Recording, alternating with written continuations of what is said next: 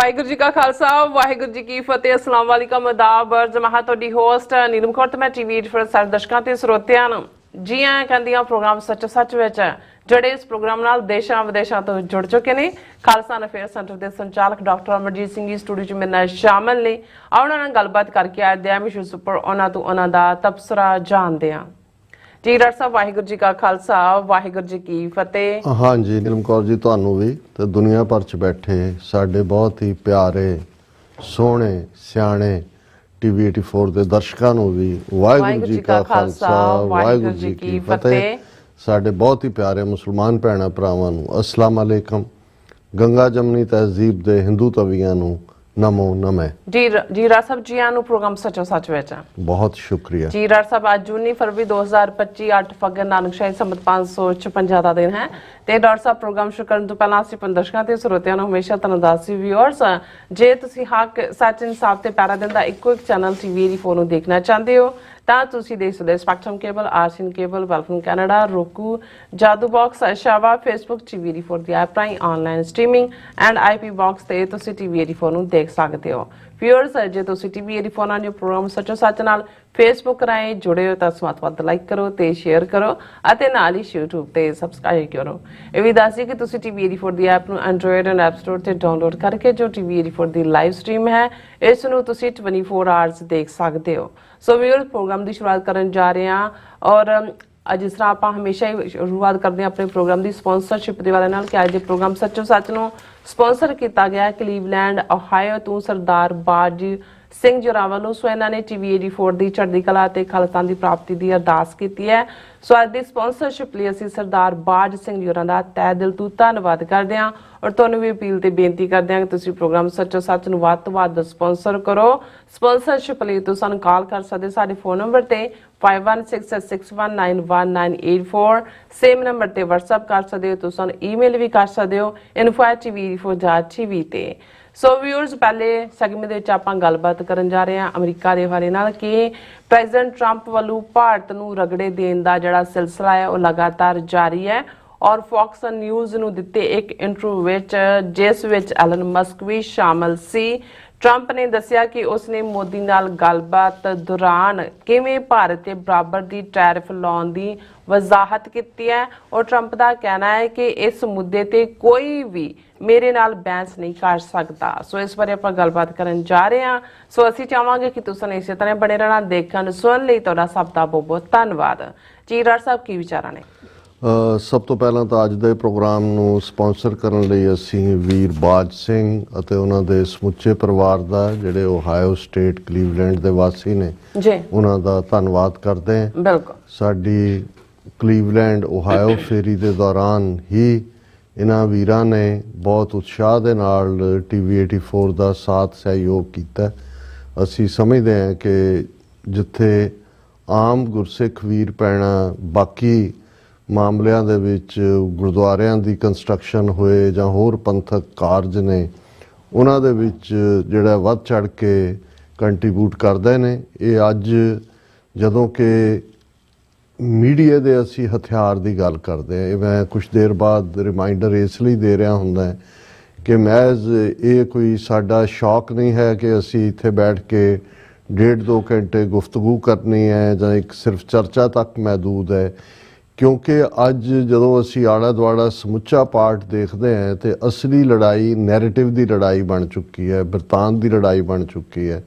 ਔਰ ਜੇ ਤੁਸੀਂ ਦੁਨੀਆ ਦੇ ਬਾਕੀ ਟਰਬਲਡ ਸਪਾਟਸ ਵੱਲ ਵੀ ਨਜ਼ਰ ਮਾਰੋ ਕਿ ਵੀ ਅਸੀਂ ਜਿਹੜੀ ਰਾਏ ਬਣਾਉਂਦੇ ਹਾਂ, ਜੇ ਗਜ਼ਾ ਦੇ ਉੱਤੇ ਕੋਈ ਗੱਲ ਹੋਈ ਅਸੀਂ ਕਿੱਧਰ ਜਾਵਾਂਗੇ? ਅਸੀਂ ਮੀਡੀਆ ਦੇਖਾਂਗੇ ਕਿ ਜੀ ਮੇਨ ਸਟ੍ਰੀਮ ਨੇ ਕੀ ਕਿਹਾ, ਇਸ ਦੇ ਐਕਸਪਰਟਸ ਨੇ ਕੀ ਕਿਹਾ, YouTube ਨੇ ਕੀ ਕਿਹਾ ਔਰ ਉਵੇਂ ਹੀ ਸਾਡੀ ਰਾਏ ਬਣ ਜਾਂਦੀ ਹੈ। ਹੁਣ ਜੇ ਯੂਕਰੇਨ ਦੀ ਜੰਗ ਦੇ ਦੌਰਾਨ ਜਿਹੜਾ narrative western media including BBC ਸਿਰਜ ਰਿਹਾ ਸੀ ਉਸ ਤੋਂ ਤਾਂ ਇਵੇਂ ਹੀ ਲੱਗਦਾ ਸੀ ਕਿ ਯੂਕਰੇਨ ਲੜਾਈ ਜਿੱਤ ਰਿਹਾ, ਲੱਖਾਂ ਸੋਲਜਰ ਰਸ਼ੀਆ ਦੇ ਮਾਰੇ ਗਏ, ਪਰ ਕਿਉਂਕਿ ਦੂਸਰੇ ਤੱਕ ਪਹੁੰਚ ਹੀ ਨਹੀਂ ਸੀ। ਹੁਣ ਜਦੋਂ ਕਿ ਆਲਮੋਸਟ ਅਮਰੀਕਾ ਨੇ ਬਿਲਕੁਲ ਗੇਅਰ ਬਦਲ ਕੇ ਰੂਸ ਦੇ ਨਾਲ ਬਿਨਾਂ ਸ਼ਰਤ ਸਮਝੌਤੇ ਦੀ ਲਾਈਨ ਟਰੰਪ ਨੇ ਲਾਈਨ ਲਈ ਹੈ, ਇਹ ਮਹਿਜ਼ ਇਸ ਲਈ ਨਹੀਂ ਕਿ ਉਹਨੂੰ ਰਸ਼ੀਆ ਦਾ ਪਿਆਰ ਜਾਗਿਆ ਜਾਂ ਕੱਲੀ ਜਜਮੈਂਟਲ ਐਰਰ ਹੈ, ਕਿਉਂਕਿ ਇਹਨਾਂ ਨੂੰ ਇਹ ਪਤਾ ਸੀ ਕਿ ਵੀ ਅਸੀਂ ਸਭ ਦੇ ਬਾਵਜੂਦ ਕਿ ਕਿੰਨੇ ਬਿਲੀਅਨ ਡਾਲਰ ਪੰਪ ਕੀਤਾ ਹੈ। ਲੜਾਈ ਅਸੀਂ ਜਿੱਤ ਨਹੀਂ ਰਹੇ, ਲੜਾਈ ਰੂਸ ਜਿੱਤ ਰਿਹਾ।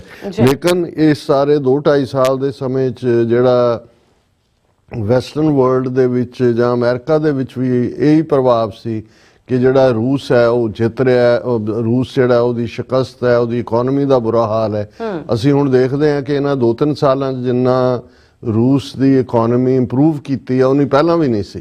ਸੋ ਕਹਿਣ ਦਾ ਮਤਲਬ ਇਹ ਹੈ ਕਿ ਵੀ ਅਲਟੀਮੇਟਲੀ ਗਰਾਊਂਡ ਤੇ ਕੀ ਹੋ ਰਿਹਾ ਹੈ ਇਸ ਦਾ ਪਤਾ ਉਸ ਸਾਧਨ ਰਾਹੀਂ ਲੱਗਦਾ ਹੈ ਜਿਹਨੂੰ ਅੱਜ ਅਸੀਂ ਨੈਰੇਟਿਵ ਕਹਿੰਦੇ ਹਾਂ, ਬਿਰਤਾਂਤ ਕਹਿੰਦੇ ਹਾਂ। ਸੋ ਬੇਸ਼ੱਕ TV 84 ਕੋਈ ਇਸ ਕਿਸਮ ਦਾ ਸਾਡੇ ਕੋਲ ਕੋਈ ਇੰਟਰਨੈਸ਼ਨਲ ਕੋਈ ਤੋਪ ਨਹੀਂ ਹੈ। ਜਿਵੇਂ ਸੰਤ ਅਕਸਰ ਜਦੋਂ ਕੋਈ ਆ ਕੇ ਕੋਈ ਬਹੁਤ ਜ਼ਿਆਦਾ ਮੰਗ ਕਰਦੇ ਸੀ ਤਾਂ ਸੰਤ ਇੱਕ ਐਕਸਪ੍ਰੈਸ਼ਨ ਹੀ ਸੀ, ਕਿਉਂਕਿ 18ਵੀਂ ਸਦੀ 'ਚ ਜਿਹੜੀ ਤੋਪ ਜ਼ਮਜ਼ਮ ਸੀ ਜਿਹਨੂੰ ਬਾਅਦ 'ਚ ਭੰਗੀਆਂ ਵਾਲੀ ਤੋਪ ਕਿਹਾ ਜਾਣ ਲੱਗਾ ਤੇ ਇੱਕ ਫਰੇਜ਼ ਵੀ ਬਣ ਗਿਆ ਕਿ ਸਾਡੇ ਕੋਲ ਕਿਹੜੀ ਭੰਗੀਆਂ ਵਾਲੀ ਤੋਪ ਹੈ ਜਾਂ ਅਸੀਂ ਕਿਹੜੀ ਭੰਗੀਆਂ ਵਾਲੀ ਤੋਪ ਚਲਾ ਦੇਣੀ ਹੈ। ਸੋ ਹੁਣ ਤਾਂ ਉਹ ਇੱਕ ਬਾਹਰ ਮਿਊਜ਼ੀਅਮ ਦੇ ਜਿਹੜੀ ਹੈ ਉਹ ਉਹਨਾਂ ਨੇ ਰੱਖਿਆ ਹੋਇਆ ਭੰਗੀਆਂ ਵਾਲੀ ਤੋਪ ਨੂੰ। ਲੇਕਿਨ ਜੇ ਅਸੀਂ ਇਹ ਕਹੀਏ ਵੀ ਸਾਡੇ ਕੋਲ ਕੋਈ ਭੰਗੀਆਂ ਵਾਲੀ ਤੋਪ ਤਾਂ ਨਹੀਂ ਹੈ, ਲੇਕਿਨ ਜਿੰਨੀ ਕੁ ਗੁਰੂ ਨੇ ਸੋਝੀ ਸਮਝ ਦਿੱਤੀ ਹੈ ਔਰ ਜਿਸ ਕਿਸਮ ਦਾ ਸਾਡਾ ਇੱਕ ਨੈਟਵਰਕ ਹੈ ਜਿਹਦੇ ਰਾਹੀਂ ਸਾਨੂੰ ਇਨਪੁਟ ਵੀ ਮਿਲਦੀ ਹੈ ਔਰ ਇਹ ਜੋ ਕੁਝ ਵੀ ਅਸੀਂ ਡਿਸਕਸ ਕਰਦੇ ਹਾਂ ਇਹ ਮਹਿਜ਼ ਕੁਝ ਅਖਬਾਰਾਂ ਦੀਆਂ ਕਹਾਣੀਆਂ ਤੇ ਬੇਸਡ ਨਹੀਂ ਹੁੰਦਾ। Of course day to day news ਨੂੰ ਅਸੀਂ ਮੋਨੀਟਰ ਕਰਦੇ ਹਾਂ, ਉਸ ਤੇ ਕਮੈਂਟਰੀ ਕਰਦੇ ਹਾਂ। ਇਹ 'ਚ ਸਾਡੇ ਬਹੁਤ ਸਾਰੇ ਰਿਸਰਚਰ ਵੀਰ ਭੈਣਾਂ ਜਿਹੜੇ ਇਹ ਸਮਝਦੇ ਨੇ ਕਿ ਭਾਈ ਇੱਕ ਪਲੇਟਫਾਰਮ ਸਾਡੇ ਕੋਲ ਹੈ ਜਿਹਦੇ ਰਾਹੀਂ ਅਸੀਂ ਗੱਲਬਾਤ ਨੂੰ ਅੱਗੇ ਤੋਰ ਸਕਦੇ ਹਾਂ।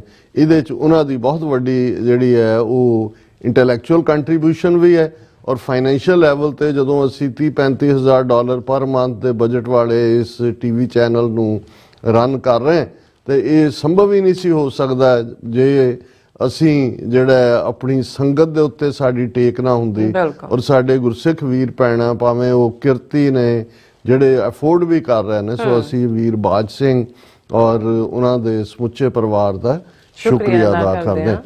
ਹੁਣ ਹੁੰਦਾ ਤਾਂ ਇਹ ਹੈ ਵੀ ਬਹੁਤ ਵਾਰ ਜਦੋਂ ਵੀ ਕੋਈ ਦੌਰਾ ਕਿਸੇ VIP ਦਾ ਹੋਣਾ ਹੁੰਦਾ ਹੈ, ਇੰਡੀਅਨ ਕੰਟੈਕਸਟ ਦੇ ਵਿੱਚ ਹੀ ਮੈਂ ਸਪੈਸੀਫਿਕ ਗੱਲ ਕਰਾਂ ਤੇ ਕਈ ਹਫ਼ਤੇ ਪਹਿਲਾਂ ਜਿਹੜਾ ਉਹ ਜਿਵੇਂ ਵਿਆਹ ਦੀ ਰਸਮ ਤੋਂ ਪਹਿਲਾਂ ਕਿੰਨਾ ਕੁਛ ਜਿਹੜਾ ਉਹ ਰਚਿਆ ਜਾਂਦਾ ਹੈ, ਕਿਸ ਕਿਸਮ ਦਾ ਜਿਹੜਾ ਉਹ ਕੇਲਿਆਂ ਦੇ ਪੱਤਿਆਂ ਦੇ ਗੇਟ ਬਣਾਏ ਜਾਂਦੇ ਨੇ, ਦੂਜਾ ਹੁੰਦਾ ਔਰ ਪੂਰਾ ਘੋੜੀ ਚਾੜਨ ਤੋਂ ਬਾਅਦ ਫਿਰ ਉਹ ਮਾਹੌਲ ਸਾਰਾ ਸਿਰਜਿਆ ਜਾਂਦਾ। ਸੋ ਭਾਰਤ ਦੇ ਵਿੱਚ ਵੀ ਇਹ ਵੀ ਇੱਕ ਆਪਣੇ ਕਿਸਮ ਦਾ ਅਹਿਸਾਸੇ ਕਮਤਰੀ ਹੈ, ਇਨਫੀਰੀਅਰਿਟੀ ਕੰਪਲੈਕਸ ਹੈ ਔਰ ਖਾਸ ਤੌਰ ਤੇ ਮੋਦੀ ਈਰਾ ਦੇ ਵਿੱਚ ਅਸੀਂ ਦੇਖਿਆ ਕਿ ਮੋਦੀ ਨੂੰ ਔਰ ਈਵਨ ਭਾਰਤ ਨੂੰ ਇਹ ਦੱਸਣ ਦੇ ਲਈ ਕਿ ਜੀ ਅਸੀਂ ਬਹੁਤ ਅਹਿਮੀਅਤ ਵਾਲਾ ਮੁਲਕ ਹੈ ਔਰ ਮੋਦੀ ਜੀ ਨੇ ਜਿਹੜਾ ਉਹ ਕਮਾਲ ਕਰਤੀ ਹੈ ਦੁਨੀਆ ਦੇ ਵਿੱਚ। ਜਿੱਥੇ ਮੋਦੀ ਜੀ ਜਾਂਦੇ ਨੇ ਦੁਨੀਆ ਉਹਨਾਂ ਦੇ ਪਿੱਛੇ ਪਿੱਛੇ ਤੁਰੀ ਫਿਰਦੀ ਹੈ ਔਰ ਮੋਦੀ ਜੀ ਬੋਲਦੇ ਨੇ ਤੇ ਦੁਨੀਆ ਸੁਣਦੀ ਹੈ ਔਰ ਮੋਦੀ ਜਿੱਥੇ ਜਾਂਦਾ ਹੈ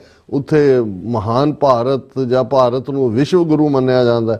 ਹਾਲਾਂ ਹਕੀਕਤ ਦੇ ਵਿੱਚ ਅਸੀਂ ਇਸ ਨੂੰ ਦੇਖਦੇ ਹਾਂ। ਅਸੀਂ ਵੀ ਜਦੋਂ ਉਸ ਪੀਰੀਅਡ ਪੰਜਾਬ 'ਚ ਬੈਠ ਕੇ ਆਬਜ਼ਰਵ ਕਰਦੇ ਸੀ ਇੰਨਾ ਕੁ ਜ਼ਰੂਰ ਹੁੰਦਾ ਸੀ ਕਿ ਜੀ ਗਿਆਨੀ ਜ਼ੈਲ ਸਿੰਘ ਬਾਈਪਾਸ ਸਰਜਰੀ ਲਈ ਜਿਹੜਾ ਉਹ ਬਾਲਟੀਮੋਰ ਗਿਆ ਹੈ ਜਾਂ ਭਜਨ ਲਾਲ ਨਿਊ ਆਰਲੀਨ 'ਚ ਆਇਆ ਆਪਣੀਆਂ ਅੱਖਾਂ ਦੀ ਸਰਜਰੀ ਲਈ ਜਾਂ ਫਲਾਣਾ ਢਿਮਕਾ, ਉਸ ਕਿਸਮ ਦਾ ਪਾਰਟ ਸੀ। ਉਦੋਂ ਕੋਈ ਇਸ ਕਿਸਮ ਦੇ ਦੌਰਿਆਂ ਦਾ ਰਿਵਾਜ ਨਹੀਂ ਸੀ। ਹਾਲਾਂ ਇਹਦੇ ਬਾਵਜੂਦ ਭਾਰਤ ਦਾ ਇੱਕ ਉਸ ਖਿੱਤੇ ਦੇ ਵਿੱਚ ਜਿਵੇਂ ਅਸੀਂ ਜ਼ਿਕਰ ਕੀਤਾ ਕਿ ਨਾਨ ਅਲਾਈਨ ਮੂਵਮੈਂਟ ਦੇ ਥੱਲੇ ਰੋਲ ਸੀ। ਹਾਂ, ਸੋਵੀਅਤ ਯੂਨੀਅਨ ਲਗਾਤਾਰਤਾ ਨਾਲ ਭਾਰਤ ਦੇ ਜਿਹੜੇ ਪੱਤਰਕਾਰ ਜਾਂ ਜਿਹੜੇ ਹੋਰ ਇਸ ਕਿਸਮ ਦੇ ਲੈਫਟਿਸਟ ਲੀਨਿੰਗ ਵਾਲੇ ਸੀ ਉਹ ਜਾਂਦੇ ਸੀ, ਉਹ ਆ ਕੇ ਬੜੇ ਗੁਣ ਗਾਇਨ ਕਰਦੇ ਸੀ ਕਿ ਜੀ ਦੇਖੋ ਇਹ ਬਿਲਕੁਲ ਰੋਟਨ ਸੁਸਾਇਟੀ ਜਿਹੜੀ ਹੈ ਜਗੀਰਦਾਰਾਂ ਦੀ ਔਰ ਸਰਮਾਏਦਾਰਾਂ ਦਾ ਸਮਾਜ ਔਰ ਉੱਥੇ ਕਿੰਨੀ ਤਰੱਕੀ ਕੀਤੀ ਹੈ। ਲੇਕਿਨ ਹੁੰਦਾ ਇਹ ਸੀ ਵੀ ਉਹਨਾਂ ਜ਼ਮਾਨਿਆਂ 'ਚ ਵੀ ਉਹ ਜਦੋਂ ਈਵਨ ਅਮਰੀਕਾ ਜਾਂ ਵੈਸਟਰਨ ਸਿਸਟਮ ਨੂੰ ਕ੍ਰਿਟਿਸਾਈਜ਼ ਵੀ ਕਰਦੇ ਸੀ ਔਰ ਇਹ ਗੱਲ ਉਹਨਾਂ ਜ਼ਮਾਨਿਆਂ 'ਚ ਹੀ ਅਮਰੀਕਾ ਦੇ ਇੱਕ ਐਂਬੈਸਡਰ ਨੇ ਕਹੀ ਸੀ ਕਿ ਪਾਰਲੀਮੈਂਟ 'ਚ ਤੇ ਧੂਆਂਧਾਰ ਤਕਰੀਰਾਂ ਕਰਦੇ ਨੇ ਅਮਰੀਕਾ ਦੇ ਖਿਲਾਫ, ਪੂੰਜੀਵਾਦ, ਸਰਮਾਏਦਾਰ, ਫਿਰ ਕਹਿੰਦੇ ਨੇ ਕਿ ਸਾਨੂੰ ਕਾਲ ਕਰਕੇ ਕਹਿਣਗੇ ਕਿ ਜੀ ਸਾਡੇ ਬੱਚੇ ਦੇ ਬਾਹਰ ਭੇਜਣ ਦਾ ਕੋਈ ਪੜ੍ਹਾਈ, ਕੋਈ ਯੂਨੀਵਰਸਿਟੀ 'ਚ ਐਡਮਿਸ਼ਨ, ਕੋਈ ਸਕਾਲਰਸ਼ਿਪ ਦਾ ਪ੍ਰਬੰਧ ਹੋ ਜਾਏ। ਔਰ ਇਹੀ ਇਹਨਾਂ ਦੀ ਜਦੋਂ ਅਸੀਂ ਹਿਪੋਕ੍ਰੇਸੀ ਕਰ ਲਈ, ਇਹ ਨਹੀਂ ਵੀ ਇਹਨਾਂ ਹਿੰਦੂ ਤਵੀਆਂ ਦੀ ਹੈ, ਆ ਜਿੰਨੇ ਅੱਜ ਵੀ ਕੈਨੇਡਾ ਜਾਂ ਅਮਰੀਕਾ 'ਚ ਲੈਫਟਿਸਟ ਕਿਸਮ ਦੇ ਲੋਕ ਲੈਫਟ ਓਵਰ ਨਕਸਲਾਈਟ ਵੀ ਆ ਕੇ ਬੈਠੇ ਨੇ, ਇਹਨਾਂ ਨੇ ਮਾਸਕੋ ਨਹੀਂ ਲੱਭਿਆ, ਜਾਂ ਇਹ ਚੀਨ ਜਾ ਕੇ ਸੈਟਲ ਨਹੀਂ ਹੁੰਦੇ, ਜਾਂ ਕਿਊਬਾ ਨਹੀਂ ਗਏ। ਉਹਨਾਂ ਨੂੰ ਅਲਟੀਮੇਟਲੀ ਇੱਥੇ ਬੈਠ ਕੇ ਵੀ ਜਿਹੜਾ ਇਹ ਉਹ ਸਰਮਾਏਦਾਰੀ ਤੇ ਫਲਾਣਾ ਟਮਕਾ ਭੰਡਦੇ ਰਹੇ। ਸੋ ਇਹਨਾਂ ਦੀ ਤਾਂ ਹਿਪੋਕ੍ਰੇਸੀ ਇਸ ਲੈਵਲ ਦੀ ਸੀ। ਇੰਦਰਾ ਗਾਂਧੀ ਦਾ ਵੀ ਹਾਲ ਉਹ ਤਾਂ ਬਹੁਤ ਜ਼ਿਆਦਾ ਸੋਵੀਅਤ ਯੂਨੀਅਨ ਦੇ ਵੱਲ ਝੁਕੀ, ਔਰ ਜਿਹੜੀ 1971 ਦੀ ਭਾਰਤ ਪਾਕਿਸਤਾਨ ਜੰਗ ਤੋਂ ਪਹਿਲਾਂ, ਜਿਹਦੇ 'ਚ ਕਿ ਉਹਨਾਂ ਨੇ ਮੁਕਤੀ ਵਾਹਿਨੀ ਦੇ ਨਾਂ ਥੱਲੇ ਪਾਕਿਸਤਾਨ ਨੂੰ ਦੋ ਹਿੱਸਿਆਂ 'ਚ ਤੋੜਿਆ, ਸਿੱਧੀ ਟ੍ਰੀਟੀ ਸੋਵੀਅਤ ਯੂਨੀਅਨ ਨਾਲ ਕਰ ਲਈ ਸੀ, ਜਿਹਦੇ ਥੱਲੇ ਜਿਹੜਾ ਉਹ ਜਿਹੜਾ ਸੋਵੀਅਤ ਯੂਨੀਅਨ ਔਰ ਭਾਰਤ ਨੇ ਇੱਕ ਦੂਜੇ ਦੀ ਮਦਦ ਕਰਨੀ ਸੀ ਹਮਲਾ ਹੋਣ ਦੀ ਸੂਰਤ ਦੇ ਵਿੱਚ। ਲੇਕਿਨ ਉਹ ਜਿਉਂ-ਜਿਉਂ ਇਹਨਾਂ ਦੀ ਜਿਹੜੀ ਸੈਲਫਿਸ਼ ਨੀਤੀ ਹੈ ਉਹ ਕਿਵੇਂ ਤਬਦੀਲ ਹੁੰਦੀ ਚਲੀ ਗਈ, ਜਿਉਂ ਹੀ ਸੋਵੀਅਤ ਯੂਨੀਅਨ ਦਾ 1999-90 ਤੱਕ ਪਹੁੰਚਦਿਆਂ ਕਲੈਪਸ ਹੋਇਆ, 15 ਹਿੱਸਿਆਂ 'ਚ ਵੰਡੇ ਗਏ, ਔਰ ਇਹਨਾਂ ਨੇ ਜਿਸ ਤੇਜ਼ੀ ਨਾਲ, ਹਾਲਾਂਕਿ ਇਹ ਕ੍ਰੈਡਿਟ ਮਨਮੋਹਨ ਸਿੰਘ ਸਰਕਾਰ ਨੂੰ 10 ਸਾਲ ਜਿਹੜਾ 2004 ਤੋਂ 2014 ਤੱਕ ਮਨਮੋਹਨ ਸਿੰਘ ਦੀ ਹਕੂਮਤ ਰਹੀ, ਉਹਨੇ ਉਸ ਬੈਲੈਂਸ ਨੂੰ ਲੂਜ਼ ਨਹੀਂ ਕੀਤਾ। ਔਰ ਅਮਰੀਕਾ ਦੇ ਨਾਲ US India nuclear deal, Pressler amendment ਔਰ ਦੂਸਰੇ ਤੋਂ ਵੀ ਆਫ ਦਾ ਹੁੱਕ ਕੀਤਾ। ਅਮਰੀਕਾ ਦੀ ਮਦਦ ਨਾਲ ਨਿਊਕਲੀਅਰ ਸਪਲਾਇਰ ਗਰੁੱਪ ਚੋਂ ਵੀ ਓਕੇ ਲਈ ਤਾਂ ਕਿ ਉਹ ਟ੍ਰੀਟੀ ਹੋ ਸਕੇ। ਪਰ ਨਾਲ ਦੀ ਨਾਲ ਉਹਨਾਂ ਨੇ ਜਿਹੜਾ ਸੋਵੀਅਤ ਯੂਨੀਅਨ ਦੇ ਨਾਲ ਵੀ ਆਪਣਾ ਉਹ ਬੈਲੈਂਸ ਕਾਇਮ ਰੱਖਿਆ। ਪਰ ਜਿਸ ਤੇਜ਼ੀ ਦੇ ਨਾਲ ਅਸੀਂ ਦੇਖਿਆ ਵੀ ਮੋਦੀ ਔਰ ਖਾਸ ਤੌਰ ਤੇ ਐਸ ਜੈ ਸ਼ੰਕਰ ਨੇ ਬਿਲਕੁਲ ਪਲਟੀ ਮਾਰ ਕੇ ਇੱਕ ਪਾਸਿਓਂ ਜਿਹੜਾ ਉਹ ਇਧਰ ਤੇ ਇਧਰੋਂ ਉਧਰ ਇਸ ਕਿਸਮ ਦਾ, ਔਰ ਇਹ ਇਹਨਾਂ ਦਾ ਦੋਗਲਾਪਨ ਜਿਹੜਾ ਸੀ ਜਾਂ ਇਹਨਾਂ ਦੀ ਆਪਣੀ ਨੀਤੀ ਦੀ ਡਾਈਕਾਟਮੀ ਸੀ, ਉਹ ਜਦੋਂ ਯੂਕਰੇਨ ਵਾਰ ਸ਼ੁਰੂ ਹੋਈ, ਜਿਵੇਂ ਰਸ਼ੀਆ ਦੇ ਹੱਕ 'ਚ ਜਾਣਾ, ਉਹਨਾਂ ਤੋਂ ਕਰੂਡ ਆਇਲ ਖਰੀਦਣਾ, ਈਰਾਨ ਤੋਂ ਵੀ ਕਰੂਡ ਆਇਲ ਖਰੀਦਣਾ, ਔਰ ਇਸ ਦੇ ਨਾਲ ਨਾਲ ਅਮਰੀਕਾ ਦੀ ਪੋਜੀਸ਼ਨ ਨੂੰ UN ਸਿਕਿਉਰਿਟੀ ਕੌਂਸਲ, ਅਸੈਂਬਲੀ, ਉਹ ਸਾਰੇ ਦੇ ਵਿੱਚ ਜਿਹੜਾ ਉਸ ਨੂੰ ਨੈਗੇਟ ਕਰਨਾ। ਫਿਰ ਇਹੀ ਇੱਕ ਪਾਸੇ ਚਾਈਨਾ ਜਿਹੜਾ ਉਸ ਦੇ ਨਾਲ ਹੌਸਟਿਲਿਟੀ ਦੀ ਲਾਈਨ, ਕੁਆਡ ਦਾ ਮੈਂਬਰ ਬਣ ਜਾਣਾ, ਔਰ ਫਿਰ ਈਵਨ ਜੰਮੂ ਕਸ਼ਮੀਰ ਦਾ ਸਟੇਟਸ ਖਤਮ ਕਰਕੇ ਈਵਨ ਜਿਹੜਾ ਉਹ ਚਾਈਨਾ ਨੂੰ ਚੈਲੰਜ ਕਰਨਾ, ਜਦੋਂ ਉਹਨਾਂ ਨੇ ਲਦਾਖ ਨੂੰ ਵੀ ਇੱਕ ਯੂਨੀਅਨ ਟੈਰੀਟਰੀ ਬਣਾਇਆ ਔਰ ਚਾਈਨਾ ਨੇ ਗਲਵਾਨ ਵੈਲੀ 'ਚ ਉਹਦਾ ਜਵਾਬ ਦਿੱਤਾ। ਸੋ ਉਹ ਆਪਣੇ ਆਪ ਆਪਣੇ ਦੁਆਲੇ ਇਵੇਂ ਦਾ ਉਹ ਜਾਲ ਭਾਰਤੀ ਬੁਣਦੇ ਚਲੇ ਗਏ, ਕਦੇ ਰਸ਼ੀਆ ਵੱਲ ਟਿਲਟ, ਕਦੇ ਚਾਈਨਾ ਤੋਂ ਜੁੱਤੀਆਂ ਖਾ ਕੇ ਫਿਰ ਚੀਨ ਦੇ ਨਾਲ ਟ੍ਰੇਡ, ਚੀਨ ਦੇ ਨਾਲ $124 ਬਿਲੀਅਨ ਦਾ ਤੋਂ ਜ਼ਿਆਦਾ ਦਾ, ਜਿਹਦੇ 'ਚ ਕਾਫੀ ਵੱਡਾ ਡੈਫਿਸਿਟ ਹੈ।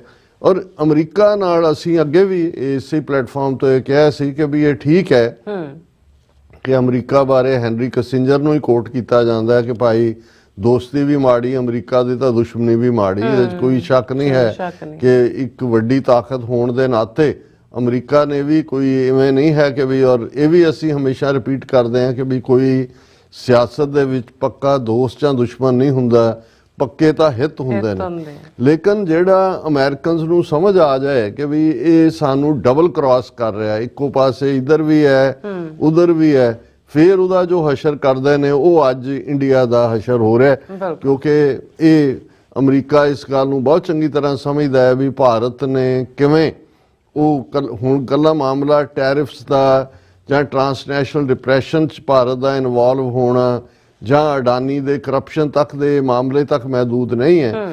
ਹੁਣ ਕਿਉਂਕਿ ਟਰੰਪ ਨੇ ਪਹਿਲੀ ਟਰਮ ਦੇ ਵੇਲੇ ਜਿੰਨਾ ਝੁਕਾਅ ਭਾਰਤ ਵੱਲ ਕੀਤਾ, 2019 ਦੇ ਵਿੱਚ ਜਦੋਂ ਭਾਰਤ ਨੇ ਜੰਮੂ ਕਸ਼ਮੀਰ ਦਾ ਸਟੇਟਸ ਖਤਮ ਕਰਕੇ ਆਰਟੀਕਲ 370 35A ਉਡਾ ਕੇ ਬਿਲਕੁਲ ਜਿਹੜਾ ਉਹਨੂੰ ਯੂਨੀਅਨ ਟੈਰੀਟਰੀ ਬਣਾ ਦਿੱਤਾ, ਟਰੰਪ ਸੀ ਅਮਰੀਕਾ 'ਚ। ਇਹ ਤਾਂ ਨਹੀਂ ਹੈ ਵੀ ਟਰੰਪ ਦੀ ਮਰਜ਼ੀ ਬਿਨਾ ਹੋਇਆ, ਰਾਦਰ ਮਿਲ ਕੇ ਕੀਤਾ। ਹਾਲਾਂ ਇਮਰਾਨ ਖਾਨ ਦੀ ਤਾਰੀਫ 'ਚ ਵੀ ਕਸੀਦੇ ਟਰੰਪ ਨੇ ਪੜ੍ਹ ਦਿੱਤੇ ਕਿ ਜੀ ਬਹੁਤ ਔਰ ਬੜਾ ਮਿਲਿਆ ਵੀ ਉਹਨੂੰ ਦੂਜਾ, ਲੇਕਿਨ ਕੰਮ ਉਹਨਾਂ ਨੇ ਆਪਣਾ ਕਰ ਦਿੱਤਾ। ਇਸੇ ਤਰ੍ਹਾਂ ਜਿਹੜਾ ਕੁਆਡ ਦਾ ਮੈਂਬਰ ਵੀ ਇੰਡੀਆ ਬਣਿਆ ਅਗੇਂਸਟ ਚਾਈਨਾ ਫਰੰਟ, ਉਸ ਪੀਰੀਅਡ ਦੇ ਵਿੱਚ ਹੀ ਬਣਿਆ, ਔਰ ਉਸ ਦੇ ਨਾਲ ਚਾਈਨਾ ਦੀ ਔਰ ਦੂਸਰੀ ਹੌਸਟਿਲਿਟੀ ਸਿੱਧੇ ਤੌਰ ਤੇ ਲਈ, ਜਿਹਦਾ ਜਵਾਬ ਫਿਰ ਚਾਈਨਾ ਨੇ ਜੂਨ 'ਚ ਗਲਵਾਨ ਵੈਲੀ ਦੇ ਵਿੱਚ ਇਹਨਾਂ ਦੇ 20 ਸੋਲਜਰ ਮਾਰੇ, ਔਰ ਪਿਛਲੇ 4-5 ਸਾਲ ਦੇ ਪੀਰੀਅਡ 4000 ਸਕੁਅਰ ਕਿਲੋਮੀਟਰ ਤੋਂ ਜ਼ਿਆਦਾ ਟੈਰੀਟਰੀ ਜਿਹੜੀ ਹੈ ਲਈ। ਫਿਰ ਬੇਸ਼ੱਕ ਜਿਹੜੀ ਟਰਾਂਸਨੈਸ਼ਨਲ ਰਿਪਰੈਸ਼ਨ ਦਾ ਇਹਨਾਂ ਨੇ ਐਕਟ ਭਾਵੇਂ ਉਹ ਕੈਨੇਡਾ 'ਚ ਕੀਤਾ ਜਾਂ ਅਮਰੀਕਾ 'ਚ ਕੀਤਾ ਕਰਨ ਦੀ ਕੋਸ਼ਿਸ਼ ਕੀਤੀ, ਜਿਹੜਾ ਫਾਈਲ ਹੋਇਆ ਗੁਰਪਤਵੰਤ ਪੰਨੂ ਮਰਡਰ ਪਲਾਟ, ਇਹ ਬਾਈਡਨ ਪੀਰੀਅਡ 'ਚ ਹੋਇਆ। ਲੇਕਿਨ ਇਹ ਤਾਂ ਨਹੀਂ ਹੈ ਵੀ ਟਰੰਪ ਐਡਮਿਨਿਸਟ੍ਰੇਸ਼ਨ ਜਾਂ ਇਹਨਾਂ ਤੋਂ ਕੋਈ ਇਸ ਦਾ ਉਲ ਹੈ, ਔਰ ਇਹੀ ਕਾਰਨ ਹੈ ਕਿ ਖਾਲਿਸਤਾਨ ਦੇ ਮੁੱਦੇ ਦੇ ਉੱਤੇ ਜਿਹੜਾ ਵਿਦਨ ਅਮਰੀਕਾ ਆਵਾਜ਼ ਹੈ, ਜਿਹਨੂੰ ਇਹਨਾਂ ਦੇ ਪਲਾਂਟਡ ਸਵਾਲ ਸੈਪਰੇਟਿਸਟ ਕਹਿਣ ਦੀ ਕੋਸ਼ਿਸ਼ ਕੀਤੀ ਗਈ, ਟਰੰਪ ਨੇ ਦਰਕਨਾਰ ਕਰਤਾ। ਹੁਣ ਇਸ ਸਾਰੇ ਦੇ ਚੱਲਦੇ ਆ, ਔਰ ਖਾਸ ਤੌਰ ਤੇ ਜਿਹੜੀ ਇਸ ਤੇ ਜਿਹਨੂੰ ਟੌਪਿੰਗ ਕਹਿਣਾ ਹੋਏ ਸੀ ਕਿ ਜਦੋਂ ਜੂਨ 2024 ਦੇ ਵਿੱਚ ਮੋਦੀ ਅਮਰੀਕਾ ਆਇਆ ਔਰ ਡੈਲਾਵੇਅਰ 'ਚ 1-to-1 ਮੀਟਿੰਗ ਕੁਆਡ ਦੀ ਵੀ ਹੋਈ, UN 'ਚ ਵੀ, ਔਰ ਉਸ ਤੋਂ ਪਹਿਲਾਂ ਟਰੰਪ ਨੇ ਟਵੀਟ ਕਰਕੇ ਕਿਹਾ ਸੀ ਕਿ ਮੇਰਾ ਦੋਸਤ ਮੋਦੀ ਆ ਰਿਹਾ ਔਰ ਮੈਂ ਉਹਨੂੰ ਮਿਲਣਾ। ਹਾਲਾਂਕਿ ਪਹਿਲੀ ਟਰੰਪ ਦੀ ਵਿਜ਼ਿਟ ਵੇਲੇ ਹਾਊਡੀ ਮੋਡੀ ਹਿਊਸਟਨ 'ਚ, ਅਹਿਮਦਾਬਾਦ 'ਚ ਉਹਨੂੰ ਆਪਣਾ ਜਲਵਾ ਮੋਦੀ ਨੇ ਦਿਖਾਇਆ ਕਿ ਦੇਖ ਮੇਰੇ ਕਿੰਨੇ ਫਾਲੋਅਰ ਨੇ, ਫਿਰ ਅਮਰੀਕਾ ਜਾ ਕੇ ਦਿਖਾਇਆ ਮੇਰੇ ਕਿੰਨੇ ਫਾਲੋਅਰ ਨੇ, ਔਰ ਉਹਨੂੰ ਵੀ ਲੱਗਾ ਕਿ ਵੀ ਉਹ ਇਹ ਸਾਰਾ ਕਿ ਵੀ ਮੋਦੀ ਜਿਹੜਾ ਹੈ ਉਹ ਵਾਕਈ ਜਿਹੜਾ ਉਹ ਪਪੂਲਰ ਲੀਡਰ ਹੈ। ਹੁਣ ਉਸ ਸਭ ਦੇ ਚੱਲਦੇ ਆ ਜਦੋਂ ਮੋਦੀ ਨੇ ਉਹਨੂੰ ਮਿਲਣ ਦਾ ਟਾਈਮ ਨਹੀਂ ਦਿੱਤਾ ਟਰੰਪ ਨੂੰ, ਉਹ ਫਿਰ ਜਿਵੇਂ ਅਸੀਂ ਪੰਜਾਬੀ ਕਰੈਕਟਰ ਪੇਂਡੂ ਕਰੈਕਟਰ ਹੈ ਰਿਵੈਂਜ ਕਿ ਵੀ ਹੁਣ ਤੈਨੂੰ ਅਸੀਂ ਦੱਸਾਂਗੇ, ਵੇਲਾ ਆਇਆ ਤਾਂ ਫਿਰ ਤੈਨੂੰ ਇਹਦਾ ਜਵਾਬ ਦੇਵਾਂਗੇ। ਸੋ ਉਹ ਅਸੀਂ ਲਗਾਤਾਰਤਾ ਨਾਲ ਡਿਸਕਸ ਕਰਦੇ ਹਾਂ ਕਿ ਭਾਈ ਕਿਵੇਂ ਮੋਦੀ ਦੀ ਵਿਜ਼ਿਟ ਤੋਂ ਨਾ ਉਹਨੂੰ ਇਨੋਗ੍ਰੇਸ਼ਨ ਤੇ ਸੱਦਿਆ ਗਿਆ, ਵਿਜ਼ਿਟ ਤੋਂ ਹਫ਼ਤਾ ਪਹਿਲਾਂ ਚੇਨਸ ਔਰ ਹੈਂਡਕਫਸ ਔਰ ਜਿਹੜਾ ਉਸ ਬੀੜੀਆਂ ਦੇ ਨਾਲ ਸ਼ੈਕਲਸ ਦੇ ਨਾਲ ਜਿਹੜਾ ਉਹ 104 ਮੁਸਾਫਰਾਂ ਨੂੰ ਭੇਜਿਆ ਗਿਆ, ਔਰ ਫਿਰ ਉਹਨਾਂ ਦੀ ਬਾਰਡਰ ਪੈਟਰੋਲ ਵਾਲਿਆਂ ਨੇ ਉਹਨੂੰ ਡਿਸਪਲੇ ਕੀਤਾ ਪੂਰੀ ਤਰ੍ਹਾਂ ਕਿ ਭਾਈ ਕਿਵੇਂ ਕਰ ਰਹੇ ਹੋ ਜੀ। ਫਿਰ ਮੋਦੀ ਦੇ ਆਉਣ ਦੇ ਵੇਲੇ ਅਸੀਂ ਆਲਰੇਡੀ ਡਿਸਕਸ ਕਰ ਚੁੱਕੇ ਹਾਂ ਵੀ ਪ੍ਰੈਸ ਕਾਨਫਰੰਸ 'ਚ ਜਾਂ ਅਦਰਵਾਈਜ਼ ਉਹਨੂੰ ਕੀ ਦੇਣਾ ਸੀ। ਕੁਝ ਘੰਟੇ ਪਹਿਲਾਂ ਹੀ ਟਰੰਪ ਨੇ ਜਿਹੜਾ ਉਹ ਟੈਰਿਫ ਕਿ ਦੁਨੀਆ ਦੇ ਹਰ ਮੁਲਕ ਤੇ ਜਿਵੇਂ ਦਾ ਸਾਡੇ ਤੇ ਲਾਓਗੇ ਉਵੇਂ ਦਾ ਹੀ ਅਸੀਂ ਲਾਵਾਂਗੇ, N I for N I N apple for N apple, ਉਸ ਦੇ ਥੱਲੇ ਵੀ ਜਵਾਬ ਦੇ ਦਿੱਤਾ ਗਿਆ। ਔਰ ਫਿਰ ਅਸੀਂ ਉਹਦੇ ਡਿਟੇਲ 'ਚ ਨਹੀਂ ਜਾਵਾਂਗੇ ਵੀ ਆਲਰੇਡੀ ਜਿਹੜਾ ਸੋ ਕਾਲਡ ਜੁਆਇੰਟ ਸਟੇਟਮੈਂਟ ਆਈ ਜਾਂ ਦੂਸਰਾ ਉਹਦੇ 'ਚ ਕੀ ਕੱਢਿਆ ਗਿਆ ਕੀ ਨਹੀਂ ਕੱਢਿਆ ਗਿਆ। ਲੇਕਿਨ ਜੋ ਹੀ ਮੋਦੀ ਵਾਪਸ ਜਾਂਦਾ ਹੈ ਫਿਰ ਦੂਸਰੀਆਂ ਫਲਾਈਟ ਸ਼ੁਰੂ ਹੋ ਜਾਂਦੀਆਂ ਨੇ, 2 ਆਲਰੇਡੀ ਉਤਾਰਤੀਆਂ। ਔਰ ਅੱਜ ਜਦੋਂ ਕਿ ਉਦੋਂ ਤਾਂ ਬਾਰਡਰ ਵਾਲਿਆਂ ਨੇ ਹੀ ਉਹ ਆਪਣੀ ਵੀਡੀਓ ਅਪਲੋਡ ਕੀਤੀ ਸੀ, ਅੱਜ ਵਾਈਟ ਹਾਊਸ ਨੇ ਉਹ ਵੀਡੀਓ ਅਪਲੋਡ ਕੀਤੀ ਹੈ ਜਿਹਦੇ 'ਚ ਜਿਹੜਾ ਭਾਰਤ ਨੂੰ ਜਾ ਰਿਹਾ ਪਲੇਨ ਹੈ ਉਹਦੇ 'ਚ ਕਿਵੇਂ ਹੱਥਕੜੀਆਂ ਔਰ ਬੇੜੀਆਂ ਲਾਈਆਂ ਜਾ ਰਹੀਆਂ, ਉਹ ਬਿਲਕੁਲ ਪਬਲਿਕ ਡਿਸਪਲੇ ਕੀਤਾ ਹੈ। ਔਰ ਐਲਨ ਮਸਕ ਨੇ ਇਸ ਦੇ ਉੱਤੇ ਹੁਰਰਾ ਯੀਆ ਵਾਹ ਵਾਹ ਵਾਹ ਵਾਹ ਵਾਓ ਇਹ ਸਾਰਾ ਪਾਰਟ ਕੀਤਾ। ਹੁਣ ਇਸ ਸਾਰੇ ਦੇ ਚੱਲਦੇ ਆ ਜਿਹੜਾ ਟਰੰਪ ਦੇ ਵਾਰ ਨੇ ਮੋਦੀ ਦੇ ਉੱਤੇ ਭਾਰਤ ਦੇ ਉੱਤੇ, ਉਹ ਕੋਈ ਰੁਕਣ ਦਾ ਨਾਮ ਨਹੀਂ ਲੈ ਰਹੇ। ਔਰ ਇਹਦੇ 'ਚ 2 ਜਿਹੜੀਆਂ ਮੁੱਖ ਨਿਊਜ਼, ਕਿਉਂਕਿ ਜਦੋਂ ਅਮਰੀਕਨ ਮੀਡੀਆ 'ਚ ਉਹ ਫੌਕਸ ਨਿਊਜ਼ ਹੋਏ ਜਾਂ CNN ਹੋਏ ਜਾਂ ਉਹਨਾਂ ਦੇ ਪਲੇਨ 'ਚ ਕਿਤੇ ਜਾ ਰਿਹਾ ਟਰੰਪ ਉੱਥੇ ਦਿੰਦਾ ਤੇ ਉਹਨਾਂ ਦੀ PTI ਜਾਂ ਦੂਸਰਿਆਂ ਨੂੰ ਜਿਹੜਾ ਉਹ ਉਹਨਾਂ ਦਾ ਮਜਬੂਰੀ ਬਣ ਜਾਂਦੀ ਹੈ ਉਸ ਖਬਰ ਨੂੰ ਚੁੱਕਣਾ। ਹਾਲਾਂਕਿ 3 ਦਿਨ ਪਹਿਲਾਂ ਹੀ ਇਹ ਖਬਰ ਸੀ USAID ਦੇ ਹਵਾਲੇ ਨਾਲ, ਔਰ ਐਲਨ ਮਸਕ ਨੇ ਕਿਉਂਕਿ ਉਸ ਦਾ ਚਾਰਜ ਉਹਨੇ ਲਿਆ, ਉਹਨੂੰ ਬਿਲਕੁਲ ਖਤਮ ਕਰਨ ਦੀ ਲਾਈਨ ਹੈ। ਔਰ ਉਹਨਾਂ ਨੇ ਕਿਹਾ ਸੀ ਕਿ $21 ਮਿਲੀਅਨ ਜਿਹੜਾ ਭਾਰਤ ਨੂੰ ਦਿੱਤਾ ਜਾਂਦਾ ਸੀ USAID ਵੱਲੋਂ ਕਿ ਜੀ ਉੱਥੇ ਡੈਮੋਕ੍ਰੇਸੀ ਨੂੰ ਕਿਵੇਂ ਵਧਾਉਣਾ ਹੈ ਤੇ ਵੋਟਰ ਟਰਨਆਊਟ ਕਿਵੇਂ ਕਰਨਾ ਹੈ। ਉਹਨਾਂ ਨੇ ਕਿਹਾ ਕਿ ਐਲਨ ਮਸਕ ਨੇ ਕਿਹਾ ਜੀ ਅਸੀਂ ਇਹ ਪੈਸੇ ਬੰਦ ਕਰ ਰਹੇ ਹਾਂ ਕਿਉਂਕਿ ਭਾਰਤ ਆਲਰੇਡੀ ਬੜੀ ਥਰਾਈਵਿੰਗ ਡੈਮੋਕ੍ਰੇਸੀ ਬਣ ਗਿਆ, ਉਹਨੂੰ ਹੁਣ ਵੋਟਰ ਟਰਨਆਊਟ ਦੀ ਲੋੜ ਨਹੀਂ। ਹੁਣ ਗੱਲ ਮੁੱਕ ਗਈ। ਹਾਲਾਂਕਿ ਇਹ ਵੀ ਬਹੁਤਿਆਂ ਨੂੰ ਲੱਗਾ ਵੀ ਬਹੁਤ ਜ਼ੋਰਦਾਰ ਝਟਕਾ ਦਿੱਤਾ ਹੈ, ਵੀ ਇਹਦਾ ਮਤਲਬ ਇਹ ਹੈ ਕਿ ਵੀ ਜਿਹੜੀਆਂ ਬਾਕੀ ਤਾਂ ਇੰਟਰਨੈਸ਼ਨਲ ਔਰ ਵੈਕਸੀਨੇਸ਼ਨ ਔਰ ਦੂਸਰਿਆਂ ਵਾਲੇ ਤਾਂ ਕੱਟ ਹੀ ਰਹੇ। ਹੁਣ ਟਰੰਪ ਨੇ ਈਵਨ ਇਸ ਦੇ ਉੱਤੇ ਫਿਰ ਜਿਹੜੀ ਹੈ ਪਲੱਥਣ ਲਾਇਆ। ਇਹਨਾਂ ਦੀ ਆਪਣੀ ਖਬਰ ਹੈ ANI ਦੀ ਜਿਹੜੀ ਰਾਹ ਦੀ ਆਊਟਫਿਟ ਹੈ, media outfit, they have a lot more money. Trump questions $21 million fund for voter turnout in India. Why are we giving $21 million to India? They have a lot more money, says US President Donald Trump. ਬਹੁਤ ਪੈਸੇ ਇਹਨਾਂ ਕੋਲ, ਬਹੁਤ ਪੈਸੇ, ਅਸੀਂ ਕਾਹਦੇ ਦੇਈਏ ਇਹਨਾਂ ਨੂੰ। ਹੁਣ ਆਲਰੇਡੀ ਉਹ ਰੋਕੇ ਜਾ ਚੁੱਕੇ ਨੇ, ਪਰ ਜਦੋਂ ਟਰੰਪ ਇਸ ਕਿਸਮ ਦਾ ਸਵਾਦ ਲੈਂਦਾ ਅੱਗੋਂ ਤੇ ਇਸ ਦਾ ਮਤਲਬ ਹੈ ਵੀ ਇੰਡੀਆ ਨੂੰ ਉਹ ਦੱਸ ਰਿਹਾ ਔਰ ਇਸ ਦੇ ਉੱਤੇ ਜਿਹੜੀ ਇਹ ਪੂਰੀ ਖਬਰ ਹੈ ਕਿ ਵੀ ਉਹਨੇ ਕਿਹਾ ਜੀ ਠੀਕ ਹੈ ਮੈਂ ਮੋਦੀ ਦਾ ਇੰਡੀਆ ਦਾ ਬਹੁਤ ਰਿਸਪੈਕਟ ਕਰਦਾ ਹਾਂ ਪਰ ਵੋਟਰ ਟਰਨ ਆਊਟ ਤੇ ਰਹੀ ਅਸੀਂ ਪੈਸੇ ਦਈਏ ਇਹ ਕਿਉਂ। ਔਰ ਉਹਨੇ ਜਿਹੜਾ ਮਾਰੇ ਲਾਗੋ ਦਾ ਆਰਡਰ ਫੈਬਰੀ 18 ਦਾ ਆਰਡਰ ਕਰਦੇ ਆ ਕਿਹਾ ਕਿ ਵੀ ਅਸੀਂ ਕਿਉਂ ਦੇ ਰਹੇ ਹਾਂ 21 ਮਿਲੀਅਨ ਇੰਡੀਆ ਨੂੰ, ਉਹਨਾਂ ਕੋਲ ਬਹੁਤ ਸਾਰਾ ਪੈਸਾ ਹੈ, ਉਹ ਦੁਨੀਆ ਦੀ ਸਭ ਤੋਂ ਜ਼ਿਆਦਾ ਟੈਕਸਿੰਗ ਕੰਟਰੀ ਹੈ ਇਨ ਟਰਮਸ ਆਫ US, ਸਾਡੇ ਤਾਂ ਸਭ ਤੋਂ ਜ਼ਿਆਦਾ ਟੈਰਿਫ ਉਹ ਲਾਉਂਦੇ ਨੇ ਔਰ ਅਸੀਂ ਉੱਥੇ ਪਹੁੰਚ ਹੀ ਨਹੀਂ ਸਕਦੇ ਜਿੱਥੇ ਤੱਕ ਜਿੰਨੀਆਂ ਹਾਈ ਉਹਨਾਂ ਦੀਆਂ ਟੈਰਿਫਸ ਨੇ। ਉਹ ਠੀਕ ਹੈ ਮੈਂ ਇੰਡੀਆ ਦਾ ਮੋਦੀ ਦਾ ਰਿਸਪੈਕਟ ਕਰਦਾ but giving $21 million for voter turn out ਕਿ ਉਹ ਵੋਟਾਂ ਉਹਨਾਂ ਦੇ ਪੈਣ ਇਹਦੇ ਲਈ ਅਸੀਂ 21 ਮਿਲੀਅਨ ਦਈਏ। ਔਰ ਇਹ ਉਹਨੇ ਕਹਿ ਕੇ ਅਗੇਨ ਜਿਹੜਾ ਰਿਡੀਕਿਊਲ ਕੀਤਾ। ਪਰ ਇਸ ਤੋਂ ਵੀ ਅਬਵ ਇੱਕ ਇੰਟਰਵਿਊ ਜਿਹੜਾ ਕਿ 19 ਫਰਵਰੀ ਬੀਤੀ ਅੱਜ ਹੈ ਇੱਥੇ, ਪਿਛਲੇ ਕੱਲ ਸੀ ਇੰਡੀਆ ਨੇ 19 ਫਰਵਰੀ ਦੀ ਡੇਟ ਲਾਈਨ ਨਾਲ ਉਹਨਾਂ ਦੀ PTI ਨੇ ਖਬਰ ਦਿੱਤੀ ਹੈ। ਫੌਕਸ ਨਿਊਜ਼ ਦੇ ਉੱਤੇ ਇੱਕ ਇੰਟਰਵਿਊ ਜਿਹੜਾ ਟੈਲੀਕਾਸਟ ਹੋਇਆ ਜਿਹਦੇ 'ਚ ਐਲਨ ਮਸਕ ਵੀ ਟਰੰਪ ਦੇ ਨਾਲ ਹੈ। ਔਰ ਇਸ ਦਾ ਮੈਂ ਕਿਉਂਕਿ ਇੰਡੀਅਨ ਮੀਡੀਆ PTI ਦਾ ਜਦੋਂ ਮੈਂ ਹੈਡਲਾਈਨ ਦਿੰਦਾ ਇਹਦਾ ਮਕਸਦ ਹੁੰਦਾ ਮੈਂ ਖਬਰ ਕਈ ਵਾਰੀ ਖੁਦ ਪੰਜਾਬੀ 'ਚ ਪੜ੍ਹਦਾ ਅੰਗਰੇਜ਼ੀ ਦੀ ਟ੍ਰਾਂਸਲੇਸ਼ਨ ਨਾਲੋਂ ਨਾਲ ਤਾਂ ਕਿ ਵਕਤ ਬਚੇ।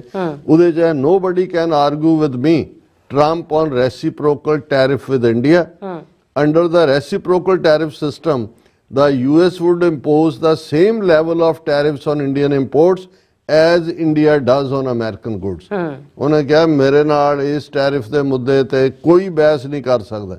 ਇੰਡੀਆ ਦੇ ਹਵਾਲੇ ਨਾਲ ਉਹਨੇ ਕਿਹਾ ਕਿ ਵੀ ਜੋ ਇੰਡੀਅਨ ਸਾਡੇ ਤੇ ਜੋ ਚੀਜ਼ ਉਹ ਇੰਪੋਰਟ ਕਰਦੇ ਨੇ ਅਮਰੀਕਨ ਚੀਜ਼ਾਂ ਦੇ ਉੱਤੇ ਜੋ ਟੈਰਿਫ ਲਾਉਣਗੇ ਅਸੀਂ ਜਵਾਬੀ ਜਿਹੜਾ ਉਨਾ ਹੀ ਲਾਵਾਂਗੇ। ਔਰ ਇਸ ਦੇ ਉੱਤੇ ਉਹਨਾਂ ਨੇ ਜਿਹੜਾ ਕਿਹਾ ਵੀ ਮੇਰੇ ਨਾਲ ਕੋਈ ਬਹਿਸ ਨਹੀਂ ਕਰ ਸਕਦਾ। ਫੌਕਸ ਨਿਊਜ਼ ਸੀਨ ਹੈਨਿਟੀ ਸ਼ੋਅ ਦੇ ਵਿੱਚ ਜਿਹੜਾ ਜੁਆਇੰਟ ਐਲਨ ਮਸਕ ਦੇ ਨਾਲ ਸੀ ਉਹਨਾਂ ਨੇ ਕਿਹਾ ਕਿ ਵੀ ਔਰ ਮੋਦੀ ਦੀ ਉਹਨੇ ਇਨਫੈਕਟ ਇੱਕ ਕਿਸਮ ਦੀ ਮਿਮਿਕਰੀ ਕੀਤੀ ਹੈ। ਔਰ ਉਹਨੇ ਕਿਹਾ ਕਿ ਵੀ ਮੇਰਾ ਜਦੋਂ ਮੋਦੀ ਦੇ ਨਾਲ ਮੇਰੀ ਮੁਲਾਕਾਤ ਸੀ ਮੈਂ ਪ੍ਰਾਈਮ ਮਿਨਿਸਟਰ ਮੋਦੀ ਨੂੰ ਕਿਹਾ ਇੱਥੇ ਉਹ ਆਇਆ ਹੋਇਆ ਸੀ ਕਿ ਵੀ ਆ ਦੇਖ ਅਸੀਂ ਇਹ ਕਰਨ ਜਾ ਰਹੇ ਹਾਂ reciprocal whatever you charge I am charging. ਔਰ ਕਹਿੰਦਾ ਵੀ ਮੋਦੀ ਨੇ ਕਿਹਾ Modi goes no I don't like that. ਉਹਨੇ ਉਹ ਸਟਾਈਲ ਚ ਇੰਟਰਵਿਊ ਚ ਕਹਿੰਦਾ Modi goes no I don't like that. No whatever you charge I am going to charge. I am doing that with every country. ਉਹਨੇ ਕਿਹਾ ਜੀ ਮੋਦੀ ਨੇ ਕਿਹਾ ਵੀ ਉਹਨੇ ਕਿਹਾ ਮੈਂ ਕਿਹਾ ਵੀ ਇਹ ਮੈਂ ਤਾਂ ਇਹ ਸਭ ਤੋਂ ਕਰ ਰਿਹਾ।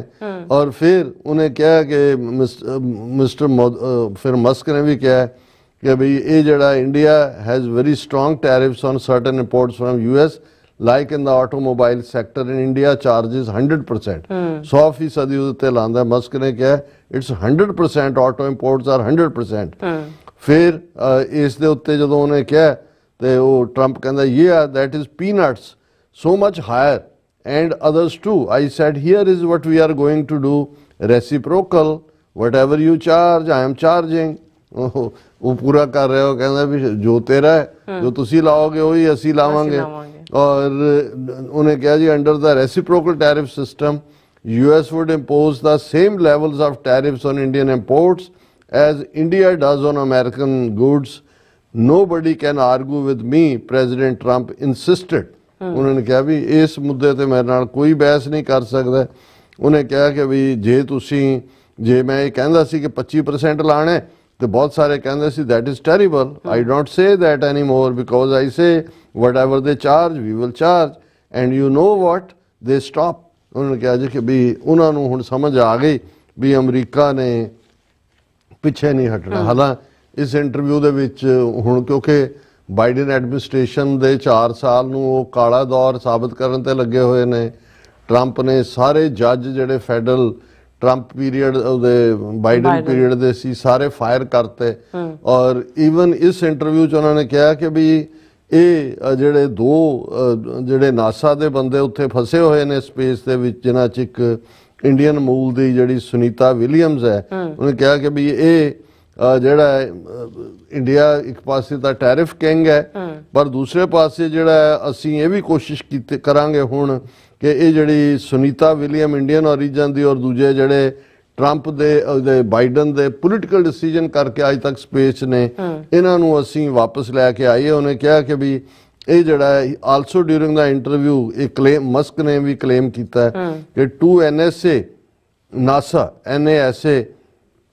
astronauts including Indian origin astronaut Sunita Williams currently stuck in space had been left there by the Biden administration for political purposes ਕਿ ਸਿਆਸੀ ਹਿੱਤਾਂ ਕਰਕੇ ਉਹਨਾਂ ਨੂੰ ਉੱਥੇ ਰੱਖਿਆ ਸੀ, ਉਹਨਾਂ ਨੂੰ ਵਾਪਸ ਲੈ ਕੇ ਆਵਾਂਗੇ। ਹੁਣ ਇਹ ਦੋਨੋਂ ਮੁੱਦਿਆਂ ਤੋਂ ਬਾਅਦ ਜਿਹੜਾ ਮੁੱਦਾ ਇਨਫੈਕਟ ਇੰਡੀਅਨ ਨੈਸ਼ਨਲ ਕਾਂਗਰਸ ਨੇ ਚੁੱਕਿਆ, ਉਹਨੇ ਕਿਹਾ ਕਿ ਵੀ ਇਹ ਜਿਹੜਾ ਟਰੰਪ ਦਾ ਸਾਰਾ ਟੈਰਿਫ ਸਿਸਟਮ ਹੈ, ਇਹਦੇ ਥੱਲੇ ਦਾ ਜਿਹੜਾ GST ਹੈ ਇੰਡੀਆ ਨੇ ਲਾਇਆ ਹੋਇਆ, ਸਟੇਟਾਂ ਤੋਂ ਵੀ ਹੱਕ ਖੋਹ ਕੇ ਸੈਂਟਰ ਨੇ ਪਾਵਰ ਲਈ, ਉਹ ਸਾਰਾ ਸਿਸਟਮ ਖਤਮ ਹੋ ਜਾਏਗਾ। ਕਿਉਂਕਿ GST ਜਿਹੜਾ ਲੱਗਦਾ ਹੈ, ਜਿਹੜੀਆਂ ਚੀਜ਼ਾਂ ਇੰਪੋਰਟ ਹੁੰਦੀਆਂ ਨੇ ਵਿਦਨ ਇੰਡੀਆ, ਜਿਹੜੀਆਂ ਐਕਸਪੋਰਟ ਹੋ ਰਹੀਆਂ ਉਹਨੇ ਤਾਂ ਲੱਗਦਾ ਨਹੀਂ। ਉਹਨੇ ਕਿਹਾ ਜੀ ਇਹ ਵੀ ਸਾਰਾ ਸਿਸਟਮ ਕੋਲੈਪਸ ਹੋਏਗਾ, ਇਹ ਤਾਂ ਇੰਡੀਆ ਦੀ ਸੋਵਰਨਿਟੀ ਦੇ ਨਾਲ ਕਾਂਗਰਸ ਆਪੋਜੀਸ਼ਨ ਤੇ ਰਹੇ, ਉਹਨਾਂ ਨੇ ਕਿਹਾ ਵੀ ਉਹਦੇ ਨਾਲ ਕੰਪਰੋਮਾਈਜ਼ ਹੋਏਗਾ। ਸੋ ਇਹ ਗੱਲ ਕਿਸ ਡਾਇਰੈਕਸ਼ਨ 'ਚ ਜਾਂਦੀ ਹੈ, ਪਰ ਇੱਕ ਗੱਲ ਕਲੀਅਰ ਹੈ ਕਿ ਵੀ ਇਹ ਸਾਰਾ ਹੁਣ ਮੋਦੀ ਨੂੰ ਗਿਆ ਵੀ, ਜਿਹੜਾ ਆਲਮੋਸਟ ਅੱਜ ਬੁੱਧਵਾਰ ਹੈ, ਪਿਛਲੇ ਥਰਸਡੇ ਮੀਟਿੰਗ ਸੀ, ਇਹਨਾਂ 4-5 ਦਿਨਾਂ 'ਚ ਉਵੇਂ ਹੀ ਹੱਥਕੜੀਆਂ ਔਰ ਬੇੜੀਆਂ ਦੇ ਨਾਲ ਵੀ ਜਾ ਰਹੇ ਨੇ ਡਿਪੋਰਟੀ। ਅੱਜ ਇਹ ਵੀ ਖਬਰ ਸੀ, ਕੱਲ ਅਸੀਂ ਕੋਸਟਾ ਰੀਕਾ ਦਾ ਜ਼ਿਕਰ ਕੀਤਾ ਸੀ ਕਿ ਕੋਸਟਾ ਰੀਕਾ ਦੇ ਨਾਲ ਜਿਹੜਾ ਉਹ ਸਮਝੌਤਾ ਕਰਕੇ ਜਿਹੜੇ ਉੱਥੋਂ ਨੇ ਭੇਜਣੇ ਸ਼ੁਰੂ ਕੀਤੇ ਨੇ। ਔਰ ਅੱਜ ਇੱਕ ਬੜੀ ਡੀਟੇਲ ਨਿਊਜ਼ ਆਈਟਮ ਸੀ ਕਿ ਪਨਾਮਾ ਦੇ ਵਿੱਚ ਜਿਹੜੇ ਭੇਜੇ ਹੋਏ ਨੇ ਉਹਨਾਂ 'ਚ ਬਹੁਤ ਸਾਰੇ ਇੰਡੀਅਨ ਵੀ ਨੇ, ਚਾਈਨੀ ਵੀ, ਅਫਗਾਨ ਵੀ, ਪਾਕਿਸਤਾਨੀ ਵੀ, ਉਹ ਬੰਦ ਕੀਤੇ ਹੋਏ ਨੇ। ਔਰ ਉਹ ਜਿਹੜੇ ਨੇ ਉਹਨਾਂ 'ਚੋਂ ਕਈ ਸ਼ੀਸ਼ੇ ਰਾਹੀਂ ਕਰਕੇ ਹੈਲਪ ਅਸ ਕਰ ਰਹੇ ਨੇ। ਸੋ ਇਹ ਸਾਰਾ, ਔਰ ਜਿਵੇਂ ਮੈਂ ਕਿਹਾ ਵੀ ਵਾਈਟ ਹਾਊਸ ਨੇ ਅੱਜ ਉਹ ਵੀਡੀਓ ਪੋਸਟ ਕੀਤੀ ਹੈ ਜਿਹਦੇ ਥੱਲੇ ਜਦੋਂ ਸੀਐਟਲ ਤੋਂ ਫਲਾਈ ਕਰ ਰਹੇ ਨੇ ਉਹਨਾਂ ਨੂੰ ਸ਼ੈਕਲਸ ਔਰ ਹੈਂਡਕਫਸ ਦੇ ਵਿੱਚ ਰੱਖਿਆ ਜਾ ਰਿਹਾ, ਔਰ ਵਿਦਿਨ 4-5 ਡੇਜ਼ ਅਗੇਨ ਇਹਨੂੰ ਕਹਿੰਦੇ ਨੇ ਕਿ ਵੀ ਬਾਰ-ਬਾਰ ਜਿਹੜਾ ਹੈ ਉਹ ਕੋਈ ਚੀਜ਼ ਰੈੱਡ ਜਿਹੜਾ ਉਹ ਕਲੋਥ ਦਿਖਾਣਾ, ਜਿਵੇਂ ਬੁੱਲ ਨੂੰ ਦਿਖਾਇਆ ਜਾਂਦਾ ਨਾ, ਉਹ ਤਾਂ ਉਹ ਮਗਰ ਦੌੜਦਾ ਲਾਲ ਦੇਖ ਕੇ। ਸੋ ਇਹ ਉਹਨੂੰ ਰਗੜਿਆ ਵੀ ਹੈ ਚੰਗੀ ਤਰ੍ਹਾਂ, ਰਗੜ ਕੇ ਫਿਰ ਦੁਨੀਆ ਨੂੰ ਵੀ ਦੱਸਿਆ ਜਾ ਰਿਹਾ ਵੀ ਅਸੀਂ ਇਹਨਾਂ ਨੂੰ ਇਵੇਂ ਹੀ ਰਗੜਿਆ ਤੇ ਇਵੇਂ ਹੀ ਰਗੜਦੇ ਰਵਾਂਗੇ। ਹੁਣ ਇਸ ਤੋਂ ਜੇ ਇਹਨੂੰ ਫਿਰ ਵੀ ਕੋਈ ਕਹੇ ਜੀ ਬਹੁਤ ਸਫਲ ਉਹਨਾਂ ਦਾ ਦੌਰਾ, ਜਿਵੇਂ ਉਹਨਾਂ ਦੇ ਮੀਡੀਆ ਨੇ ਪਹਿਲੇ 24 ਘੰਟੇ ਕਿਹਾ ਟਰੰਪ ਕਾਂਪਾ, ਮੋਦੀ ਕੇ ਆਗੇ ਸਾਹਮਣੇ ਆਇਆ, ਉਹਨਾਂ ਦੇ ਉਸ ਕਿਸਮ ਦਾ ਥਰ ਕਾਂਪਨੇ ਲਗਾ, ਮੋਦੀ ਨੇ ਬੜਕ ਮਾਰੀ। ਹੁਣ ਉਹ ਸਾਰਾ ਹੋ ਗਿਆ ਕੰਮ ਕਿ ਵੀ ਸਾਹਮਣੇ ਆ ਰਿਹਾ ਕਿ ਵੀ ਬੜਕ ਕਿਨੇ ਮਾਰੀ ਤੇ ਕਿਹੜਾ ਜਿਹੜਾ ਗੋਡਿਆਂ ਪਰਨੇ ਹੋ ਕੇ ਹਜ਼ੂਰ ਸਾਡੇ ਮਾਈ ਬਾਪ ਕਰਕੇ ਜਿਹੜਾ ਹਿਊਮਿਲੀਏਟ ਹੋ ਕੇ ਜਿਹੜਾ ਉਹ ਬੜੇ ਬੇਆਬਰੂ ਹੋ ਕਰ ਤੇਰੇ ਕੂਚੇ ਸੇ ਹਮ ਨਿਕਲੇ। ਜੀ ਡਾਕਟਰ ਸਾਹਿਬ ਤੁਹਾਡਾ ਬਹੁਤ ਬਹੁਤ ਸ਼ੁਕਰੀਆ। ਸੋ ਇੱਥੇ ਲੈਣੇ ਬ੍ਰੇਕ, ਔਰ ਬ੍ਰੇਕ ਤੇ ਜਾਣ ਤੋਂ ਪਹਿਲਾਂ ਅਸੀਂ ਦਰਸ਼ਕਾਂ ਤੇ ਸਰੋਤਿਆਂ ਨੂੰ ਅਪੀਲ ਤੇ ਬੇਨਤੀ ਕਰਦੀ ਵੀਅਰਸ, ਜਿਸ ਤਰ੍ਹਾਂ ਕਿ ਤੁਸੀਂ ਜਾਣਦੇ ਹੋ ਕਿ TV 84 ਇੱਕ ਪੰਥਕ ਚੈਨਲ ਹੈ ਔਰ TV 84 ਦੀ ਚੜ੍ਹਦੀ ਕਲਾ ਲਈ ਵੱਧ ਤੋਂ ਵੱਧ ਡੋਨੇਟ ਕਰੋ। ਡੋਨੇਟ ਕਰਨ ਲਈ ਸਾਡੀ ਵੈਬਸਾਈਟ tv84.tv ਤੇ ਜਾ ਕੇ ਪੇਪਲ ਦੀ ਵਰਤੋਂ ਕਰਕੇ 1 ਟਾਈਮ ਡੋਨੇਟ ਕਰ ਸਕਦੇ ਹੋ, ਮੰਥਲੀ ਡੋਨੇਟ ਵੀ ਕਰ ਸਕਦੇ ਹੋ। ਤੁਸੀਂ TV 84 ਦੇ ਨਾਮ ਤੇ ਚੈੱਕ ਬਣਾ ਕੇ ਸਾਨੂੰ ਮੇਲ ਵੀ ਕਰ ਸਕਦੇ ਹੋ ਸਾਡੇ ਇਸ ਪਤੇ ਤੇ 36-01 37 time long island city, New York 11101 USA, ਜਾਂ ਫਿਰ ਤੁਸੀਂ ਸਾਨੂੰ ਫੋਨ ਰਾਹੀਂ ਵੀ ਸੰਪਰਕ ਕਰ ਸਕਦੇ ਹੋ 5166191984। ਤੁਸੀਂ ਸਾਨੂੰ ਈਮੇਲ ਵੀ ਕਰ ਸਕਦੇ ਹੋ info@tv84.tv ਤੇ। ਅਸੀਂ ਤੁਹਾਡੇ ਤਹਿ ਦਿਲ ਤੋਂ ਸ਼ੁਕਰਗੁਜ਼ਾਰ ਹੋਵਾਂਗੇ। ਸੋ ਇੱਥੇ ਲੈਣੇ ਬ੍ਰੇਕ ਵੀਅਰਸ, ਤੁਸੀਂ ਇਸੇ ਤਰ੍ਹਾਂ ਬਣੇ ਰਹਿਣਾ। ਮਿਲਦੇ ਹਾਂ ਆਫਟਰ ਦਿਸ ਸ਼ਾਰਟ ਬ੍ਰੇਕ।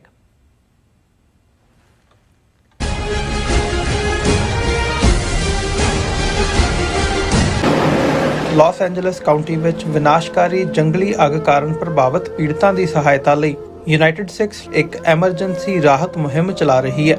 ਸ਼ਹਿਰ ਦੇ ਉੱਤਰ ਵਿੱਚ ਸੰਘਣੀ ਆਬਾਦੀ ਵਾਲੇ 40 ਕਿਲੋਮੀਟਰ ਦੇ ਖੇਤਰ ਵਿੱਚ ਲੱਗੀ ਅੱਗ ਕਾਰਨ 12,000 ਤੋਂ ਵੱਧ ਇਮਾਰਤਾਂ ਸੜ ਚੁੱਕੀਆਂ ਹਨ।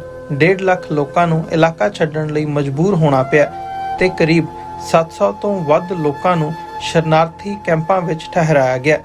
ਮੁਸ਼ਕਲ ਦੀ ਇਸ ਘੜੀ ਵਿੱਚ ਸੇਵਾ ਤੇ ਸਰਬੱਤ ਦੇ ਭਲੇ ਦੇ ਸਿਧਾਂਤ ਤੋਂ ਸੇਧ ਲੈ ਕੇ ਯੂਨਾਈਟਿਡ ਸਿਕਸ ਲੋੜਵੰਦਾਂ ਨੂੰ ਭੋਜਨ, ਸਪਲਾਈ ਅਤੇ ਉਮੀਦ ਪ੍ਰਦਾਨ ਕਰ ਰਹੀ ਹੈ। ਯੂਨਾਈਟਿਡ ਸਿਕਸ ਦੇ ਸੇਵਾ ਕਾਰਜਾਂ ਵਿੱਚ ਹਿੱਸਾ ਪਾਉਣ ਲਈ ਤੁਸੀਂ ਯੂਨਾਈਟਿਡ ਸਿਕਸ ਦੀ ਵੈਬਸਾਈਟ ਤੇ ਜਾ ਕੇ ਡੋਨੇਟ ਕਰ ਸਕਦੇ ਹੋ ਜਾਂ ਇਹਨਾਂ ਨਾਲ ਜੁੜਨ ਲਈ 8558786333 ਤੇ ਸੰਪਰਕ ਕਰ ਸਕਦੇ ਹੋ। ਅਮਰੀਕਾ ਵਿੱਚ ਰਹਿ ਰਹੇ ਹੋ ਅਤੇ ਡਰਾਈਵਿੰਗ ਲਾਇਸੈਂਸ ਲੈਣਾ ਚਾਹੁੰਦੇ ਹੋ ਤੇ ਲੱਭ ਰਹੇ ਹੋ ਇੱਕ ਤਜਰਬੇਕਾਰ ਡਰਾਈਵਿੰਗ ਸਕੂਲ ਤਾਂ ਤੁਹਾਡੇ ਲਈ ਹੈ ਵੱਡੀ ਖੁਸ਼ਖਬਰੀ। ਕੈਲੀਫੋਰਨੀਆ ਦਾ ਸਟਾਕਟਨ ਟਰੱਕ ਡਰਾਈਵਿੰਗ ਸਕੂਲ ਤੁਹਾਨੂੰ ਦੇਵੇਗਾ ਡਰਾਈਵਿੰਗ ਸਿਖਲਾਈ ਅਤੇ ਡਰਾਈਵਿੰਗ ਦੌਰਾਨ ਪੇਸ਼ ਆਉਂਦੀਆਂ ਮੁਸ਼ਕਲਾਂ ਨਾਲ ਨਜਿੱਠਣ ਦੀ ਸਿਖਲਾਈ। 25 ਸਾਲ ਤੋਂ ਵੀ ਵੱਧ ਦੇ ਤਜਰਬੇ ਨਾਲ ਤੁਹਾਨੂੰ ਮਿਲੇਗੀ ਡਰਾਈਵਿੰਗ ਨਾਲ ਸੰਬੰਧਿਤ ਹਰ ਤਰ੍ਹਾਂ ਦੀ ਸਿਖਲਾਈ, ਉਹ ਵੀ ਵਾਜਿਬ ਕੀਮਤ ਵਿੱਚ। ਫਿਰ ਦੇਰ ਕਿਸ ਗੱਲ ਦੀ, ਅੱਜ ਹੀ ਸੰਪਰਕ ਕਰੋ 2097883308 ਜਾਂ ਫਿਰ 2093139919 ਨੰਬਰਾਂ ਤੇ ਅਤੇ ਪਾਓ ਆਪਣਾ ਡਰਾਈਵਿੰਗ ਲਾਇਸੈਂਸ।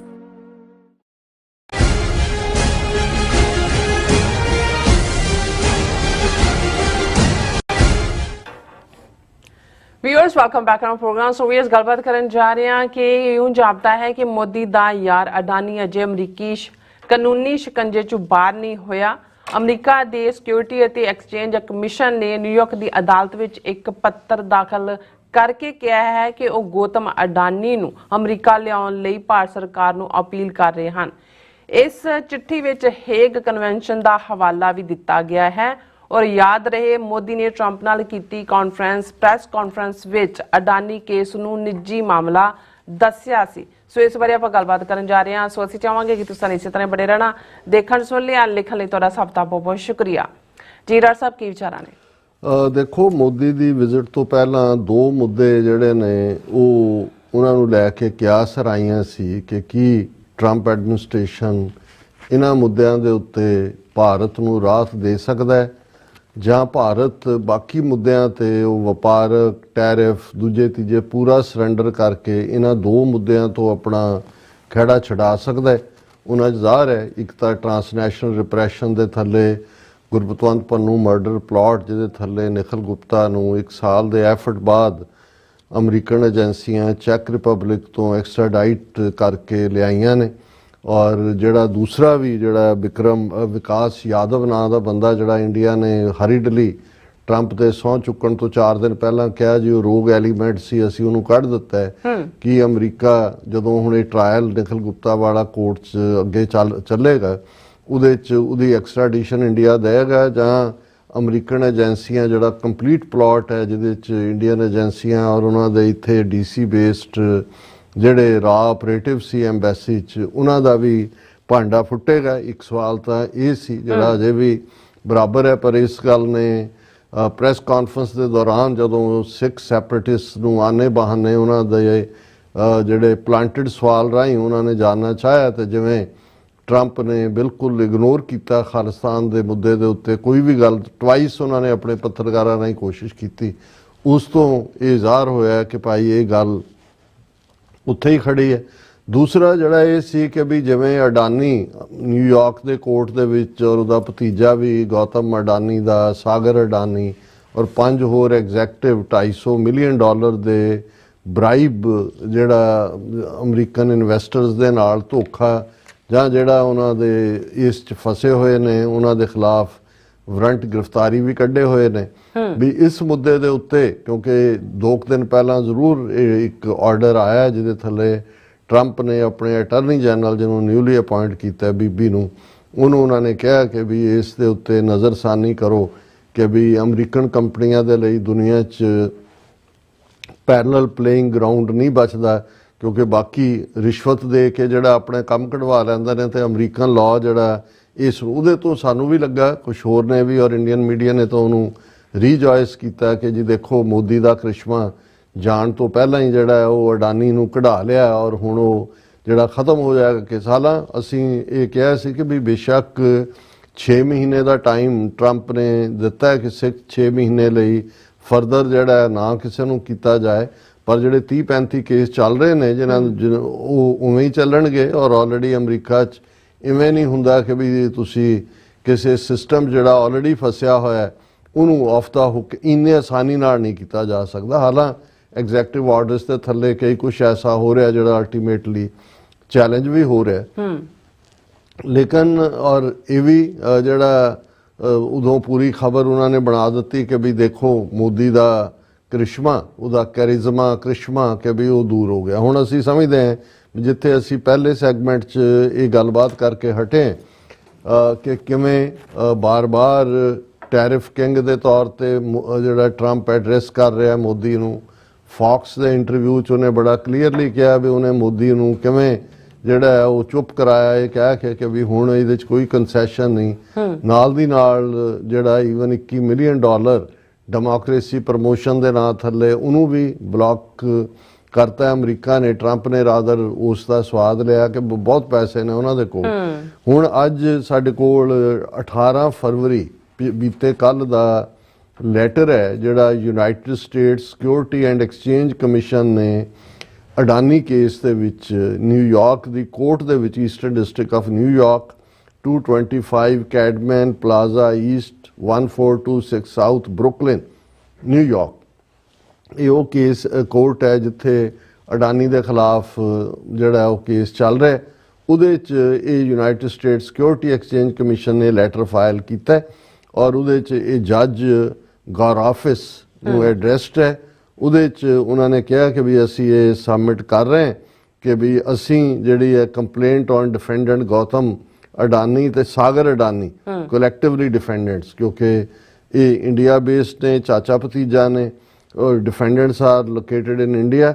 ਔਰ ਸੈਕ ਜਿਹੜਾ security and exchange commission the effort ਜਿਹਦੇ 'ਚ ਕਿ ਉਹਨਾਂ ਦੇ ਖਿਲਾਫ ਕਿਉਂਕਿ ਵਾਰੰਟ ਗ੍ਰਿਫਤਾਰੀ ਨੇ ਅਜੇ ਸਰਵ ਨਹੀਂ ਹੋਏ, ਉਹਨਾਂ ਨੇ ਕਿਹਾ ਵੀ ਅਸੀਂ ਇਹ ਔਨਗੋਇੰਗ ਕੋਸ਼ਿਸ਼ ਕਰ ਰਹੇ ਹਾਂ ਔਰ ਅਸੀਂ ਇੰਡੀਅਨ ਅਥਾਰਟੀਜ਼ ਨੂੰ ਵੀ ਹੁਣ ਜਿਹੜਾ ਅਪਰੋਚ ਕੀਤਾ ਔਰ ਇਹ ਹੇਗ ਸਰਵਿਸ ਕਨਵੈਨਸ਼ਨ ਹੈ ਜਿਹਦੇ ਥੱਲੇ ਗਵਰਨਮੈਂਟ ਨੂੰ ਕੰਪਲਾਈ ਕਰਨਾ ਪੈਂਦਾ, ਇੰਟਰਨੈਸ਼ਨਲ ਕੋਵੈਨੈਂਟ ਹੈ ਜਿਹਦਾ ਇੰਡੀਅਨ ਸਿਗਨੇਟਰੀ ਹੈ ਕਿ ਅਸੀਂ Hague service convention for services abroad ਉਸ ਦੇ ਥੱਲੇ ਕਰ ਰਹੇ ਹਾਂ ਕਿ ਵੀ ਹੇਗ ਸਰਵਿਸ ਕਨਵੈਨਸ਼ਨ ਦੇ ਥੱਲੇ ਕਿ ਇਹ ਇੰਡੀਅਨ ਗਵਰਨਮੈਂਟ ਹੈਲਪ ਕਰੇ ਅਡਾਨੀ ਔਰ ਗੌਤਮ ਅਡਾਨੀ ਔਰ ਸਾਗਰ ਅਡਾਨੀ ਨੂੰ ਇਹ ਵਾਰੰਟ ਜਿਹੜਾ ਹੈ ਉਹ ਸਰਵ ਕਰਨ ਦੇ ਵਿੱਚ।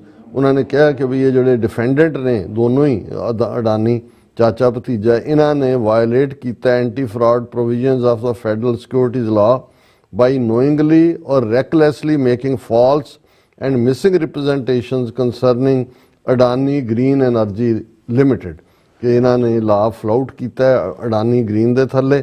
ਔਰ ਇਹ ਜਿਹੜਾ ਸਪਟੈਂਬਰ 2021 ਦੇ ਵਿੱਚ ਜਿਹੜੀ ਡੈਟ ਆਫਰਿੰਗ ਅਡਾਨੀ ਗ੍ਰੀਨ ਨੇ ਕੀਤੀ, ਇਹ ਕ੍ਰਿਮੀਨਲ ਕੇਸ ਜਿਹੜਾ ਹੈ ਇਸ ਦਾ ਯੂਨਾਈਟਿਡ ਸਟੇਟਸ ਰਿਟਰਨੀ ਈਸਟਰਨ ਡਿਸਟ੍ਰਿਕਟ ਦੇ ਵਿੱਚ ਇਹ ਡਿਫੈਂਡੈਂਟ ਨੇ ਔਰ ਅਸੀਂ ਕਿਉਂਕਿ ਇਹ ਡਿਫੈਂਡੈਂਟ ਜਿਹੜੇ ਨੇ ਫੋਰਨ ਕੰਟਰੀ 'ਚ ਸਥਿਤ ਨੇ, ਰੂਲ 4 ਜਿਹੜਾ federal rules of civil procedure ਦਾ ਉਹ ਇਹ ਸਾਨੂੰ ਜਿਹੜਾ ਸਰਵਿਸ ਦਿੰਦਾ ਸਮਨਸ ਐਂਡ ਕੰਪਲੇਂਟ ਕਿ ਅਸੀਂ ਉਹਨੂੰ ਤਲਬ ਕਰੀਏ ਔਰ ਆਲਰੇਡੀ ਜਿਹੜਾ ਕਿਉਂਕਿ ਕੋਈ ਸੈਟ ਟਾਈਮ ਲਿਮਿਟ ਨਹੀਂ ਹੈ ਐਸੀ ਸੇ ਉਹਨਾਂ ਨੇ already internationally agreed means of service ਜਿਹੜੀ ਹੇਗ ਕਨਵੈਨਸ਼ਨ ਦੇ ਥੱਲੇ ਅਸੀਂ ਉਹਨੂੰ ਇਨਵੋਕ ਕਰ ਰਹੇ ਹਾਂ ਔਰ ਅਸੀਂ ਹੁਣ ਇਹ ਦੇਖ ਰਹੇ ਹਾਂ ਕਿ ਭਾਈ ਇੰਡੀਆ ਜਿਹੜਾ ਉਹ ਸਾਡੇ ਨਾਲ ਕੋਆਪਰੇਟ ਕਰੇ।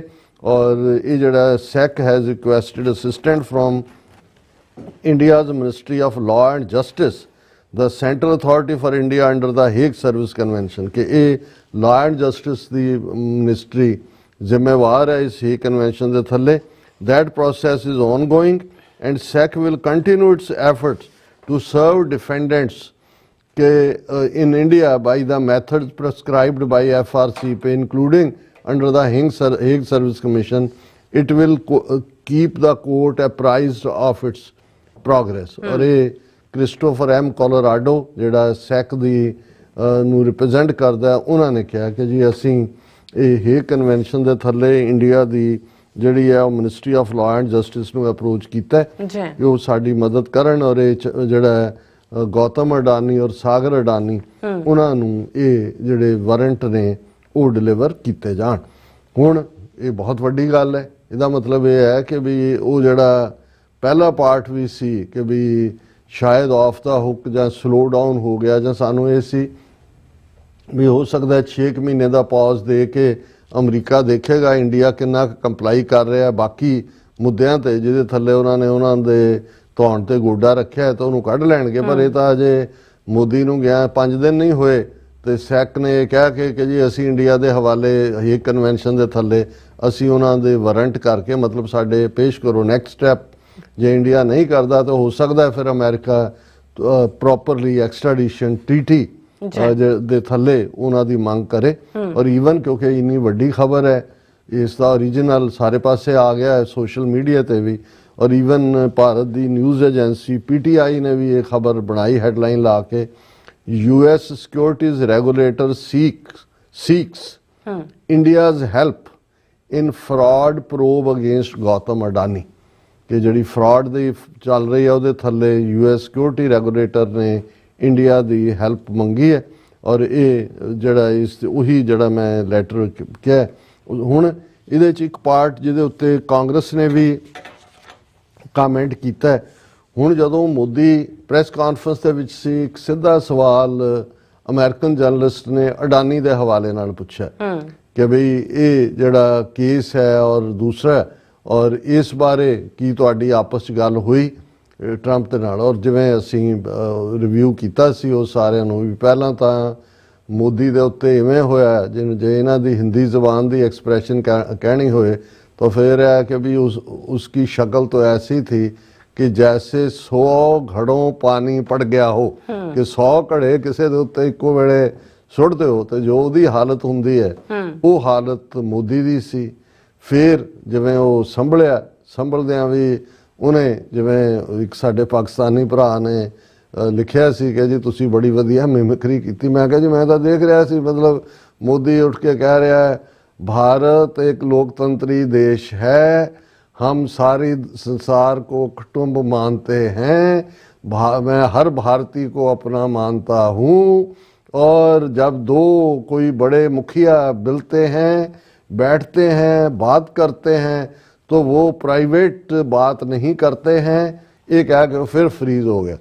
ਹੁਣ ਸਵਾਲ ਇਹ ਹੈ ਔਰ ਕਾਂਗਰਸ ਨੇ ਬਿਲਕੁਲ ਇਸ ਦੇ ਉੱਤੇ ਠੀਕ ਜਾਇਬ ਲਿਆ ਹੈ। Will Modi government respond to US securities and exchange commissions query on Gautam Adani ਆਸ Congress. The party also claims that talk of reciprocal tariffs by Trump threatens the existence of GST and ask if India will stand up to the US। ਉਹਨੇ ਕਿਹਾ ਵੀ ਹੁਣ ਜਿਹੜਾ ਅਡਾਨੀ ਦੇ ਮਾਮਲੇ 'ਚ ਇਹ US security exchange commission ਨੇ ਮੰਗਿਆ ਹੇਗ ਕਨਵੈਨਸ਼ਨ ਨੂੰ ਕੋਟ ਕਰਕੇ ਇੰਡੀਆ ਕੀ ਕਰੇਗਾ। ਔਰ ਨਾਲ ਦੀ ਨਾਲ ਉਹਨਾਂ ਨੇ ਕਿਹਾ ਕਿ ਵੀ ਇਹ ਜਿਹੜਾ ਜਦੋਂ ਕਿ ਮੋਦੀ ਆਲਰੇਡੀ ਇਸ ਨੂੰ ਆਪਣੀ ਉਸ ਪ੍ਰੈਸ ਕਾਨਫਰੰਸ 'ਚ ਪ੍ਰਾਈਵੇਟ ਕਹਿ ਚੁੱਕਾ ਹੈ ਕਿ ਜਿਹੜਾ ਉਸ ਦੇ ਉੱਤੇ ਇਹਨਾਂ ਦੀ ਕੀ ਟੇਕ ਹੋਏਗੀ। ਉਹਨੇ ਕਿਹਾ ਕਿ ਵੀ ਜਦੋਂ ਉਹਨੂੰ ਇੰਡਾਇਕਟ ਕੀਤਾ ਹੋਇਆ ਤੇ ਉਹ ਇੰਡੀਆ ਦਾ ਫਰਜ਼ ਹੈ ਕਿ ਉਹ ਪੂਰਾ ਜਿਹੜਾ ਉਹ ਕੋਆਪਰੇਟ ਕਰੇ ਅਮਰੀਕਾ ਦੇ ਨਾਲ ਕਿ ਜਿਹੜਾ ਜਿਹਨੂੰ ਆਲਰੇਡੀ ਗੌਤਮ ਅਡਾਨੀ ਦੇ ਇਸ ਮਾਮਲੇ ਨੂੰ ਮੋਦੀ ਨੇ ਪ੍ਰਾਈਵੇਟ ਜਾਂ ਨਿੱਜੀ ਕਿਹਾ ਕਿ ਵੀ ਇਹ ਨਿੱਜੀ ਮਾਮਲਾ ਹੈ। ਹੁਣ ਇਸ ਤੋਂ ਦੋਨੋਂ ਜਿਹੜੇ ਮੁੱਦੇ ਅਸੀਂ ਡਿਸਕਸ ਕੀਤੇ ਨੇ ਪਹਿਲੇ ਸੈਗਮੈਂਟ 'ਚ ਵੀ ਔਰ ਇਹ ਉਹਨਾਂ ਦਾ ਜਿਹੜਾ ਲੈਟਰ ਹੈ ਟੂ ਦਾ ਕੋਰਟ ਕਿ ਵੀ ਅਸੀਂ ਇੰਡੀਅਨ ਗਵਰਨਮੈਂਟ ਨੂੰ ਉਹਨਾਂ ਦੀ ਲਾਅ ਐਂਡ ਜਸਟਿਸ ਮਿਨਿਸਟਰੀ ਨੂੰ ਅਪਰੋਚ ਕੀਤੀ ਹੈ ਕਿ ਹੇਗ ਕਨਵੈਨਸ਼ਨ ਦੇ ਥੱਲੇ ਉਹ ਡਿਲੀਵਰ ਕਰਨ। ਇਹ ਆਪਣੇ ਆਪ ਦੇ ਵਿੱਚ ਦੱਸਦਾ ਹੈ ਕਿ ਵੀ ਅਮਰੀਕਾ ਨੇ ਕੋਈ ਪ੍ਰੈਸ਼ਰ ਵੀ ਘਟਾਇਆ ਨਹੀਂ ਹੋਇਆ, ਕੋਰਟ ਵੀ ਆਪਣੀ ਕਾਰਵਾਈ ਉਵੇਂ ਹੀ ਕਰ ਰਿਹਾ। ਔਰ ਅਸੀਂ ਨਿਖਿਲ ਗੁਪਤਾ ਦੇ ਕੇਸ 'ਚ ਵੀ ਆਉਣ ਵਾਲੇ ਦਿਨਾਂ ਦੇ ਵਿੱਚ ਜਦੋਂ ਵੀ ਉਹਦੀ ਪੇਸ਼ੀ ਜਾਂ ਦੂਜੀ ਚੱਲਦੀ ਹੈ ਔਰ ਜਿਹੜਾ ਆਲਰੇਡੀ ਅਮਰੀਕਾ ਨੇ ਪਿਛਲੇ ਪੀਰੀਅਡ 'ਚ ਔਰ ਇਹ ਟਰੰਪ ਐਡਮਿਨਿਸਟ੍ਰੇਸ਼ਨ ਦੇ ਆਉਣ 'ਤੇ ਸੀ ਉਹਨਾਂ ਨੇ ਚੈੱਕ ਗਵਰਨਮੈਂਟ ਨੂੰ ਕਿਹਾ ਸੀ ਕਿ ਸਾਨੂੰ ਅਲਾਓ ਕਰੋ ਕਿ ਅਸੀਂ ਨਵੇਂ ਚਾਰਜ ਦੇ ਥੱਲੇ ਲਿਆਏ। ਕਿਉਂਕਿ ਮੈਂ ਕਿਹਾ ਸੀ ਵੀ ਜਦੋਂ ਕਿਸੇ ਨੂੰ ਐਕਸਟ੍ਰਾਡਾਈਟ ਕੀਤਾ ਜਾਂਦਾ ਹੈ ਤੇ ਉਹ ਲਿਮਿਟਿਡ ਜਿਹੜੇ ਚਾਰਜ ਐਕਸਟ੍ਰਾਡੀਸ਼ਨ ਲਈ ਲਾਏ ਹੁੰਦੇ ਨੇ ਸਿਰਫ ਉਹੀ ਟ੍ਰਾਇਲ ਤੁਸੀਂ ਕਰ ਸਕਦੇ ਹੋ, ਦੂਸਰੇ ਨਹੀਂ। ਸੋ ਉਹਨਾਂ ਨੇ ਐਕਸੈਪਸ਼ਨ ਮੰਗੀ ਸੀ ਚੈੱਕ ਗਵਰਨਮੈਂਟ ਤੋਂ। ਇਹਦਾ ਮਤਲਬ ਇਹ ਹੈ ਕਿ ਨਿਖਿਲ ਗੁਪਤਾ ਦੇ ਖਿਲਾਫ ਇਸ ਕੇਸ ਤੋਂ ਇਲਾਵਾ ਵੀ ਗੁਰਪਤਵੰਤ ਪੰਨੂ ਮਰਡਰ ਪਲਾਟ ਤੋਂ ਇਲਾਵਾ ਵੀ ਕੋਈ ਐਸੀ ਜਾਣਕਾਰੀ ਹੈ ਜਿਹਦੇ ਥੱਲੇ ਉਹਨਾਂ ਨੇ ਚੈੱਕ ਰਿਪਬਲਿਕ ਤੋਂ ਜਿਹੜੀ ਹੈ ਐਗਜ਼ੈਂਪਸ਼ਨ ਮੰਗੀ ਕਿ ਅਸੀਂ ਉਹਨਾਂ ਦੇ ਉੱਤੇ ਫਰਦਰ ਹੋਰ ਵੀ ਧਾਰਾਵਾਂ ਲਾਗੂ ਕਰ ਸਕੀਏ। ਸੋ ਇਹ ਦੋਨੋਂ ਹੀ ਕੇਸ ਜਿਹੜੇ ਨੇ ਟਰੰਪ ਐਡਮਿਨਿਸਟ੍ਰੇਸ਼ਨ 'ਚ ਵੀ ਉਵੇਂ ਹੀ ਅੱਗੇ ਵਧਣਗੇ ਜਿਵੇਂ ਜਦੋਂ ਬਾਈਡਨ ਐਡਮਿਨਿਸਟ੍ਰੇਸ਼ਨ ਨੇ ਇਹਨਾਂ ਨੂੰ ਰਜਿਸਟਰ ਕੀਤਾ ਔਰ ਜਿਸ ਲੈਵਲ ਦੇ ਉੱਤੇ ਇਹਨਾਂ ਨੂੰ ਹੁਣ ਤੱਕ ਪਹੁੰਚਾਇਆ। ਸੋ ਨੋ ਰਿਪਰੀਵ, ਨੋ ਕੰਸੈਸ਼ਨ ਔਰ ਕੋਈ ਵੀ ਇਹਨਾਂ ਦੇ ਲਈ ਨੋ ਆਫ ਦਾ ਹੁੱਕ। ਜੀ ਰਾਸਾ ਤੁਹਾਡਾ ਬਹੁਤ ਬਹੁਤ ਸ਼ੁਕਰੀਆ। ਸੋ ਥਲੇ ਬ੍ਰੇਕ ਵਿਊਅਰਸ ਤੁਸੀਂ ਇਸੇ ਤਰ੍ਹਾਂ ਬਣੇ ਰਹਿਣਾ, ਮਿਲਦੇ ਹਾਂ ਛੋਟੇ ਜਿਹੇ ਵਕਫੇ ਤੋਂ ਬਾਅਦ।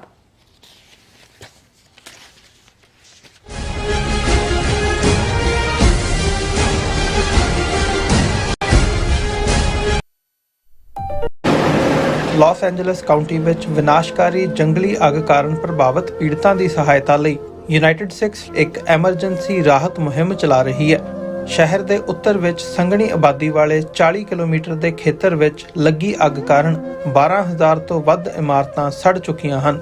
1.5 ਲੱਖ ਲੋਕਾਂ ਨੂੰ ਇਲਾਕਾ ਛੱਡਣ ਲਈ ਮਜਬੂਰ ਹੋਣਾ ਪਿਆ ਤੇ ਕਰੀਬ 700 ਤੋਂ ਵੱਧ ਲੋਕਾਂ ਨੂੰ ਸ਼ਰਨਾਰਥੀ ਕੈਂਪਾਂ ਵਿੱਚ ਠਹਿਰਾਇਆ ਗਿਆ। ਮੁਸ਼ਕਲ ਦੀ ਇਸ ਘੜੀ ਵਿੱਚ ਸੇਵਾ ਤੇ ਸਰਬੱਤ ਦੇ ਭਲੇ ਦੇ ਸਿਧਾਂਤ ਤੋਂ ਸੇਧ ਲੈ ਕੇ ਯੂਨਾਈਟਿਡ ਸਿੱਖਸ ਲੋੜਵੰਦਾਂ ਨੂੰ ਭੋਜਨ, ਸਪਲਾਈ ਅਤੇ ਉਮੀਦ ਪ੍ਰਦਾਨ ਕਰ ਰਹੀ ਹੈ। ਯੂਨਾਈਟਿਡ ਸਿੱਖਸ ਦੇ ਸੇਵਾ ਕਾਰਜਾਂ ਵਿੱਚ ਹਿੱਸਾ ਪਾਉਣ ਲਈ ਤੁਸੀਂ ਯੂਨਾਈਟਿਡ ਸਿੱਖਸ ਦੀ ਵੈਬਸਾਈਟ ਤੇ ਜਾ ਕੇ ਡੋਨੇਟ ਕਰ ਸਕਦੇ ਹੋ ਜਾਂ ਇਹਨਾਂ ਨਾਲ ਜੁੜਨ ਲਈ 8558786333 ਤੇ ਸੰਪਰਕ ਕਰ ਸਕਦੇ ਹੋ।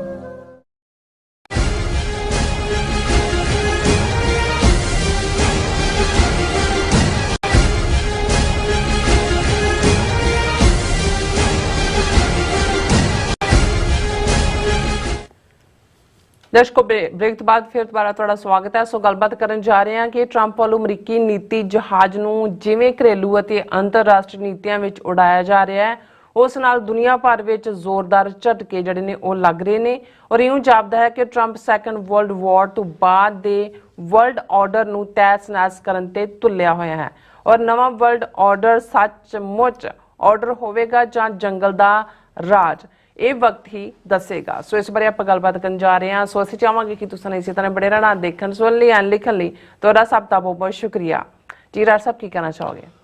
ਦੇਖੋ, ਅੰਗਰੇਜ਼ੀ ਦੀਆਂ ਦੋ ਟਰਮਸ ਨੇ। ਜਦੋਂ ਅਸੀਂ ਕਿਸੇ ਚੀਜ਼ ਨੂੰ ਟੋਟਲ ਤਹਿਸ-ਨਹਿਸ ਕਰਨਾ ਕਹਿੰਦੇ ਹਾਂ ਤੇ ਅੰਗਰੇਜ਼ੀ 'ਚ ਕਹਿੰਦੇ ਨੇ to destroy lock, stock and barrel. ਅੱਛਾ। ਇੱਕ ਹੁੰਦਾ ਜਦੋਂ ਤੁਸੀਂ ਕਿਸੇ ਚੀਜ਼ ਦੇ ਵਿੱਚ ਸੁਧਾਰ ਕਰਦੇ ਹੋ, ਉਹਨੂੰ ਅਸੀਂ ਪ੍ਰੂਨਿੰਗ ਕਹਿੰਦੇ ਹਾਂ। ਹੁਣ ਜਿਵੇਂ ਜਦੋਂ ਦਰਖਤ ਗਰੋ ਹੁੰਦੇ ਨੇ, ਉਹਨਾਂ ਦੀਆਂ ਬਹੁਤ ਸਾਰੀਆਂ ਟਾਹਣੀਆਂ ਸਾਈਡ ਦੇ ਉੱਤੇ ਦੂਜੇ ਤੀਜੀਆਂ ਵਾਧੂ ਨਿਕਲਦੀਆਂ ਨੇ ਤੇ ਕੁਝ ਦੇਰ ਬਾਅਦ ਉਹਨੂੰ ਪ੍ਰੂਨਿੰਗ, ਜਿਹਨੂੰ ਅਸੀਂ ਛਾਂਗਣਾ ਕਹਿੰਦੇ ਹਾਂ, ਉਹਨੂੰ ਛਾਂਗਣ ਦੀ ਲੋੜ ਹੁੰਦੀ ਹੈ ਤਾਂ ਕਿ ਜਿਹੜੀ ਉਹਦੀ ਖੁਰਾਕ ਹੈ, ਜਿਹੜੀ ਰੂਟਸ ਰਾਹੀਂ ਆਉਂਦੀ ਹੈ, ਉਹ ਵਾਧੂ ਨਾ ਖਾਣ ਔਰ ਉਹ ਟਰੀ ਵੀ ਗਰੋ ਹੁੰਦਾ ਔਰ ਉਹਦਾ ਫਰੂਟ ਵੀ ਜਿਹੜਾ ਹੈ ਉਹ ਡੈਂਸ ਫਰੂਟ ਹੁੰਦਾ, ਉਹਨੂੰ ਪ੍ਰੂਨਿੰਗ ਹੁੰਦਾ। ਸੋ ਕਿਸੇ ਵੀ ਸਿਸਟਮ 'ਚ ਜਦੋਂ ਤੁਸੀਂ ਆ ਕੇ ਪ੍ਰੂਨਿੰਗ ਕਰਦੇ ਹੋ ਕੋਈ ਵੀ ਚੀਜ਼, ਉਹ ਸਮਝ ਆ ਜਾਂਦੀ ਹੈ ਕਿ ਤੁਹਾਨੂੰ ਲੱਗਦਾ ਹੈ ਕਿ ਵੀ ਇਹਦੀਆਂ ਲਗਾਰਾਂ ਵਧੀਆਂ ਹੋਈਆਂ, ਇੱਧਰ ਲਗਰਾਂ ਵਧੀਆਂ ਹੋਈਆਂ ਨੇ, ਇੱਧਰ ਉੱਧਰ ਤੁਸੀਂ ਉਹਨਾਂ ਨੂੰ ਸੈੱਟ ਕਰ ਰਹੇ ਹੋ ਤਾਂ ਕਿ ਟਰੀ ਜਿਹੜਾ ਉਹਨੂੰ ਪ੍ਰੋਪਰ ਫੀਡ ਮਿਲੇ ਔਰ ਪ੍ਰੋਪਰ ਫਰੂਟ ਹੋਏ। ਇੱਕ ਹੁੰਦਾ ਵੀ ਤੁਸੀਂ ਉਹ ਕਹਿੰਦੇ ਹੋ ਕਿ ਬਈ ਇਹ ਨਹੀਂ, ਇਹ ਜਿਹੜੇ ਸਾਰੇ ਸਫੇਦਾ ਲਾਇਆ ਹੋਇਆ ਅਸੀਂ ਪੁੱਟ ਦੇਣਾ ਇਹਦੇ ਤੇ, ਜਾਂ ਅਸੀਂ ਇਹ ਕਮਾਦ ਜਿਹੜਾ ਹੈ ਇਹ ਪੁੱਟ ਕੇ ਇੱਥੇ ਕੁਝ ਹੋਰ ਲਾਣਾ, ਇੱਥੇ ਅਸੀਂ ਇੱਟਾਂ ਦਾ ਪੱਠਾ ਬਣਾ ਦੇਣਾ।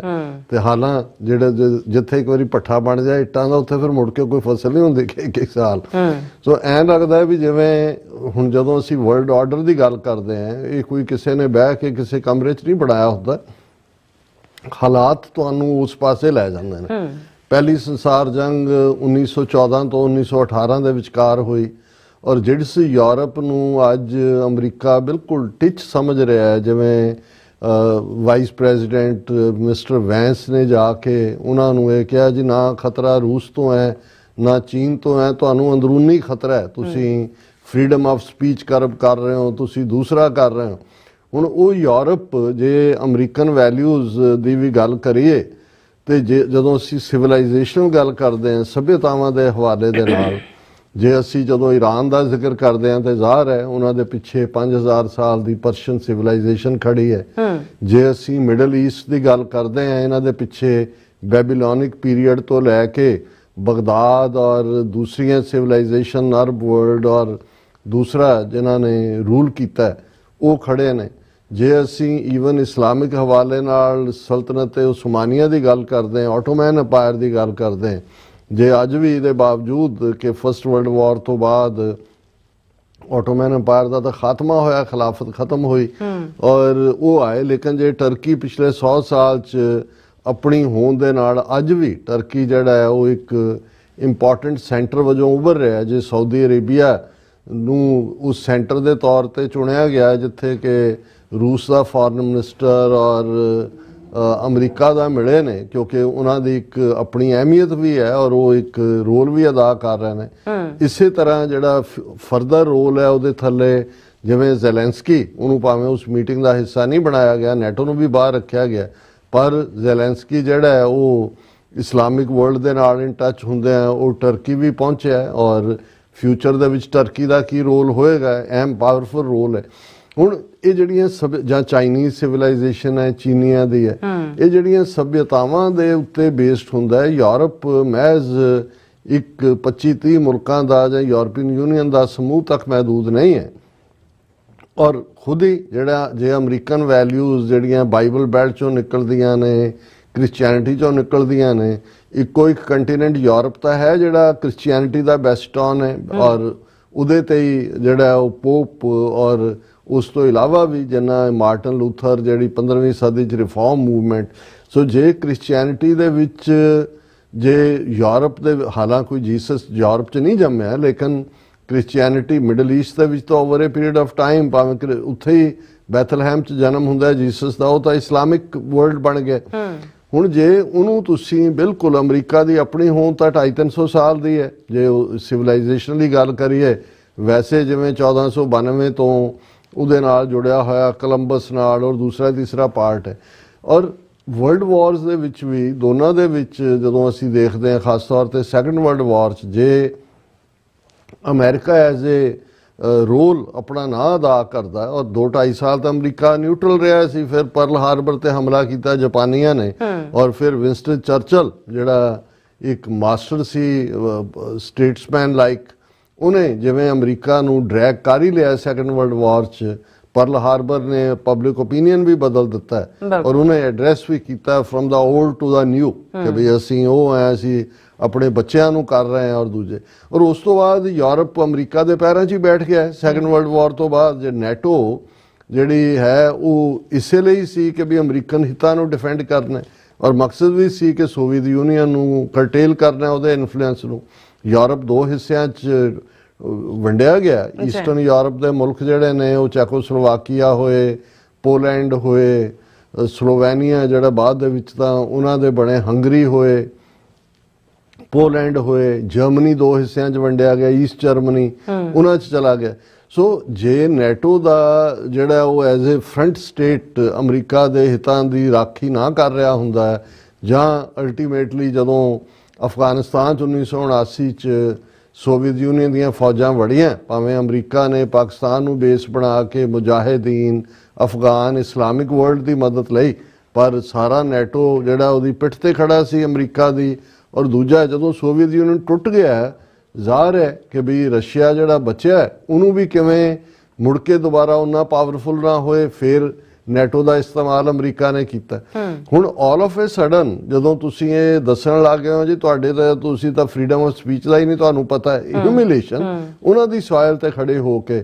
ਔਰ ਟਰੰਪ ਦਾ ਅਲਟੀਮੇਟਲੀ ਨੈਟੋ ਨੂੰ, ਚਲੋ ਇਹ ਤਾਂ ਸਮਝ ਆ ਸਕਦਾ ਹੈ ਕਿ ਭਾਈ ਜਿਹੜਾ ਪ੍ਰੈਸ਼ਰ ਪਹਿਲੀ ਟਰਮ ਵੇਲੇ ਵੀ ਬਿਲਡ ਕੀਤਾ ਸੀ ਵੀ ਅਸੀਂ ਤੁਹਾਨੂੰ ਡਿਫੈਂਡ ਕਰਦੇ ਹਾਂ, ਅੰਬਰੇਲਾ ਤੁਹਾਨੂੰ ਦਿੱਤਾ ਹੋਇਆ ਨਿਊਕਲੀਅਰ ਵੀ ਔਰ ਦੂਜਾ ਵੀ। ਹਾਲਾਂਕਿ ਯੂਕੇ ਆਪਣੇ ਆਪ 'ਚ ਨਿਊਕਲੀਅਰ ਪਾਵਰ ਹੈ, ਫਰਾਂਸ ਵੀ ਹੈ, ਪਰ ਇਹ ਸਾਰੇ ਦੇ ਚੱਲਦੇ ਆ। ਜਿਵੇਂ ਉਹਨੇ ਕਿਹਾ ਜੀ ਤੁਸੀਂ ਲੈਸ ਦੈਨ 2% ਆਪਣੇ ਬਜਟ ਦਾ ਦਿੰਦੇ ਹੋ, ਨੈਟੋ 'ਚ ਵਧਾਓ, ਉਹ ਸਮਝ ਆ ਸਕਦਾ।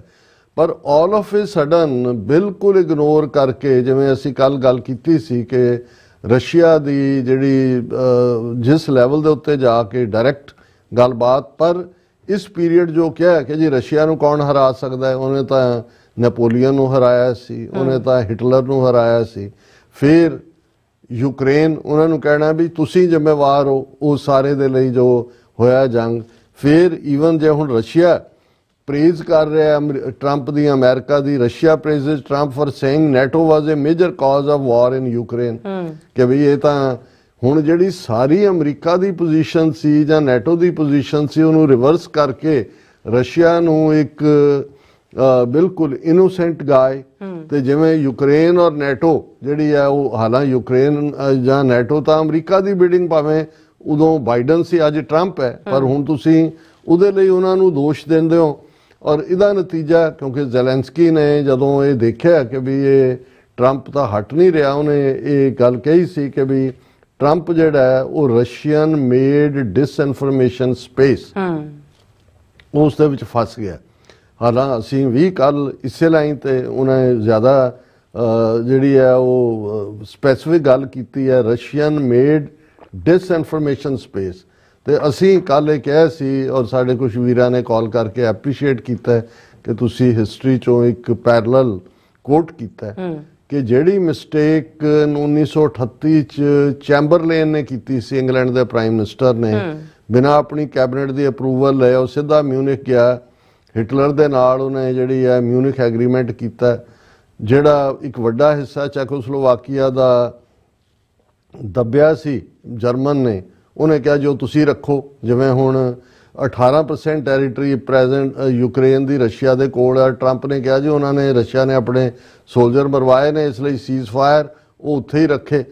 ਹੁਣ ਐਗਜ਼ੈਕਟਲੀ ਇਹੀ ਲਾਈਨ ਪਰ ਹੋਇਆ ਕਿ ਉਹ ਵਾਪਸ ਆਇਆ, ਔਰ ਵਾਪਸ ਆਉਂਦਿਆਂ ਜਰਮਨ ਨੇ ਨੈਕਸਟ ਨਾਰਵੇ ਟੇਕ ਓਵਰ ਕਰ ਲਿਆ, ਜਿਹਨੂੰ ਰੋਕ ਨਹੀਂ ਸੀ ਸਕਦੇ।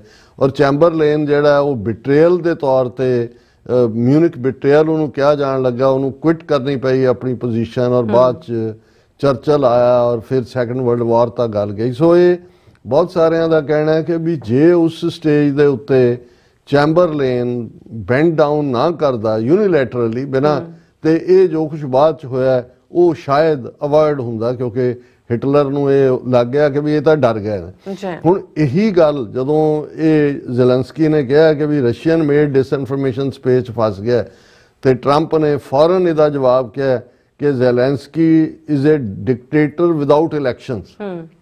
ਹਾਲਾਂਕਿ ਇਲੈਕਸ਼ਨਸ ਤਾਂ ਠੀਕ ਹੈ, ਡਿਊ ਨੇ ਪਿਛਲੇ ਸਾਲ ਸੀਗੀਆਂ, ਪਰ ਐਮਰਜੈਂਸੀ ਉਹ ਤਾਂ ਇਹਦਾ ਸਟੇਟ ਆਫ ਵਾਰ ਨੇ। ਹੁਣ ਇਹਦੇ ਥੱਲੇ ਇਹਦਾ ਮਤਲਬ ਇਹ ਹੈ ਕਿ ਵੀ ਜ਼ੈਲੈਂਸਕੀ ਕੋਈ ਮੈਚ ਨਹੀਂ ਹੈ ਟਰੰਪ ਦਾ, ਉਹ ਤਾਂ ਵਿਚਾਰਾ ਆਪ ਜਿਹੜਾ ਕਾਮੇਡੀਅਨ ਇਸ ਪਾਸੇ ਆ ਗਿਆ, ਜੰਗ ਹੋ ਗਈ, ਇਹਨਾਂ ਦੀ ਬਿਡਿੰਗ ਦੇ ਉੱਤੇ ਜੋ ਕਹੀ ਗਿਆ ਉਹ ਕਰੀ ਗਿਆ। ਹੁਣ ਜੇ ਨੈਟੋ ਹੀ ਜਿਹੜੀ ਹੈ ਉਹਨੂੰ ਹੀ ਜਿਹੜਾ ਉਹ ਡਿਚ ਕਰ ਦਿੱਤਾ ਤੇ ਇਹਦੀ ਕੀ ਔਕਾਤ ਹੈ। ਸੋ ਇਸ ਸਾਰੇ ਦੇ ਉੱਤੇ ਜਦੋਂ ਅਸੀਂ ਦੇਖਦੇ ਹਾਂ ਕਿ ਇੱਕ ਪਾਸੇ ਜਿਹੜਾ ਤੁਸੀਂ ਕਿਹਾ ਵੀ ਜਿਵੇਂ ਜਿਹੜੇ ਜਹਾਜ਼ ਨੂੰ ਟਰੰਪ ਐਡਮਿਨਿਸਟ੍ਰੇਸ਼ਨ ਹੁਣ ਚਲਾ ਰਿਹਾ, ਉਸ ਦੇ ਵਿੱਚ ਜਿਵੇਂ ਅੱਜ ਕਿਸੇ ਨੇ ਇਹ ਕਿਹਾ ਸੀ ਕਿ we keep the seat belt tied, ਬੰਨ ਕੇ ਹੀ ਰੱਖੋ, ਇਹ ਹੁਣ ਝਟਕੇ ਲੱਗਦੇ ਰਹਿਣੇ ਨੇ। ਡੋਮੈਸਟਿਕ ਫਰੰਟ ਦੇ ਉੱਤੇ ਵੀ ਪਿਛਲੇ 2-3 ਦਿਨਾਂ ਦੇ ਵਿੱਚ ਅਸੀਂ ਦੇਖਦੇ ਹਾਂ ਕਿ ਟਰੰਪ ਐਡਮਿਨਿਸਟ੍ਰੇਸ਼ਨ ਨੇ ਜਿਹੜੀ ਅਨਕੰਪਲੀਟ ਚਿਲਡਰਨ ਹੁੰਦੇ ਨੇ, ਜਿਨ੍ਹਾਂ ਦੇ ਕੋਈ ਨਹੀਂ ਹੁੰਦਾ, ਉਹਨਾਂ ਨੂੰ ਕੋਰਟ ਪ੍ਰੋਵਾਈਡ ਕਰਦੀ ਹੈ ਵਕੀਲ, ਉਹ ਸਪੈਸ਼ਲ ਆਰਡਰ ਕੱਢਿਆ ਕਿ ਵੀ ਇਮੀਗ੍ਰੇਸ਼ਨ ਕੋਰਟ ਦੇ ਵਿੱਚ ਕੋਈ ਉਹਨਾਂ ਨੂੰ ਜਿਹੜੀ ਹੈ ਕੋਈ ਲੀਗਲ ਫੈਸਿਲਿਟੀ ਪ੍ਰੋਵਾਈਡ ਨਹੀਂ ਕੀਤੀ ਜਾਏਗੀ। ਫਿਰ ਇਸੇ ਤਰ੍ਹਾਂ ਜਿਹੜਾ ਉਸ ਦੇ ਨਾਲ ਨਾਲ Trump sign orders to study how to expand IVF, ਜਿਹੜਾ IVF ਹੈ ਇਹ ਥੋੜਾ ਜਿਹਾ ਰੈਡੀਕਲ ਹੈ ਇਸ ਲਈ ਕਿਉਂਕਿ ਇੱਕ ਪਾਸੇ ਟਰੰਪ ਉਸ ਕਨਸਟੀਚੁਐਂਸੀ ਨੂੰ ਰਿਪਰੈਜ਼ੈਂਟ ਕਰਦਾ ਜਿਹੜੀ ਪ੍ਰੋ ਲਾਈਫ ਹੈ ਰਿਪਬਲਿਕਨ ਦੇ ਮਾਮਲੇ 'ਚ। ਹਾਲਾਂ ਉਹਨੇ ਆਪਣੇ ਕੈਂਪੇਨ ਵੇਲੇ ਗੱਲ ਕੀਤੀ ਸੀ ਕਿ ਵੀ ਇਸ ਦੇ ਉੱਤੇ ਉਹਦੀ ਵੱਖਰੀ ਪੋਜੀਸ਼ਨ ਹੈ, ਔਰ ਇਹ ਜਦੋਂ ਹੁਣ IVF ਟ੍ਰੀਟਮੈਂਟ ਜ਼ਾਹਰ ਹੈ ਕਿ ਇਹ ਆਪਣੇ ਆਪ ਦੇ ਵਿੱਚ ਜਿਹੜਾ ਜਿਹੜਾ ਇਨ ਵਿਟਰੀਓ ਫਰਟੀਲਾਈਜੇਸ਼ਨ ਇਹਨੂੰ ਕਹਿੰਦੇ ਨੇ, ਜਦੋਂ ਪ੍ਰੈਗਨੈਂਸੀ ਨਹੀਂ ਹੁੰਦੀ ਤੇ ਅੱਡ ਐਗ ਨੂੰ ਔਰ ਸਪਰਮ ਨੂੰ ਫਰਟੀਲਾਈਜ਼ ਕਰਕੇ ਪਲਾਂਟ ਕੀਤਾ ਜਾਂਦਾ ਤਾਂ ਕਿ ਜਿਹੜੇ ਪੇਰੈਂਟਸ ਅਦਰਵਾਈਜ਼ ਬੱਚੇ ਨਹੀਂ ਹੁੰਦੇ ਉਹਨਾਂ ਨੂੰ ਹੋਏ। ਹੁਣ ਇਹਨੂੰ ਤਾਂ ਜਿਹੜੇ ਪ੍ਰੋ ਲਾਈਫ ਨੇ ਉਹ ਤਾਂ ਉਹਨੂੰ ਬਿਲਕੁਲ ਨਹੀਂ ਮੰਨਦੇ, ਪਰ ਹੁਣ ਇਹਨੂੰ ਇਸ ਕੰਟੈਕਸਟ ਦੇਖਣਾ ਹੋਏਗਾ ਜਦੋਂ Trump signs order to study how to expand IVF, ਕਿਉਂਕਿ ਆਲਰੇਡੀ ਐਲਨ ਮਸਕ ਦੀ ਜੇ ਤੁਸੀਂ ਕੋਈ ਪੁਰਾਣੀ ਸਟੇਟਮੈਂਟ ਉਹਨੂੰ ਸਰਚ ਕਰੋਗੇ ਤਾਂ ਉਹਦੇ 'ਚ ਆਏਗਾ ਕਿ ਉਹ ਬੜਾ ਫਿਕਰਮੰਦ ਸੀ ਕਿ ਜਿਹੜੇ ਗੋਰੀ ਨਸਲ ਹੈ ਉਹਦੀ ਗਿਣਤੀ ਘਟ ਰਹੀ ਹੈ। 1.2 ਚਾਈਲਡ ਵਾਈਟ ਵੂਮਨ ਪ੍ਰੋਡਿਊਸ ਕਰਦੇ ਨੇ, ਔਰ ਉਹਦਾ ਜਿਹੜਾ ਉਹਨੇ ਕਿਹਾ ਕਿ ਜੀ ਇਹ ਰੇਸ ਜਿਹੜੀ ਹੈ ਉਹ ਬਾਕੀ ਬੜੇ ਪ੍ਰੋਡਿਊਸ ਕਰ ਰਹੇ ਨੇ, ਹਾਲਾਂ ਉਹਨੇ ਆਪ ਵੀ 12 ਨਿਆਣੇ ਜੰਮੇ ਹੈ। ਸੋ ਉਸ ਕੰਟੈਕਸਟ ਮੈਂ ਇਹਨੂੰ IVF ਨੂੰ ਦੇਖਦਾ ਕਿਉਂਕਿ ਇਹ ਬਹੁਤ ਸਾਰਾ, ਕਿਉਂਕਿ ਲੇਟ ਮੈਰਿਜਸ ਜਾਂ ਹੋਰ ਵੀ ਕਈ ਰੀਜ਼ਨ ਨੇ। ਸੋ ਇਹ IVF ਦੇ ਉੱਤੇ ਸਪੈਸ਼ਲ ਫੰਡਿੰਗ ਜਾਂ ਇਹਨੂੰ ਅਲਾਉ ਕਰਨਾ ਇਹ ਵੀ ਉਸ ਪਾਸੇ ਵੱਲ ਲੈ ਕੇ ਜਾਂਦਾ ਹੈ। ਔਰ ਇੱਕ ਪਾਸੇ ਜਿਹੜਾ ਜ਼ੈਲੈਂਸਕੀ ਨੂੰ ਅਨਇਲੈਕਟਿਡ ਡਿਕਟੇਟਰ ਕਹਿ ਰਿਹਾ ਟਰੰਪ, ਦੂਜੇ ਪਾਸੇ ਕਹਿ ਰਿਹਾ Russia wants to stop barbarianism, it's senseless war, ਕਿ ਜੀ ਜਿਵੇਂ ਯੂਕਰੇਨੀਅਨ ਜਾਂ ਨੈਟੋ ਵਾਲੇ ਬਾਰਬੇਰੀਅਨ ਹੋਣ ਔਰ ਰਸ਼ੀਆ ਉਹਨੂੰ ਰੋਕਣਾ ਚਾਹੁੰਦਾ ਹੈ। ਔਰ ਨਾਲ ਦੀ ਨਾਲ ਇਸ ਸਾਰੇ ਦੇ ਚਲਦੇ ਆ ਅੱਜ ਇੱਕ ਬੜਾ ਅੱਛਾ ਇੰਟਰਵਿਊ ਇੰਡੀਆ ਦਾ ਸਾਬਕਾ ਐਂਬੈਸਡਰ ਅਮਰੀਕਾ ਦੇ ਵਿੱਚ, ਇਜ਼ਰਾਈਲ 'ਚ ਵੀ ਐਂਬੈਸਡਰ ਰਿਹਾ, ਹਾਈ ਕਮਿਸ਼ਨਰ ਵੀ ਰਿਹਾ UK 'ਚ, ਨਵਤੇਜ ਸਿੰਘ ਸਰਨਾ ਟਰਬਨ ਸਿੱਖ, ਔਰ ਮਨਮੋਹਨ ਸਿੰਘ ਦੇ ਵੇਲੇ ਜਿਹੜਾ ਉਸਨੇ ਕਾਫੀ ਜਿਹੜੀ ਆ ਪ੍ਰੋਮੀਨੈਂਸ ਲਈ ਅਮਰੀਕਾ ਨਾਲ ਸੰਬੰਧ ਸੁਧਾਰਨ 'ਚ ਵੀ। ਅੱਛਾ। ਤੇ ਉਹਦਾ ਇੰਟਰਵਿਊ ਅੱਜ ਕਰਨ ਥਾਪਰ ਦੇ ਨਾਲ ਜਦੋਂ ਇਹ ਸਾਰੇ ਗਲੋਬਲ ਸੀਨੇਰੀਓ 'ਚ ਹੋ ਰਿਹਾ ਸੀ ਤੇ ਉਸ 'ਚ ਉਹਨੇ ਇਹੀ ਟਰਮੀਨੋਲੋਜੀ ਯੂਜ਼ ਕੀਤੀ। ਉਹਨੇ ਕਿਹਾ ਕਿ ਵੀ ਇਹ ਜਿਹੜੇ ਨੇ ਇਹ ਕਾਫੀ, ਔਰ ਇਹ ਕਨਕਲੂਜਨ ਦੇ ਵਿੱਚ ਹੀ ਸੀ ਉਹਨਾਂ ਦਾ ਕਿ ਵੀ ਇਸ ਸਾਰੇ 'ਚ ਜੋ ਕੁਝ ਚੱਲ ਰਿਹਾ ਹੈ ਉਹ ਇਹੀ ਦੱਸਦਾ ਹੈ ਕਿ Trump's first month pretends ongoing disruptions keeping seat belts on। ਉਹਨੇ ਕਿਹਾ ਵੀ 1 ਮਹੀਨੇ 'ਚ ਹੀ ਇਹ ਦੱਸ ਦਿੱਤਾ ਹੈ ਕਿ ਵੀ ਆਉਣ ਵਾਲਾ ਪੀਰੀਅਡ ਟਰਮੋਇਲ ਵਾਲਾ, ਕੀ ਕੁਝ ਨਵਾਂ ਕ੍ਰੀਏਟ ਹੋਏਗਾ ਜਾਂ ਰੂਲ ਆਫ ਜੰਗਲ ਹੋਏਗਾ ਇਹ ਤਾਂ ਵਕਤ ਹੀ ਦੱਸੇਗਾ।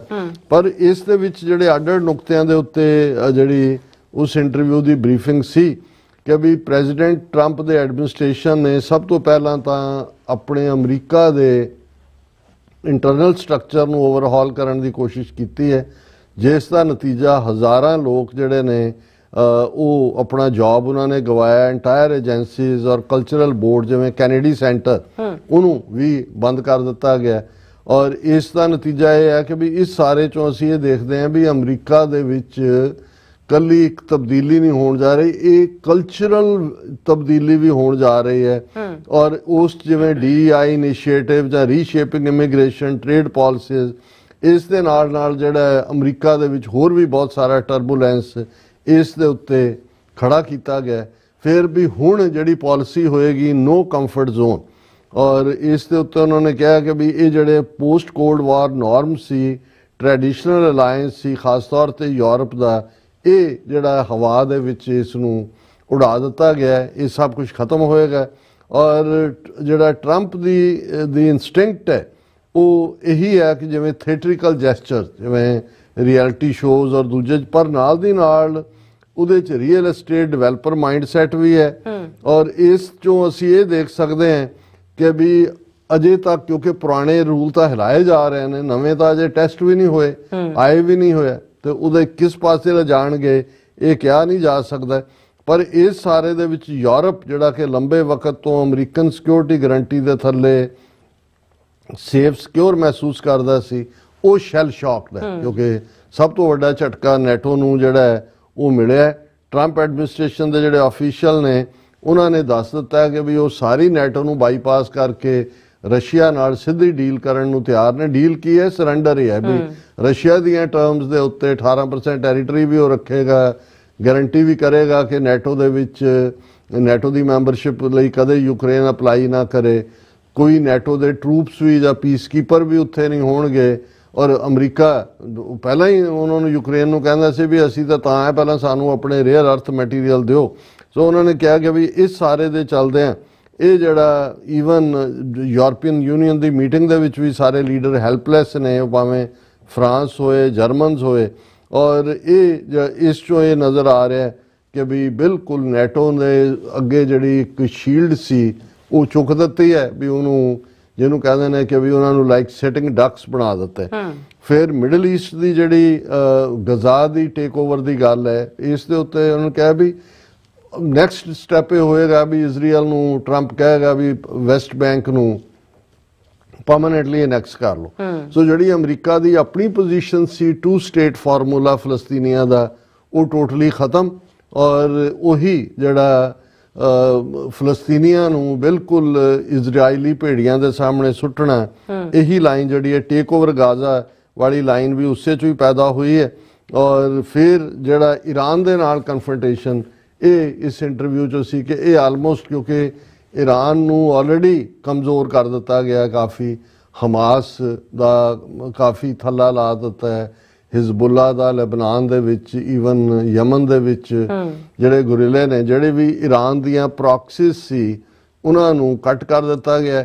ਔਰ ਇਸ 'ਚ ਕੋਈ ਹੈਰਾਨੀ ਨਹੀਂ ਹੋਏਗੀ ਕਿ ਇਹ ਮਿਡਲ ਈਸਟ ਜਾਂ ਯੂਕਰੇਨ ਨਾਲ ਨਿਬੜਨ ਤੋਂ ਬਾਅਦ ਜੇ ਟਰੰਪ ਈਰਾ 'ਚ ਕਿਸੇ ਇੱਕ ਦੀ ਡਿਸਟਰਕਸ਼ਨ ਜਿਹੜੀ ਹੈ ਉਹ ਉਹਦਾ ਵਾਲ ਲਿਖੀ ਹੋਈ ਹੈ ਤਾਂ ਉਹ ਈਰਾਨ ਹੈ। ਨੇਤਨਯਾਹੂ ਤਾਂ ਕਾਹਲਾ ਹੈ ਵੀ ਹੁਣੇ ਹੀ ਕਰੀਏ, ਉਹਨੇ ਕਿਹਾ ਵੀ ਇਸ ਦੇ ਉੱਤੇ ਉਹ ਪੌਜ਼ ਲੈ ਰਿਹਾ। ਪਰ ਕਿਉਂਕਿ ਇਸ ਦੀਆਂ ਈਰਾਨ ਦੇ ਨਾਲ ਇਸ ਕਿਸਮ ਦਾ ਕਰਨਾ, ਜਾਂ ਇਸ ਸਾਰੇ 'ਚੋਂ ਈਰਾਨ ਮਜਬੂਰ ਹੋਏਗਾ ਡੀਲ ਕਰਨ ਦੇ ਲਈ, ਤੇ ਜਾਂ ਉਸ ਦੀ ਐਨਾਹੀਲੇਸ਼ਨ ਦੇ ਲਈ ਜਿਹੜਾ ਇਜ਼ਰਾਈਲ ਜਿਹੜਾ ਉਹ ਲੀਡ ਕਰੇਗਾ ਔਰ ਅਮਰੀਕਾ ਉਹਨੂੰ ਪੂਰਾ ਕਰੇਗਾ। ਜੀ ਫਿਰ ਉਹਨੇ ਕਿਹਾ ਵੀ ਜਿਵੇਂ ਪੁਤਿਨ ਔਰ ਉਹਨੇ ਕਿਹਾ ਵੀ ਇੱਕ ਨਵਾਂ ਵਰਲਡ ਆਰਡਰ ਜਿਹਦੇ ਥੱਲੇ ਜਿਵੇਂ ਆਲਰੇਡੀ ਉਹ ਕਹਿ ਵੀ ਚੁੱਕਾ ਹੈ ਟਰੰਪ ਕਿ 3 ਵੱਡੀਆਂ ਪਾਵਰਸ ਹੀ ਉਹਨੇ ਕਿਹਾ ਵੀ ਰਹਿ ਗਈਆਂ ਨੇ, ਉਹ ਅਮਰੀਕਾ, ਚਾਈਨਾ ਔਰ ਰਸ਼ੀਆ। ਔਰ ਇਸ ਸਾਰੇ 'ਚ ਜਿਵੇਂ ਰਸ਼ੀਆ ਵੱਲ ਇੰਨਾ ਝੁਕਾਅ ਹੈ, ਇੱਕ ਹੋਰ ਵੀ ਮੈਂ ਐਕਸਪਰਟ ਜਿਹੜੇ ਨੇ ਉਹਨਾਂ ਦੀ ਮੈਂ ਰਾਏ ਦੇਖ ਰਿਹਾ ਸੀ, ਉਹਨਾਂ ਨੇ ਕਿਹਾ ਵੀ ਇਹਦਾ ਇੱਕ ਕਾਰਨ ਇਹ ਵੀ ਹੈ, ਇਕੱਲਾ ਇਹੀ ਨਹੀਂ ਕਿ ਯੂਕਰੇਨ ਵਾਰ ਨੂੰ ਰੋਕਣਾ, ਰਸ਼ੀਆ ਨੂੰ ਚੀਨ ਦੇ ਪ੍ਰਭਾਵ ਚੋਂ ਕੱਢਣਾ, ਕਿਉਂਕਿ ਆਲਰੇਡੀ ਰਸ਼ੀਆ ਬਹੁਤ ਜ਼ਿਆਦਾ ਝੁਕਾਅ 'ਚ ਹੈ। ਤੇ ਜੇ ਰਸ਼ੀਆ ਚੀਨ ਦੇ ਇਨਫਲੂਐਂਸ ਚੋਂ ਨਿਕਲ ਆਉਂਦਾ ਹੈ ਤੇ ਜਿਹੜਾ ਬ੍ਰਿਕਸ ਦੇ ਚੈਲੰਜ ਦੇ ਥੱਲੇ ਡਾਲਰ ਨੂੰ ਚੈਲੰਜ ਕਰਕੇ ਬਰਾਬਰ ਦੀ ਕਰੰਸੀ ਫਲੋਟ ਕਰਨ ਵਾਲਾ ਹੈ, ਰਸ਼ੀਆ ਵਾਪਸ ਯੂਰਪ ਦੇ ਇਨਫਲੂਐਂਸ 'ਚ ਆ ਜਾਏ ਤੇ ਇਹਦੇ ਥੱਲੇ ਚਾਈਨਾ ਕਮਜ਼ੋਰ ਹੁੰਦਾ ਹੈ। ਵੀ ਇਹ ਵੀ ਇੱਕ ਮਕਸਦ ਹੈ ਕਿ ਰਸ਼ੀਆ ਨੂੰ ਬਹੁਤ ਸਾਰੀ ਜਿਹੜੀ ਹੈ ਲੀਵਰੇਜ ਉਹ ਦਿੱਤੀ ਜਾ ਰਹੀ ਹੈ। ਔਰ ਇਹ ਹੁਣ ਜਦੋਂ ਫਾਈਨਲ ਇਹ ਡਿਸਕਸ਼ਨ ਆਈ ਕਿ ਵੀ ਭਾਰਤ US ਰਿਲੇਸ਼ਨ ਜਿਹੜੇ ਨੇ ਉਹ ਉਹਨਾਂ ਦਾ ਕੀ ਫਿਊਚਰ ਹੈ, ਉਹਨੇ ਕਿਹਾ ਕਿ ਵੀ ਇਹ ਜਿਹੜੀਆਂ ਕੰਪਲਿਕੇਸ਼ਨਸ ਨੇ, ਸੀਰੀਅਸ ਕੰਪਲਿਕੇਸ਼ਨਸ, ਉਹ ਭਾਰਤ ਦੇ ਸਿਰ ਤੇ ਲਟਕਦੀਆਂ ਨੇ। ਭਾਰਤ ਨੂੰ ਜ਼ਿਆਦਾ ਗੈਸ ਔਰ ਆਇਲ ਅਮਰੀਕਾ ਤੋਂ ਖਰੀਦਣਾ ਪਏਗਾ, ਜਿਹੜਾ ਮਹਿੰਗੇ ਭਾਅ ਹੈ ਜੋ ਰਸ਼ੀਆ, ਔਰ ਜੇ ਰਸ਼ੀਆ ਦੇ ਨਾਲ ਅਮਰੀਕਾ ਦੇ ਸੰਬੰਧ ਸੁਧਰ ਜਾਂਦੇ ਨੇ, ਉਹਨੇ ਕਿਹਾ ਜੇ ਭਾਰਤ ਲਈ ਵੀ ਫਾਇਦੇਮੰਦ ਹੈ ਫਿਰ ਤਾਂ ਉਹਨਾਂ ਦਾ ਵੀ ਆਇਲ ਉਹ ਲੈ ਸਕਦਾ ਹੈ। ਪਰ ਜੇ ਸੈਂਕਸ਼ਨਸ ਲੱਗਦੀਆਂ ਬਰਾਬਰ ਰਹਿੰਦੀਆਂ, ਕਿਉਂਕਿ ਰਸ਼ੀਆ ਨੇ ਬਾਕੀ ਸਾਰੀਆਂ ਮੰਗਾਂ ਤਾਂ ਪਹਿਲਾਂ ਹੀ ਗੱਲਬਾਤ ਤੋਂ ਮਨਵਾ ਲਈਆਂ ਨੇ, ਟੈਰੀਟਰੀ ਵੀ ਰੱਖਣਗੇ, ਨੈਟੋ 'ਚ ਵੀ ਨਹੀਂ। ਇੱਕ ਪਾਰਟ ਦੇਖਣਾ ਹੋਏਗਾ ਜਿਹੜੀ ਰਸ਼ੀਆ ਦੀ ਮੰਗ ਹੈ ਕਿ ਵੀ ਸੈਂਕਸ਼ਨਸ ਖਤਮ ਕਰੋ। ਔਰ ਆਲਰੇਡੀ ਟਰੰਪ ਦੀ ਪੋਜੀਸ਼ਨ ਇਸ ਦੇ ਉੱਤੇ ਉਹ ਕਹਿ ਚੁੱਕਾ ਵੀ ਮੈਂ ਸੈਂਕਸ਼ਨਸ ਦੇ ਹੱਕ 'ਚ ਨਹੀਂ ਹਾਂ, ਕਿਸੇ ਦੇ ਉੱਤੇ ਵੀ ਵਪਾਰ ਖੁੱਲ੍ਹਾ ਹੋਣਾ ਚਾਹੀਦਾ। ਜੇ ਇਵੇਂ ਹੋ ਜਾਂਦਾ ਹੈ ਫਿਰ ਇੰਡੀਆ ਨੂੰ ਵੀ ਉਸ ਦਾ ਫਾਇਦਾ ਹੋਏਗਾ, ਕਿਉਂਕਿ ਜੇ ਰਸ਼ੀਆ ਦੇ ਉੱਤੇ ਸੈਂਕਸ਼ਨਸ ਨਹੀਂ ਨੇ ਉਹਦਾ ਆਇਲ ਵੀ ਬਾਏ ਕਰ ਸਕਦਾ ਹੈ। ਔਰ ਇਸ ਸਾਰੇ ਦੇ ਨਾਲ ਜਿਹੜਾ ਇੰਡੀਆ ਦਾ ਪਾਰਟ ਹੈ ਵੀ F-35 ਖਰੀਦਣੇ ਜਾਂ ਦੂਜੇ, ਇਹ ਤਾਂ ਈਵਨ 2 ਦਿਨ ਬਾਅਦ ਹੀ ਉਹਨਾਂ ਦੇ ਆਪਣੇ ਫੋਰਨ ਸੈਕਟਰੀ ਵਿਕਰਮ ਮਿਸਰੀ ਨੇ ਕਿਹਾ ਸੀ ਕਿ ਜੀ ਇਹ ਪ੍ਰਪੋਜ਼ਲ ਹੈ, ਵੀ ਆਰ ਨਾਟ। ਪਰ ਇਸ ਸਾਰੇ ਚੋਂ ਇੰਡੀਆ ਦੇ ਸਿਰ ਤੇ ਤਲਵਾਰ ਲਟਕਦੀ ਰਹੇਗੀ ਕਿ ਵੀ ਇਹ ਜਿਹੜਾ ਸ਼ੇਕਅਪ ਲਾਈਨ ਹੈ ਟਰੰਪ ਦੀ, ਇਹਦੇ ਲਈ ਹਰ ਇੱਕ ਨੂੰ to keeping seat belts on. ਔਰ ਇਹ ਜਿਹੜਾ ਯੂਰਪੀਅਨ ਯੂਨੀਅਨ ਜਾਂ ਨੈਟੋ ਜਾਂ ਦੂਜਾ, ਇਹਨਾਂ ਦੇ ਭਵਿੱਖ ਦੇ ਉੱਤੇ ਸਵਾਲੀਆ ਨਿਸ਼ਾਨ ਲੱਗ ਗਿਆ। ਔਰ ਇਹ ਜਿਹੜਾ ਹੁਣ ਜਿਹੜਾ ਦੁਨੀਆ ਨੂੰ world must ride out the shocks accepting a newly uncertain international order where every country increasingly looks out for itself। ਕਿ ਟਰੰਪ ਨੇ ਐਸਾ ਸ਼ੇਕਅਪ ਦਿੱਤਾ ਹੈ ਕਿ ਹਰ ਇੱਕ ਨੂੰ ਆਪੋ ਆਪਣੀ ਫਿਕਰ ਪਾ ਦਿੱਤੀ ਆ, ਆਪੋ ਆਪਣੇ ਹਿੱਤ ਦੇਖਣਗੇ। ਜਿਹੜਾ global order second world war ਤੋਂ ਬਾਅਦ ਐਸਟੈਬਲਿਸ਼ ਹੋਇਆ ਸੀ, ਇਹ ਜਿਹੜਾ ਇਹ ਜਾਂਦਾ ਲੱਗੇਗਾ। ਔਰ ਇਸ ਸਾਰੇ ਦੇ ਥੱਲੇ ਅਖੀਰ 'ਚ ਜਿਵੇਂ ਕਿਹਾ ਕਿ ਵੀ ਇਹ ਲਾਅ ਆਫ ਦਾ ਜੰਗਲ ਹੋਏਗਾ ਜਾਂ ਗਲੋਬਲ ਰੂਲਸ ਬੇਸਡ ਕੋਈ ਅਪਰੋਚ ਵਾਲਾ ਕੋਈ ਨਵਾਂ ਸੈਟਅਪ ਹੋਏਗਾ, ਇਹ ਵਕਤ ਹੀ ਦੱਸੇਗਾ।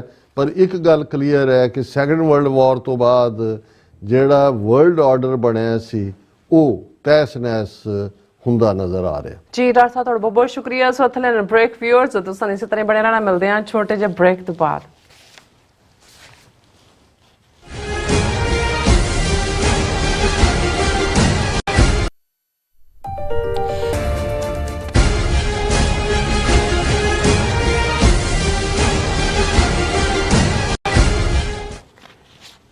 Viewers welcome back to programme. So viewers ਗੱਲਬਾਤ ਕਰਨ ਜਾ ਰਹੇ ਹਾਂ ਭਾਰਤ ਤੇ ਪਾਕਿਸਤਾਨ ਦੇ ਹਵਾਲੇ ਨਾਲ ਕਿ ਭਾਰਤ ਵੱਲੋਂ ਲਗਾਤਾਰਤਾ ਨਾਲ ਇੰਟਰਨੈਸ਼ਨਲ ਲੈਵਲ ਤੇ ਪਾਕਿਸਤਾਨ ਨੂੰ ਦਹਿਸ਼ਤਗਰਦੀ ਦਾ ਕੇਂਦਰ ਦੱਸ ਕੇ ਬਦਨਾਮ ਕੀਤਾ ਜਾਂਦਾ ਹੈ। ਹੁਣ UN ਸਿਕਿਉਰਿਟੀ ਕੌਂਸਲ ਦੀ ਇੱਕ ਵਿਚਾਰ ਚਰਚਾ ਵਿੱਚ ਵੀ ਭਾਰਤ ਨੂੰ ਪਾਕਿਸਤਾਨੀ ਦਹਿਸ਼ਤਗਰਦੀ ਦਾ ਪੀੜਤ ਦੱਸਿਆ ਗਿਆ ਹੈ। ਪਰ ਅਫਸੋਸ ਪਾਕਿਸਤਾਨ ਦੇ ਨੀਤੀ ਘਾੜਿਆਂ ਨੇ ਕਦੇ ਵੀ ਭਾਰਤ ਦਹਿਸ਼ਤਗਰਦੀ ਨੂੰ ਇੰਟਰਨੈਸ਼ਨਲ ਲੈਵਲ ਤੇ ਐਕਸਪੋਜ਼ ਨਹੀਂ ਕੀਤਾ। ਸੋ ਇਸ ਬਾਰੇ ਆਪਾਂ ਗੱਲਬਾਤ ਕਰਨ ਜਾ ਰਹੇ ਹਾਂ। ਸੋ ਅਸੀਂ ਚਾਹਾਂਗੇ ਕਿ ਤੁਸੀਂ ਇਸ ਤਰ੍ਹਾਂ ਬੜੇ ਰਹਿਣਾ, ਦੇਖਣ ਸੁਣ ਲਈ ਜਾਂ ਲਿਖਣ ਲਈ। ਤੁਹਾਡਾ ਸਭ ਦਾ ਬਹੁਤ ਬਹੁਤ ਸ਼ੁਕਰੀਆ। ਜੀ ਡਾਕਟਰ ਸਾਹਿਬ ਕੀ ਕਹਿਣਾ ਚਾਹੋਗੇ? ਦੇਖੋ, ਇਹ ਚਾਣਕਿਆ ਔਰ ਇਹਨਾਂ ਦੀ ਬ੍ਰਾਹਮਣਵਾਦੀਆਂ ਦੀ ਫਿਲਾਸਫੀ ਹੈ ਕਿ ਜੇ ਤੁਸੀਂ ਝੂਠ ਬੋਲਣਾ, ਬਹੁਤ ਵੱਡਾ ਝੂਠ ਬੋਲੋ, ਬਹੁਤ ਉੱਚੀ ਬੋਲੋ ਔਰ ਬਾਰ-ਬਾਰ ਬੋਲੋ। ਔਰ ਉਹਨਾਂ ਦਾ ਹੀ ਕਹਿਣਾ ਹੈ ਵੀ ਜੇ 100 ਵਾਰ ਤੁਸੀਂ ਉਸ ਝੂਠ ਨੂੰ ਰਿਪੀਟ ਕਰਦੇ ਹੋ ਤੇ ਉਹ ਸੱਚ ਬਣ ਜਾਂਦਾ ਹੈ। ਔਰ ਇਹੀ ਇਹਨਾਂ ਦੀ ਜਿਹੜੀ ਮੁਹਾਰਤ ਰਹੀ ਹੈ। ਜੇ 3500 ਸਾਲ ਤੋਂ ਇਹਨਾਂ ਦੀ ਸਰਵਾਈਵਲ ਦੀ ਗੱਲ ਕਰੀਏ, ਰਿਗਵੇਦ ਨਾਲ ਬ੍ਰਾਹਮਣਵਾਦ ਦੀ ਹੋਂਦ ਦਾ ਸਾਨੂੰ ਪਤਾ ਲੱਗਦਾ ਹੈ। ਤੇ ਉਸ ਦੇ ਵਿੱਚ ਸਭ ਤੋਂ ਵੱਡਾ ਹਥਿਆਰ ਜਿਹੜਾ ਇਹਨਾਂ ਨੇ ਕਾਮਯਾਬੀ ਦੇ ਨਾਲ ਇਸਤੇਮਾਲ ਕੀਤਾ ਉਹ ਇਹੀ ਹੈ, ਝੂਠ ਦਾ ਸਹਾਰਾ, ਨੈਰੇਟਿਵ, ਬਾਰ-ਬਾਰ ਝੂਠ ਬੋਲਣਾ। ਫਿਰ ਕੱਲਾ ਇਹੀ ਨਹੀਂ ਵੀ ਆਪਣੀ ਉੱਚਤਾ, ਆਪਣੀ ਵਡਿਆਈ, ਜਿਹੜਾ ਇਹਨਾਂ ਦੇ ਪੱਲੇ ਕੁਛ ਵੀ ਨਹੀਂ, ਉਹਨੂੰ ਮਹਾਨ ਦੱਸੋ। ਜਿਹਨੂੰ ਚੈਲੰਜ ਕਰਨਾ ਹੈ ਉਹਨੂੰ ਨੀਵਾਂ, ਮਲੇਛ, ਡਰਟੀ, ਉਸ ਦੇ ਖਿਲਾਫ ਨਵੇਂ-ਨਵੇਂ ਲਫ਼ਜ਼ ਘੜੋ, ਉਹਨਾਂ ਨੂੰ ਅਸੁਰ ਬਣਾ ਦਿਓ, ਦੈਂਤ ਬਣਾ ਦਿਓ, ਮਲੇਛ ਬਣਾ ਦਿਓ, ਆਤੰਕਵਾਦੀ, ਅਲਗਾਵਵਾਦੀ, ਉਗਰਵਾਦੀ ਬਣਾ ਦਿਓ, ਤਾਂ ਕਿ ਉਹਨਾਂ ਨੂੰ ਤੁਸੀਂ ਨਫ਼ਰਤ ਦੇ ਪਾਤਰ ਬਣਾ ਦਿਓ। ਔਰ ਫਿਰ ਇਸ ਕਿਸਮ ਦੀ ਹੇਟਡ ਪੈਦਾ ਜਦੋਂ ਹੋ ਜਾਂਦੀ ਹੈ, ਫਿਰ ਜਿਹੜੀ ਸੁਸਾਇਟੀ ਦਾ ਇੱਕ ਵੱਡਾ ਹਿੱਸਾ ਬ੍ਰੇਨ ਵਾਸ਼ਡ ਜਿਹੜਾ ਹੋਇਆ ਹੁੰਦਾ ਹੈ, ਉਹ ਖੁਦ ਹੀ ਉਹਨਾਂ ਦਾ ਐਂਡ ਕਰ ਦਿੰਦਾ ਹੈ। ਔਰ ਇਸ ਦੇ ਥੱਲੇ ਹੀ ਅਸੀਂ ਦੇਖਿਆ ਕਿ 1400 ਸਾਲ ਤੋਂ ਮੁਸਲਮਾਨਾਂ ਦੇ ਲਈ ਲਫ਼ਜ਼ ਜੇ ਮਲੇਛ ਘੜਿਆ ਗਿਆ, ਡਰਟੀ, ਕਿਵੇਂ ਉਸ ਸੁਸਾਇਟੀ 'ਚ ਰਹਿੰਦੇ ਆ ਵੀ ਜਿੱਥੇ ਆਲਮੋਸਟ ਲੰਬਾ ਵਕਤ 800 ਸਾਲ ਮੁਸਲਮਾਨਾਂ ਦਾ ਰਾਜ ਰਿਹਾ, ਲੇਕਿਨ ਬੇਸ਼ੱਕ ਉਹ ਇਹਨਾਂ ਨੂੰ ਜੁੱਤੀਆਂ ਵੀ ਮਾਰਦੇ ਰਹੇ, ਪਰ ਵਿਦਿਨ ਦਾ ਸੋਸ਼ਲ ਆਰਡਰ ਉਹਨਾਂ ਦਾ ਜਿਹੜੀ ਬ੍ਰਾਹਮਣ ਦੀ ਡੋਮੀਨੈਂਸ ਹੈ ਉਹ ਕਾਇਮ ਰਹੀ। ਫਿਰ ਅਸੀਂ ਸਿੱਖਾਂ ਦੇ ਹਵਾਲੇ ਨਾਲ ਦੇਖਦੇ ਹਾਂ, ਬੇਸ਼ੱਕ ਸਿੱਖ ਰਾਜ ਦੇ ਵੇਲੇ ਬਰਾਬਰ ਦੇ ਹਿੱਸੇਦਾਰ ਬਣਾ ਕੇ ਇਹਨਾਂ ਨੂੰ ਔਰ ਬਾਕੀਆਂ ਨੂੰ ਸਿੱਖਾਂ ਨੇ ਅੱਗੇ ਲਿਆਂਦਾ। ਇਹਨਾਂ ਨੇ ਕਿਵੇਂ ਬੈਕ ਸਟੈਬ ਹੀ ਨਹੀਂ ਕੀਤਾ। ਜੇ ਸ਼ਾਹ ਮੁਹੰਮਦ ਇਹ ਕੁਰਲਾ ਕੇ ਕਹਿੰਦਾ ਕਿ ਸ਼ਾਹ ਮੁਹੰਮਦਾ ਇੱਕ ਸਰਕਾਰ ਬਾਜੋਂ ਫੌਜਾਂ ਜਿੱਤ ਕੇ ਅੰਤ ਨੂੰ ਹਾਰੀਆਂ ਨਹੀਂ, ਤੇ ਫਿਰ ਸਾਨੂੰ ਸਮਝਣ 'ਚ ਕੋਈ ਦਿੱਕਤ ਨਹੀਂ ਹੋਣੀ ਚਾਹੀਦੀ ਕਿ ਡੋਗਰਿਆਂ ਨੇ ਧਿਆਨ ਸਿੰਘ, ਗੁਲਾਬ ਸਿੰਘ, ਸੁਚੇਤ ਸਿੰਘ, ਔਰ ਯੂਪੀ ਦੇ ਮਿਸਰ ਬ੍ਰਾਹਮਣਾਂ ਨੇ ਲਾਲ ਸਿੰਘ, ਤੇਜ ਸਿੰਘ, ਉਹਨਾਂ ਨੇ ਕੀ ਰੋਲ ਅਦਾ ਕੀਤਾ। ਹੁਣ ਉਸ ਸਾਰੇ ਕੰਟੈਕਸਟ ਦੇ ਵਿੱਚ, ਕਿਉਂਕਿ ਮੈਂ ਜਦੋਂ ਪਾਕਿਸਤਾਨ ਦੇ ਹਵਾਲੇ ਨਾਲ ਗੱਲ ਕਰਦਾ ਹਾਂ, ਔਰ ਜਿਵੇਂ ਮੇਰਾ ਅਕਸਰ ਇਹ ਕਹਿਣਾ ਹੁੰਦਾ ਕਿ ਵੀ ਅਸੀਂ ਤਾਂ ਇੱਕ ਉਸ ਹਮਦਰਦ ਦੋਸਤ ਦੇ ਨਾਤੇ ਦੇਖਦੇ ਹਾਂ, ਫਿਰ ਖਾਲਿਸਤਾਨ ਜਿਸ ਮਾਡਲ ਦੇ ਉੱਤੇ, ਜਾਂ ਜਿਵੇਂ ਅਸੀਂ 47 ਦੌਰ ਦੀ ਆਪਣੀ ਲੀਡਰਸ਼ਿਪ ਦੀ ਜਿਹੜੀ ਆ ਘਾਟ ਦੇਖਦੇ ਹਾਂ, ਜਾਂ ਉਹਨਾਂ ਦਾ ਅਹਿਮਕਾਨਾ ਫੈਸਲਾ ਕਾਂਗਰਸ ਦੇ ਨਾਲ ਰਲਣ ਦਾ ਜਾਂ ਹਿੰਦੂਆਂ ਨਾਲ ਰਲਣ ਦਾ ਦੇਖਦੇ ਹਾਂ, ਫਿਰ ਵੀ ਸਾਨੂੰ ਇਸ ਗੱਲ ਦੇ ਉੱਤੇ ਸਾਡੇ ਅੰਦਰੋਂ ਚੀਜ਼ ਉੱਠਦੀ ਹੈ ਵੀ ਪਾਕਿਸਤਾਨ ਇੱਕ ਸਫਲ ਮੁਲਕ ਹੋਣਾ ਚਾਹੀਦਾ ਹੈ, ਸਟੇਬਲ, ਪ੍ਰੋਸਪਰਸ, ਔਰ ਜਿਹੜਾ ਡ੍ਰੀਮ ਕਾਇਦੇ ਆਜ਼ਮ ਨੇ ਦੇਖਿਆ ਉਸ ਦੀ ਫੁਲਫਿਲਮੈਂਟ ਹੋਣੀ ਚਾਹੀਦੀ ਹੈ, ਇੱਕ ਆਈਡੀਅਲ ਮੁਲਕ ਦੇ ਤੌਰ ਤੇ। ਔਰ ਭਵਿੱਖ ਦੇ ਵਿੱਚ ਅਸੀਂ ਖਾਲਿਸਤਾਨ ਇੱਕ ਪਾਕਿਸਤਾਨ ਦਾ ਗੁਆਂਢੀ ਮੁਲਕ ਹੋਣ ਦੇ ਨਾਤੇ ਅਸੀਂ ਚੰਗੇ ਸਬੰਧਾਂ ਦੀ, ਚੰਗਾ ਵਪਾਰ, ਔਰ ਸਾਡੀ ਪਵਿੱਤਰ ਧਰਤੀ ਹੈ, ਸਾਡੇ ਗੁਰੂ ਸਾਹਿਬਾਨ, ਸਾਡਾ ਮੱਕਾ ਮਦੀਨਾ ਪਾਕਿਸਤਾਨ ਦੇ ਵਿੱਚ ਹੈ। ਇਸ ਲਈ ਜਦੋਂ ਮੈਂ ਕਿਸੇ ਇੰਟਰਨੈਸ਼ਨਲ ਲੈਵਲ ਤੇ ਦੇਖਦਾ ਕਿ ਇੰਡੀਆ ਖਾਮਖਾ ਪਾਕਿਸਤਾਨ ਨੂੰ ਧੱਕ ਦਿੰਦਾ ਹੈ ਉਸ ਦਹਿਸ਼ਤਗਰਦੀ ਵਾਲੇ ਪਾਸੇ, ਔਰ ਪਾਕਿਸਤਾਨ ਦੇ ਕੋਲ ਜਿਹੜਾ ਖੁਦ ਇੰਡੀਅਨ ਦਹਿਸ਼ਤਗਰਦੀ ਦਾ ਸ਼ਿਕਾਰ ਹੈ, ਇਹਨਾਂ ਦੀ ਦਹਿਸ਼ਤਗਰਦੀ ਨੇ ਪਾਕਿਸਤਾਨ ਨੂੰ ਦੋ ਹਿੱਸਿਆਂ 'ਚ ਤੋੜਿਆ 1971 ਦੇ ਵਿੱਚ। ਜੋ ਅੱਜ ਬਲੋਚਿਸਤਾਨ 'ਚ ਚੱਲ ਰਿਹਾ, ਕਿਹਨੂੰ ਨਹੀਂ ਪਤਾ so called Balochistan liberation army ਕਿਹਦੀ ਖੜੀ ਕੀਤੀ ਹੋਈ ਹੈ। ਜੇ ਅਫਗਾਨਿਸਤਾਨ ਦੇ ਤਾਲਿਬਾਨ ਨਾਲ ਇਹਨਾਂ ਨੂੰ ਬੜਾ ਪਿਆਰ ਜਾਗਦਾ ਹੈ, ਤੇ ਇਹ ਕਿਹਨੂੰ ਨਹੀਂ ਪਤਾ ਕਿ ਵੀ ਉਹਨਾਂ ਰਾਹੀਂ ਜਿਹੜਾ ਤਹਿਰੀਕੇ ਤਾਲਿਬਾਨ ਔਰ ਦੂਜੇ ਇਹ ਕੀ ਕਰਾ ਰਹੇ ਨੇ ਪਾਕਿਸਤਾਨ ਦੇ ਅੰਦਰ। ਇਵੇਂ ਹੀ ਪਾਕਿਸਤਾਨ ਦੇ ਵਿਦਿਨ ਦਹਿਸ਼ਤਗਰਦੀ ਦੀਆਂ ਕਾਰਵਾਈਆਂ ਕਿਸ ਹੱਦ ਤੱਕ ਕੁਲਭੂਸ਼ਣ ਯਾਦਵ ਤੋਂ ਵੱਡਾ ਹੋਰ ਕਿਹੜਾ ਸਬੂਤ ਹੋ ਸਕਦਾ ਹੈ ਕਿ ਭਾਈ ਕਿੰਨੇ ਸੇਫ ਹਾਊਸ ਵਿਦਿਨ ਖੋਲੇ ਗਏ, ਕਿਵੇਂ ਵਾਇਆ ਈਰਾਨ ਬਲੂਚਿਸਤਾਨ ਦੇ ਵਿੱਚ ਇੰਟਰਫੇਰੈਂਸ। ਲੇਕਿਨ ਕਦੇ ਵੀ ਕੁਲਭੂਸ਼ਣ ਯਾਦਵ ਦੇ ਕੇਸ ਨੂੰ ਇੰਟਰਨੈਸ਼ਨਲ ਲੈਵਲ ਦੇ ਉੱਤੇ ਪਾਕਿਸਤਾਨ ਨੇ UN ਦੇ, ਜਾਂ ਉਦੋਂ ਥੋੜਾ ਬਹੁਤ ਰੌਲਾ ਸੀ ਕਿ ਜੀ ਡੈਥ ਸੈਂਟੈਂਸ ਦੇ ਦਿੱਤੀ, ਨਹੀਂ ਦੇਣੀ, ਉਹ ਇੰਡੀਆ ਲੈ ਗਿਆ ਕੇਸ ਉਹਦੇ 'ਚ ਇੰਟਰਨੈਸ਼ਨਲ ਕੋਰਟ ਆਫ ਜਸਟਿਸ, ਔਰ ਗੱਲ ਉੱਥੇ ਹੀ ਮੁੱਕ ਗਈ। ਪਰ ਜਦੋਂ ਵੀ ਇੰਡੀਆ ਨੂੰ ਮੌਕਾ ਮਿਲਦਾ ਹੈ ਉਹ ਕੋਈ ਮੌਕਾ ਹੱਥੋਂ ਨਹੀਂ ਜਾਣ ਦਿੰਦੇ। ਹੁਣ ਯੂਨਾਈਟਿਡ ਨੇਸ਼ਨ ਸਿਕਿਉਰਿਟੀ ਕਾਉਂਸਲ ਨੂੰ ਦੀ ਇੱਕ ਮੀਟਿੰਗ ਨੂੰ ਪ੍ਰੀਜ਼ਾਈਡ ਚਾਈਨਾ ਕਰ ਰਿਹਾ ਸੀ, ਔਰ ਉਹਦੇ 'ਚ ਇੱਕ ਓਪਨ ਡਿਬੇਟ ਹੋਈ ਜਿਸ ਦਾ ਟੌਪਿਕ ਰੱਖਿਆ ਹੋਇਆ ਸੀ practising multilateralism, reforming and improving global governance. China ਦੀ ਪ੍ਰੈਜ਼ੀਡੈਂਸੀ ਸੀ ਇਸ ਦੇ ਉੱਤੇ ਕਿ ਭਾਈ ਮਲਟੀਲੈਟਰਲ ਰਿਫਾਰਮ ਔਰ ਗਲੋਬਲ ਗਵਰਨਮੈਂਟ ਨੂੰ ਕਿਵੇਂ ਇੰਪਰੂਵ ਕੀਤਾ ਜਾਏ। ਉਸ ਦੇ ਵਿੱਚ ਜਿਹੜੇ ਪਾਕਿਸਤਾਨ ਦੇ ਫੋਰਨ ਮਿਨਿਸਟਰ ਵੀ ਸ਼ਾਇਦ, ਔਰ deputy prime minister Muhammad Ishaq ਡਾਰ, ਉਹਨਾਂ ਨੇ ਕਸ਼ਮੀਰ ਦਾ ਜ਼ਿਕਰ ਕੀਤਾ ਕਿ ਭਾਈ ਜੰਮੂ ਕਸ਼ਮੀਰ ਦੇ ਵਿੱਚ ਕੀ ਚੱਲ ਰਿਹਾ। ਔਰ ਜਿਉਂ ਹੀ ਇਹ ਹੋਇਆ, ਇੰਡੀਆ ਦਾ ਜਿਹੜਾ ਰਿਪਰੈਜ਼ੈਂਟੇਟਿਵ ਹੈ UN ਦੇ ਵਿੱਚ, ਐਂਬੈਸਡਰ ਪ੍ਰਵਾਨਾਥਾਨੀ ਹਰੀਸ਼, ਉਹਨੇ ਫਿਰ ਜੋ ਜ਼ਹਿਰ ਉਗਲਿਆ ਉਹ ਇਹਨਾਂ ਦੀ ਨਿਊਜ਼ ਏਜੰਸੀ ਨੇ ਖਬਰ ਬਣਾਈ, PTI ਨੇ, India has been a victim of Pakistan-sponsored terror acts. UN Security Council told UN Security Council 'ਚ ਇੰਡੀਆ ਨੇ ਕਿਹਾ ਕਿ ਜੀ ਪਾਕਿਸਤਾਨ ਗਲੋਬਲ ਸੈਂਟਰ ਹੈ, ਜਿਹੜਾ ਐਪੀ ਸੈਂਟਰ ਹੈ ਟੈਰਰਿਜ਼ਮ ਦਾ। 20 ਜਿਹੜੀਆਂ UN ਲਿਸਟਡ ਟੈਰਰਿਸਟ ਐਂਟੀਟੀਜ਼ ਨੇ ਉਹਨਾਂ ਨੂੰ ਚਾਈਨਾ ਜਿਹੜਾ ਉਹ ਵੀਟੋ ਕਰ ਦਿੰਦਾ, ਔਰ ਇਹ ਸਟੇਟ ਕ੍ਰਾਸ ਬਾਰਡਰ ਟੈਰਰਿਜ਼ਮ ਕਰ ਰਿਹਾ ਹੈ। ਜੰਮੂ ਕਸ਼ਮੀਰ ਬਿਲਕੁਲ ਪੀਸਫੁਲ ਹੈ, ਉੱਥੇ ਇਲੈਕਸ਼ਨਾਂ ਹੋਈਆਂ ਨੇ, ਲੋਕਾਂ ਦੀ ਜਮਹੂਰੀਅਤ 'ਚ ਯਕੀਨ ਹੈ। ਅਸੀਂ ਤਾਂ ਜਿਹੜਾ ਪਾਕਿਸਤਾਨ ਦਾ ਜੰਮੂ ਕਸ਼ਮੀਰ ਹੈ, ਪਾਕਿਸਤਾਨ ਆਕੂਪਾਈਡ, ਉਹਨੂੰ ਵੀ ਲੈਣਾ ਹੈ।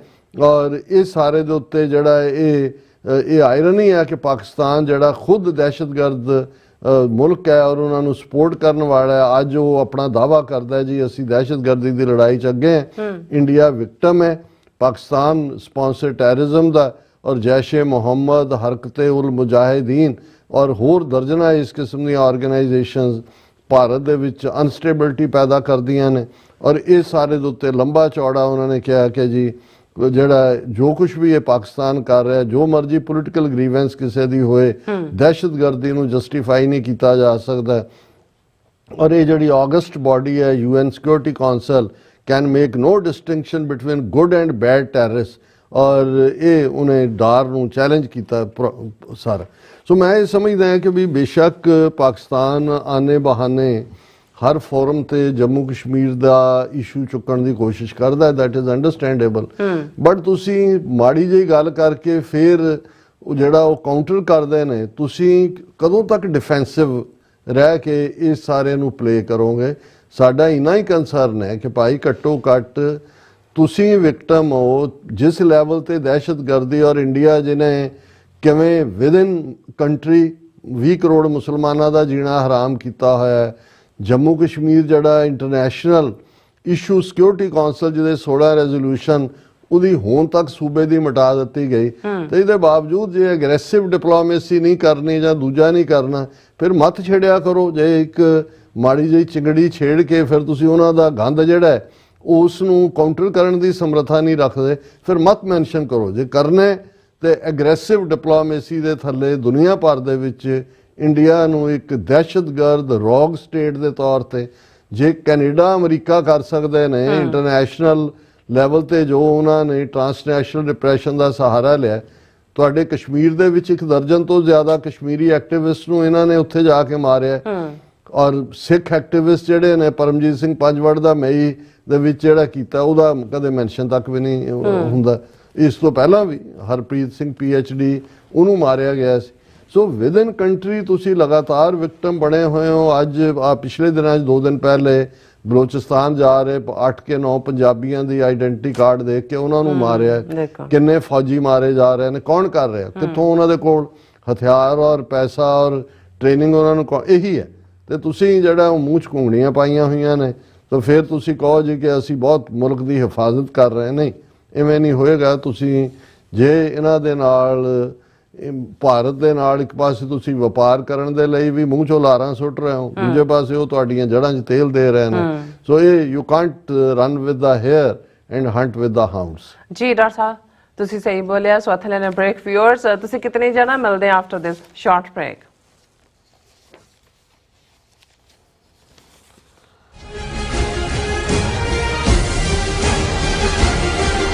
ਤੁਸੀਂ ਆਪਣੇ ਟੈਕਸਸ ਨੂੰ ਲੈ ਕੇ ਚਿੰਤਤ ਹੋ, ਤੁਸੀਂ ਆਪਣੀ ਕਮਾਈ ਲਈ ਮਿਹਨਤ ਕਰਦੇ ਹੋ, ਭਾਵੇਂ ਤੁਸੀਂ ਨੌਕਰੀ ਵਿੱਚ ਹੋਵੋ ਜਾਂ ਆਪਣਾ ਬਿਜ਼ਨਸ ਚਲਾਉਂਦੇ ਹੋ। ਜਦੋਂ ਟੈਕਸ ਭਰਨ ਦਾ ਸਮਾਂ ਆਉਂਦਾ ਤਾਂ ਤੁਹਾਨੂੰ ਇੱਕ ਭਰੋਸੇਯੋਗ ਟੈਕਸ ਅਕਾਊਂਟੈਂਟ ਦੀ ਲੋੜ ਹੈ ਜੋ ਟੈਕਸ ਬੈਲੈਂਸ ਦਾ ਤੁਹਾਡੇ ਪੱਖ ਵਿੱਚ ਜਾਣਾ ਯਕੀਨੀ ਬਣਾਵੇ। ਸਿਆਟਲ ਦੀ ਜਾਣੀ ਪਹਿਚਾਣੀ company accurate accountants and taxes ਤੁਹਾਡੀ ਸੇਵਾ ਵਿੱਚ ਹਾਜ਼ਰ ਹੈ। ਅਸੀਂ ਹਰ ਤਰ੍ਹਾਂ ਦੇ ਟੈਕਸ ਭਰਨ ਵਿੱਚ ਤੁਹਾਡੀ ਮਦਦ ਕਰਾਂਗੇ। ਟੈਕਸ ਸੰਬੰਧੀ ਕਿਸੇ ਵੀ ਤਰ੍ਹਾਂ ਦੇ ਸਵਾਲ ਲਈ ਅੱਜ ਹੀ ਸਾਡੇ ਤੱਕ ਪਹੁੰਚ ਕਰੋ। Accurate accountants and Texas.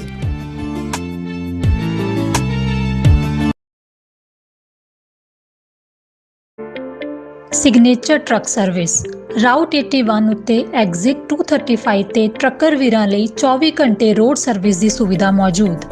Heavy duty repair, oil change, ਪੁਰਾਣੇ ਅਤੇ ਨਵੇਂ tyre, computer diagnostic, DPF cleaning, brake service ਜਾਂ ਰਸਤੇ ਵਿੱਚ ਆਈ ਹਰ ਤਰ੍ਹਾਂ ਦੀ ਰਿਪੇਅਰ ਪ੍ਰੋਫੈਸ਼ਨਲ ਟੀਮ ਵੱਲੋਂ ਕੀਤੀ ਜਾਂਦੀ ਹੈ। ਬ੍ਰੇਕਫਾਸਟ, ਲੰਚ ਅਤੇ ਡਿਨਰ ਲਈ ਪੰਜਾਬੀ ਢਾਬੇ ਦਾ ਆਨੰਦ ਵੀ ਮਾਣੋ। ਡਰਾਈਵਰ ਅਤੇ ਟਰੱਕ ਆਪਰੇਟਰ ਵੀਰ ਡਿਸਪੈਚ ਦੀ ਸਰਵਿਸ ਲਈ ਸਾਡੇ ਨਾਲ ਸੰਪਰਕ ਕਰਨ। Signature Truck Service 58 Triangle Drive, Weyers Cave, Virginia 24486।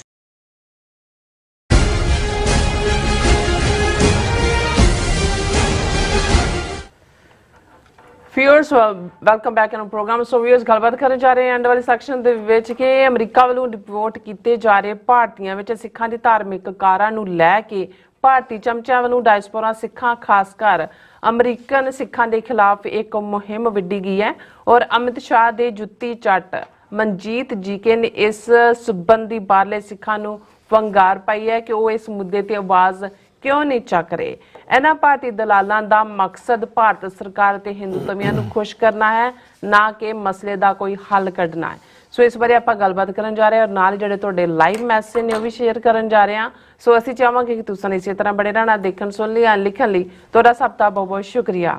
ਜੀ ਡਾਕਟਰ ਸਾਹਿਬ ਕੀ ਕਹਿਣਾ ਚਾਹੁੰਦੇ ਹੋ? ਦੇਖੋ, ਜਦੋਂ ਅਸੀਂ ਇੱਕ ਟਰਮ ਕੁਝ ਸਾਲ ਪਹਿਲਾਂ ਇਸਤੇਮਾਲ ਕਰਨੀ ਰਾਈਟਿੰਗ ਸ਼ੁਰੂ ਕੀਤੀ, ਰੈਂਟਾ ਸਿੱਖ, ਤੇ ਸਾਡੇ ਵੀਰਾਂ ਨੂੰ ਬਹੁਤ ਪਸੰਦ ਆਈ। ਸਾਡੇ ਕੁਝ ਹੋਰ ਦੋਸਤਾਂ ਨੇ ਵੀ ਨੌਨ ਸਿੱਖ, ਉਹਨਾਂ ਨੇ ਕਿਹਾ ਜੀ ਇਹ ਬਿਲਕੁਲ ਠੀਕ ਟਰਮ ਹੈ ਵੀ ਸਿੱਖੀ ਸਰੂਪ ਤਾਂ ਚਲੋ ਗੁਰੂ ਦਾ ਦਿੱਤਾ ਹੋਇਆ, ਕੋਈ ਸਿਰ ਤੇ ਪੱਗ ਹੈ, ਕੇਸ ਦਾੜੀ ਰੱਖੇ ਹੋਏ ਨੇ, ਪਰ ਇਸ ਕਿਸਮ ਦੇ ਲੋਕ ਜਦੋਂ ਪਹਾੜੇ ਦੇ ਟੱਟੂ ਬਣ ਜਾਂਦੇ ਨੇ ਜਾਂ ਨਿੱਜੀ ਹਿੱਤਾਂ ਲਈ, ਨਿੱਜੀ ਗਰਜਾਂ ਲਈ ਸਰਕਾਰੀ ਕਾਰਡ ਖੇਡਣ ਲਈ ਤਿਆਰ ਹੁੰਦੇ ਨੇ, ਔਰ ਅੱਜ ਇਹਨਾਂ ਦੀ ਲੰਬੀ ਫੌਜ ਤੁਹਾਨੂੰ ਈਵਨ ਬੀਜੇਪੀ ਦੇ ਵਿੱਚ ਬੈਠੀ ਨਜ਼ਰ ਆਏਗੀ। ਉਹ ਮਨਜਿੰਦਰ ਸਰਸਾ ਹੋਏ ਔਰ ਦੂਜੀ ਨਸਲ ਕੈਪਟਨ ਅਮਰਿੰਦਰ ਵਰਗੇ ਵੀ ਜਿਹੜੇ ਬੀਜੇਪੀ 'ਚ ਜਾ ਵੜੇ, ਪਰ ਕੁਛ ਉਹ ਜਿਹੜੇ ਹਰ ਘੜੇ ਦਾ ਢੱਕਣ ਬਣ ਜਾਂਦੇ ਨੇ, ਉਹ ਕਦੇ ਤੁਹਾਨੂੰ ਕਾਂਗਰਸ ਦੇ ਵਿਹੜੇ 'ਚ ਨਜ਼ਰ ਆਉਣਗੇ, ਕਦੇ ਬੀਜੇਪੀ ਦੇ ਆਉਣਗੇ, ਕਦੇ ਉਹ ਪੰਥਕ ਬਣ ਰਹੇ ਹੋਣਗੇ। ਉਹਨਾਂ 'ਚੋਂ ਇੱਕ ਇਸ ਕਿਸਮ ਦੀ ਨਸਲ 'ਚੋਂ ਮਨਜੀਤ ਸਿੰਘ ਜੀਕੇ ਹੈ, ਜਥੇਦਾਰ ਸੰਤੋਖ ਸਿੰਘ ਦਾ ਮੁੰਡਾ, ਇੱਥੇ ਯੂਬਾ ਸਿਟੀ 'ਚ ਦੇ ਜਿਹੜਾ ਉਹ ਸੇਵਾ ਵੀ ਹੋਈ, ਕਿਉਂਕਿ ਜਿਸ ਕਿਸਮ ਦਾ ਇਹ ਖਾਲਿਸਤਾਨ ਦੇ ਖਿਲਾਫ ਵੀ ਖੁੱਲ੍ਹ ਕੇ ਭੁਗਤਦਾ ਰਿਹਾ ਔਰ ਕਦੇ ਆਪਣੇ ਆਪ ਨੂੰ ਸੰਤਾਂ ਦੇ ਵੀ ਨੇੜੇ ਔਰ ਆਪਣੇ ਪਿਤਾ ਦੀਆਂ ਜਿਹੜੀ ਹੈ ਉਹ ਉਸ ਦਾ ਨਾਂ ਵੀ ਵੇਚਦਾ ਰਿਹਾ। ਲੇਕਿਨ ਹੁਣ ਇਹਦੇ 'ਚ ਕੋਈ ਸ਼ੱਕ ਨਹੀਂ ਹੈ ਵੀ ਉਹਦੀ ਉਹ ਵੀਡੀਓ ਵੀ ਸਾਹਮਣੇ ਜਿਹਨਾਂ ਦਿਨਾਂ ਦੇ ਵਿੱਚ ਉਹ ਜੁੱਤੀ ਲਾ ਕੇ ਅਮਿਤ ਸ਼ਾਹ ਨੂੰ ਜਦੋਂ ਉਹਦੇ ਘਰ ਮਿਲਣ ਗਿਆ ਤੇ ਪਾਸੇ ਜੁੱਤੀ ਲਾ ਕੇ ਮਿਲਣ ਜਾ ਰਿਹਾ ਔਰ ਦੂਸਰੇ ਘਰ ਹੈ। ਇਹ ਸਾਰੇ ਹੀ ਜਿਹੜੇ ਖਾਸ ਤੌਰ ਤੇ ਦਿੱਲੀ ਬੇਸਡ ਬਹੁਤ ਸਾਰਾ ਐਲਾਨ ਹੈ, ਇਹਨਾਂ ਨੂੰ ਤੁਸੀਂ ਕਿਸੇ ਵੀ ਖੈਮੇ 'ਚ ਕਿਸੇ ਵੇਲੇ ਵੀ ਦੇਖ ਸਕਦੇ ਹੋ। ਇਹਨਾਂ ਦਾ ਜਿਹੜਾ ਕੋਈ ਦੀਨ ਇਮਾਨ ਨਾਂ ਦੀ ਕੋਈ ਚੀਜ਼ ਨਹੀਂ ਹੈ। ਹੁਣ ਇਹਦੇ 'ਚ ਕੋਈ ਸ਼ੱਕ ਨਹੀਂ ਹੈ ਵੀ ਜਿਹੜਾ ਡਿਪੋਰਟੀਜ਼ ਖਾਸ ਤੌਰ ਤੇ ਅਮਰੀਕਾ ਤੋਂ 3-4 ਜਹਾਜ਼ ਗਏ, ਇਹ ਇਸ਼ੂ ਵੀ ਵੱਡਾ ਇਸ਼ੂ ਕਿ ਭਾਈ ਤੁਸੀਂ ਅੰਮ੍ਰਿਤਸਰ ਏਅਰਪੋਰਟ ਤੇ ਕਿਉਂ ਲਾ ਰਹੇ ਹੋ, ਇਹ ਵੀ ਬਣਿਆ। ਇਸ ਦੇ ਉੱਤੇ ਜੇ ਪਰਮਜੀਤ ਸਿੰਘ ਸਰਨਾ ਨੇ ਲਾਈਨ ਲਈ ਔਰ ਸਿੱਖ ਜਿਹੜਾ ਦਸਤਾਰਾਂ ਦੀ ਔਰ ਦੂਸਰਿਆਂ ਦੀ ਬੇਅਦਬੀ ਹੋਈ, ਈਵਨ ਅਮਰੀਕਨ 3 ਪ੍ਰੋਮੀਨੈਂਟ ਜਥੇਬੰਦੀਆਂ ਨੇ ਵੀ ਇਸ ਇਸ਼ੂ ਨੂੰ ਲਿਆ, ਇੰਟਰਨਲ ਲੈਵਲ ਤੇ ਵੀ ਚੱਲ ਰਿਹਾ। ਹਾਲਾਂ ਇਹ ਜਦੋਂ ਗਵਰਨਮੈਂਟ ਟੂ ਗਵਰਨਮੈਂਟ ਲੈਵਲ ਦੀ ਗੱਲ ਹੁੰਦੀ ਹੈ ਜਾਂ ਉਹਨਾਂ ਦੇ ਆਪਣੀ ਸੇਫਟੀ ਔਰ ਦੂਸਰੇ ਤੀਸਰੇ ਦੇ ਫੈਕਟਰ ਪ੍ਰੋਸੀਜਰਲ ਪਾਰਟ ਹੁੰਦੇ ਨੇ, ਇਹ ਗਵਰਨਮੈਂਟ ਲੈਵਲ ਤੇ ਵੀ ਜਿਹੜਾ ਤੁਹਾਡਾ ਪ੍ਰਾਈਮ ਮਿਨਿਸਟਰ ਇੱਥੇ ਮਿਲਣ ਆਉਂਦਾ ਹੈ, ਜਿਹਨੇ ਆਪੋਜੀਸ਼ਨ ਦੇ ਸਾਹਮਣੇ ਪਾਰਲੀਮੈਂਟ 'ਚ ਮੰਨਿਆ ਸੀ ਕਿ ਭਾਈ ਜਿਹੜੀ ਬੇਸਿਕਲੀ ਜਿਹੜੇ ਨੇ ਡਿਪੋਰਟੀ ਉਹਨਾਂ ਦੀ ਡਿਗਨਿਟੀ ਔਰ ਉਹਨਾਂ ਦੇ ਰਾਈਟਸ ਨੂੰ ਪ੍ਰੋਟੈਕਟ ਕੀਤਾ, ਉਹ ਤਾਂ ਮੂੰਹ 'ਚ ਘੂੰਗਣੀਆਂ ਪਾ ਕੇ ਬੈਠਾ ਹੈ। ਉਹ ਤਾਂ ਲਗਾਤਾਰਤਾ ਦੇ ਨਾਲ ਤੁਸੀਂ ਬਜਾਏ ਉਸ ਸਰਕਾਰ ਦੇ ਸਾਹਮਣੇ ਜਾ ਕੇ ਕਹੋ ਕਿ ਜੀ ਤੁਸੀਂ ਉਹਨੂੰ ਉਤਾਰ ਰਹੇ ਹੋ ਜਹਾਜ਼ਾਂ ਨੂੰ, ਉਹਦੇ 'ਚ ਸਿੱਖ ਆ ਰਹੇ ਨੇ, ਦੂਸਰੇ ਨੇ ਸ਼ੈਕਲਸ, ਹੈਂਡਕਫ ਜਾਂ ਦਸਤਾਰਾਂ ਦੀ ਬੇਅਦਬੀ ਹੈ, ਪਰ ਕਿਉਂਕਿ ਇਹਨਾਂ ਨੇ ਆਪਣੇ ਆਕਾਵਾਂ ਨੂੰ ਖੁਸ਼ ਕਰਨਾ ਔਰ ਸਾਰਾ ਨਜਲਾ ਇਹਨਾਂ ਦੇ ਹੋਰ ਵੀ ਲੱਗੇ ਹੋਣਗੇ, ਲੇਕਿਨ ਇਹਨੇ ਜੀਕੇ ਦੀ ਅੱਜ ਫੁੱਲ ਫਲੈਜ ਸਟੇਟਮੈਂਟ ਹੈ ਕਿ ਵੇਅਰ ਇਜ਼ ਪੰਨੂ। ਫਿਰ ਉਹ ਕਹਿ ਰਿਹਾ ਕਿ Sikh diaspora for failure to stand with turban stripped deportees, ਕਿ ਜੀ ਇੰਨੇ MP ਨੇ ਸਿੱਖਾਂ ਦੇ 14-15 ਕੈਨੇਡਾ 'ਚ, 11 UK 'ਚ, ਦੂਜੇ ਕਿੱਥੇ ਚਲੇ ਗਏ ਸਾਰੇ, ਕਿਉਂ ਨਹੀਂ ਟਰੰਪ ਨੂੰ ਕ੍ਰਿਟਿਸਾਈਜ਼ ਕਰ। ਹੁਣ ਲਾਈਨ ਇਹਨਾਂ ਦੀ ਕੀ ਹੈ, ਕਿਉਂਕਿ ਇਹਨਾਂ ਨੂੰ ਨਜ਼ਰ ਆ ਰਿਹਾ ਹੈ ਜੇ ਤਾਂ ਟਰੰਪ ਨੇ ਖਾਲਿਸਤਾਨ ਦੇ ਮੁੱਦੇ ਤੇ ਪ੍ਰੈਸ ਕਾਨਫਰੰਸ ਦੇ ਦੌਰਾਨ ਕੁਛ ਨਾ ਕੁਛ ਐਸਾ ਕਹਿ ਦਿੱਤਾ ਹੁੰਦਾ ਤੇ ਇਹਨਾਂ ਦੀ ਚੜ੍ਹ ਮੱਚੀ ਹੋਣੀ ਸੀ ਕਿ ਜੀ ਅਸੀਂ ਸੈਪਰੇਟਿਸਟ ਨੂੰ ਜਾਂ ਦੂਜਿਆਂ ਨੂੰ ਹੁਣ ਉਹਨਾਂ ਨੂੰ ਵੀ ਨਜ਼ਰ ਆ ਰਿਹਾ ਹੈ ਔਰ ਇਹ ਉਹਨਾਂ ਹੀ ਆਪਣੇ ਮਾਸਟਰਸ ਨੂੰ ਖੁਸ਼ ਕਰ ਰਹੇ ਨੇ। ਦੇਖੋ ਜੀ ਅਸੀਂ ਟਰੰਪ ਦੇ ਖਿਲਾਫ ਜਾਂ ਅਮਰੀਕਨ ਐਡਮਿਨਿਸਟ੍ਰੇਸ਼ਨ ਦੇ ਖਿਲਾਫ ਕਿੰਨਾ ਜ਼ਹਿਰ ਉਗਲ ਰਿਹਾ। ਇਹਦਾ ਮਤਲਬ ਇਹ ਨਹੀਂ ਹੈ ਕਿ ਵੀ ਸਾਨੂੰ ਜਿਹੜੇ ਮੁੱਢਲੇ ਪਾਰਟਸ ਨੇ ਆਲਰੇਡੀ ਇਸ ਇਸ਼ੂ ਨੂੰ ਹੋਮਲੈਂਡ ਸਿਕਿਉਰਿਟੀ ਸੈਕਟਰੀ ਦੇ ਲੈਵਲ ਤੇ ਉਠਾਇਆ ਗਿਆ, ਚੁੱਕਿਆ ਗਿਆ। ਪਰ ਇੱਥੇ ਜਦੋਂ ਇਸ ਕਿਸਮ ਦੇ ਸਿਸਟਮ ਬਣਦੇ ਨੇ, ਡਿਵੈਲਪ ਹੁੰਦੇ ਨੇ, ਪ੍ਰੋਸੀਜਰਲ ਪਾਰਟ, ਹੁਣ ਇੱਕ ਪਾਸੇ ਤਾਂ ਟਰੰਪ ਐਡਮਿਨਿਸਟ੍ਰੇਸ਼ਨ ਨੂੰ ਜਿਹੜਾ ਇਸ ਦੇ ਲਈ ਦੋਸ਼ ਦਿੱਤਾ ਜਾ ਰਿਹਾ, ਬਹੁਤਿਆਂ ਨੂੰ ਭੁੱਲ ਗਿਆ ਕਿ ਕਮਲਾ ਹੈਰਿਸ ਜਦੋਂ ਕਿ ਇਹ ਅਟਾਰਨੀ ਜਨਰਲ ਸੀ ਉਹ ਸਾਰੇ ਕੈਲੀਫੋਰਨੀਆ ਦੀ, ਇੱਕ ਸਿੱਖ 에ਅਰਫੋਰਸ ਰਿਟਾਇਰਡ ਆਫੀਸਰ ਜਿਹਨੂੰ ਉਹਨੇ ਕੇਸ ਦਾੜੀ ਨਾਲ ਸਰਵ ਨਹੀਂ ਸੀ ਕਰਨ ਦਿੱਤਾ as a correctional officer, court ਦੇ ਵਿੱਚ ਵੀ ਕੇਸ ਜਿਹੜੇ ਨੇ ਉਹ ਹਾਰੇ, ਉਹਨੂੰ ਕਿਸੇ ਹੋਰ ਦੇ ਉੱਤੇ ਅਕਮੋਡੇਟ ਕਰ ਲਿਆ ਗਿਆ ਕੋਰਟ ਦੇ ਆਰਡਰਸ ਤੋਂ ਬਾਅਦ। ਲੇਕਿਨ ਉਦੋਂ ਹੁਣ ਇਹ ਸਾਰੇ ਜਿਹੜੇ ਨੇ, ਇਹ ਠੀਕ ਹੈ ਵੀ ਵਿਦਨ ਅਮਰੀਕਾ ਵੀ ਸਾਨੂੰ ਹਰ ਇਸ਼ੂ ਦੇ ਉੱਤੇ ਕਦੇ ਈਵਨ ਪੋਸਟ ਆਫਿਸ ਜੌਬ ਕਰਨ ਲਈ ਤੁਸੀਂ ਦਸਤਾਰ ਨਾਲ ਨਹੀਂ ਸੀ ਕਰ ਸਕਦੇ। 70ਵਿਆਂ 'ਚ ਉਸ ਕੇਸ ਨੂੰ, 80ਵਿਆਂ 'ਚ ਕੇਸ ਨੂੰ ਜਿੱਤਿਆ ਗਿਆ, ਅੱਜ ਅਮਰੀਕਨ ਆਰਮੀ 'ਚ ਸਰਵ ਕਰ ਸਕਦੇ ਹੋ। ਹੁਣ ਇਹ ਜਿਹੜੇ ਪ੍ਰੋਸੀਜਰ ਨੇ, ਜੇ ਉਹਨਾਂ ਦੇ ਮਿਲਟਰੀ ਪਲੇਨ ਹੈ, ਪਹਿਲਾਂ ਤਾਂ ਇੰਡੀਆ ਅਲਾਓ ਕਿਉਂ ਕਰ ਰਿਹਾ ਕਿ ਵੀ ਤੁਸੀਂ ਆਪਣੀ ਸਰਕਾਰ ਨੂੰ ਕਹੋ, ਜਿਨ੍ਹਾਂ ਦੇ ਜੁੱਤੀ ਚੱਟ ਤੁਸੀਂ ਹੈਗੇ ਹੋ, ਕਿ ਵੀ ਜੇ ਯੂਕਰੇਨ ਤੋਂ 20,000 ਸਟੂਡੈਂਟ ਲਿਆਉਣ ਲਈ ਤੁਸੀਂ ਆਪਣੇ ਪਲੇਨ ਭੇਜ ਸਕਦੇ ਹੋ, ਮੈਕਸੀਕੋ ਜਾਂ ਦੂਸਰੇ ਮੁਲਕ ਨੇ ਜਿਹੜਾ ਉਹ ਆਪਣਾ ਪਲੇਨ ਭੇਜਿਆ, ਤੇ ਤੁਸੀਂ ਕਿਉਂ ਨਹੀਂ ਆਪਣੇ ਪਲੇਨ ਭੇਜ ਸਕਦੇ? ਤੁਸੀਂ ਬਜਾਏ ਇਹ ਉਹਨਾਂ ਦੇ ਪ੍ਰੈਸ਼ਰ ਪਾਉਣ ਦੇ, ਇੱਥੇ ਠੀਕ ਹੈ ਜਿਹੜਾ ਪ੍ਰੋਸੀਜਰ ਹੈ ਇਹ ਟਾਈਮ ਲੱਗ ਸਕਦਾ ਹੈ, ਇਹਨੂੰ ਇਸ਼ੂ ਨੂੰ ਆਲਰੇਡੀ ਉਠਾਇਆ ਗਿਆ, ਪਰ ਤੁਹਾਡਾ ਭੇਜਿਆ ਗਿਆ ਪ੍ਰਾਈਮ ਮਿਨਿਸਟਰ ਤਾਂ ਇੱਥੋਂ ਚਲਾ ਗਿਆ, ਉਹਨੇ ਤਾਂ ਮੂੰਹ ਜ਼ੁਬਾਨ ਤੱਕ ਨਹੀਂ ਖੋਲੀ। ਬਿਲਕੁਲ। ਸੋ ਕੁੱਲ ਮਿਲਾ ਕੇ ਮੈਂ ਇਹ ਦੇਖਦਾ ਵੀ ਇਹਨਾਂ ਦਾ ਇਹ ਇੱਕ ਕਿਸੇ ਵੀ ਮੌਕੇ ਤੇ ਜਦੋਂ ਸਿੱਖਾਂ ਦੇ ਲਈ ਕੋਈ ਕਿਸੇ ਪਾਸੇ ਪੋਜ਼ਿਟਿਵਿਟੀ ਹੁੰਦੀ ਹੈ, ਤੇ ਇਹ ਜਿਹੜਾ ਸਾਰਾ ਲਾਣਾ ਇਸ ਕਿਸਮ ਦਾ ਜਿਹੜਾ ਹੈ ਉਹ, ਔਰ ਮੀਡੀਆ ਨੂੰ ਵੀ ਸੂਟ ਕਰਦਾ ਹੈ, ਉਹਨਾਂ ਨੂੰ ਵੀ ਹੈ ਕਿ ਬਈ ਜੇ ਤੁਸੀਂ ਟਰੰਪ ਨੂੰ ਭੰਨਣਾ ਹੈ ਤੇ ਸਿੱਖ ਚਿਹਰੇ ਦਿਖਾਓ, ਫਿਰ ਉਹਦੀਆਂ ਕਵਰੇਜਸ ਉਹਨਾਂ ਨੂੰ ਐਮਬੈਸੀ ਨੂੰ ਭੇਜਣਗੇ, ਦਿੱਲੀ ਅਮਰੀਕਨ ਐਮਬੈਸੀ ਨੂੰ, ਕਹਿਣ ਨੂੰ ਕਿ ਜੀ ਦੇਖੋ ਜਿਹੜੇ ਸਿੱਖਾਂ ਨੂੰ ਤੁਸੀਂ ਬੜਾ ਨਵਾਜ ਰਹੇ ਹੋ, ਕੀ ਕਰ ਰਹੇ ਹੋ। ਅਸੀਂ ਸਮਝਦੇ ਹਾਂ ਵੀ ਇਹ ਇਸ਼ੂ ਇੱਕ ਸੈਂਸਿਟਿਵ ਇਸ਼ੂ ਹੈ, ਅਸੀਂ ਕੰਡੈਮ ਕਰਦੇ ਹਾਂ, ਜਿਹੜੀ ਲਾਈਨ ਵੀ ਬੇਸਿਕ ਰਾਈਟਸ ਦੀ ਹੈ ਉਸ ਦੇ ਲਈ ਕੰਮ ਵੀ ਕੀਤਾ ਜਾਏਗਾ, ਪਰ ਇਸ ਕਿਸਮ ਦੇ ਜਿਹੜੇ ਪਹਾੜੇ ਦੇ ਟੱਟੂ ਨੇ, ਰੈਂਟਾ ਸਿੱਖ ਨੇ, ਇਹ ਆਪਣੇ ਆਕਾਵਾਂ ਨੂੰ ਖੁਸ਼ ਕਰਨ ਲਈ ਇਸ ਨੂੰ ਮਚ ਬਿਗਰ ਇਸ਼ੂ ਦੇ ਤੌਰ ਤੇ ਉਭਾਰ ਰਹੇ ਨੇ ਵਿਦਨ। ਹੁਣ ਅੰਮ੍ਰਿਤਪਾਲ ਸਿੰਘ ਤਾਂ ਪਟੀਸ਼ਨ ਕਰਨ ਤੱਕ ਪਹੁੰਚ ਗਿਆ ਕਿ ਜੀ ਮੇਰੀ ਤਾਂ ਮੈਂਬਰੀ ਕੈਂਸਲ ਕਰ ਦੇਣੀ ਹੈ ਉਹਨਾਂ ਨੇ, ਕਿਉਂਕਿ ਮੈਨੂੰ ਪਾਰਲੀਮੈਂਟ 'ਚ ਆਉਣ ਦੀ ਇਜਾਜ਼ਤ ਨਹੀਂ ਹੈ, ਵੀ ਅਦਰਵਾਈਜ਼ 60 ਦਿਨ ਨਾ ਹੋਏ ਤਾਂ ਖਤਮ ਹੋ ਜਾਂਦਾ। ਹੁਣ ਇਹਨਾਂ ਇਸ਼ੂਜ਼ ਦੇ ਉੱਤੇ ਇਹਨਾਂ ਦੀ ਜ਼ੁਬਾਨ ਨੂੰ ਤਾਲਾ ਲੱਗਾ ਹੁੰਦਾ ਵੀ ਤੁਸੀਂ ਜਾ ਕੇ ਪਹਿਲਾਂ ਜਿਹੜਾ ਤੁਹਾਡਾ ਇਲੈਕਟਡ ਬੰਦਾ ਹੈ 2 ਲੱਖ ਵੋਟਾਂ ਦੇ ਫਰਕ ਨਾਲ ਜਿੱਤਿਆ, ਉਹਦੇ ਲਈ ਤੁਸੀਂ ਕੀ ਕਰ ਰਹੇ ਹੋ। ਫਿਰ ਜੋ ਕੁਝ ਚੱਲ ਰਿਹਾ ਹੈ, ਜਿਵੇਂ ਕਦੇ ਬਾਦਲਾਂ ਦੇ ਜੁੱਤੀ ਚੱਟ ਬਣ ਜਾਂਦੇ ਨੇ, ਅਕਾਲ ਤਖਤ ਦੀ ਤੋਹੀਨ ਕਰਨ ਤੱਕ ਜਾਂਦੇ, ਉੱਥੇ ਇਹਨਾਂ ਨੂੰ ਨਜ਼ਰ ਨਹੀਂ ਆਉਂਦਾ। ਸੋ ਇਹ ਰੈਂਟਾ ਸਿੱਖ ਨੇ, ਇਹਨਾਂ ਨੇ ਇਹੀ ਰਹਿਣਾ, ਪਰ ਫਿਰ ਵੀ ਅਸੀਂ ਸਮਝਦੇ ਹਾਂ ਵੀ ਵੇਲੇ ਕਵੇਲੇ ਥੋੜਾ ਬਹੁਤ ਜੇ ਇਹਨਾਂ ਦੀ ਜਿਹੜੀ ਹੈ ਉਹ ਸੇਵਾ ਹੁੰਦੀ ਰਹੇ ਤੇ ਉਹ ਠੀਕ ਹੈ, ਇਹ ਘੱਟੋ ਘੱਟ ਐਕਸਪੋਜ਼ ਹੁੰਦੇ ਨੇ।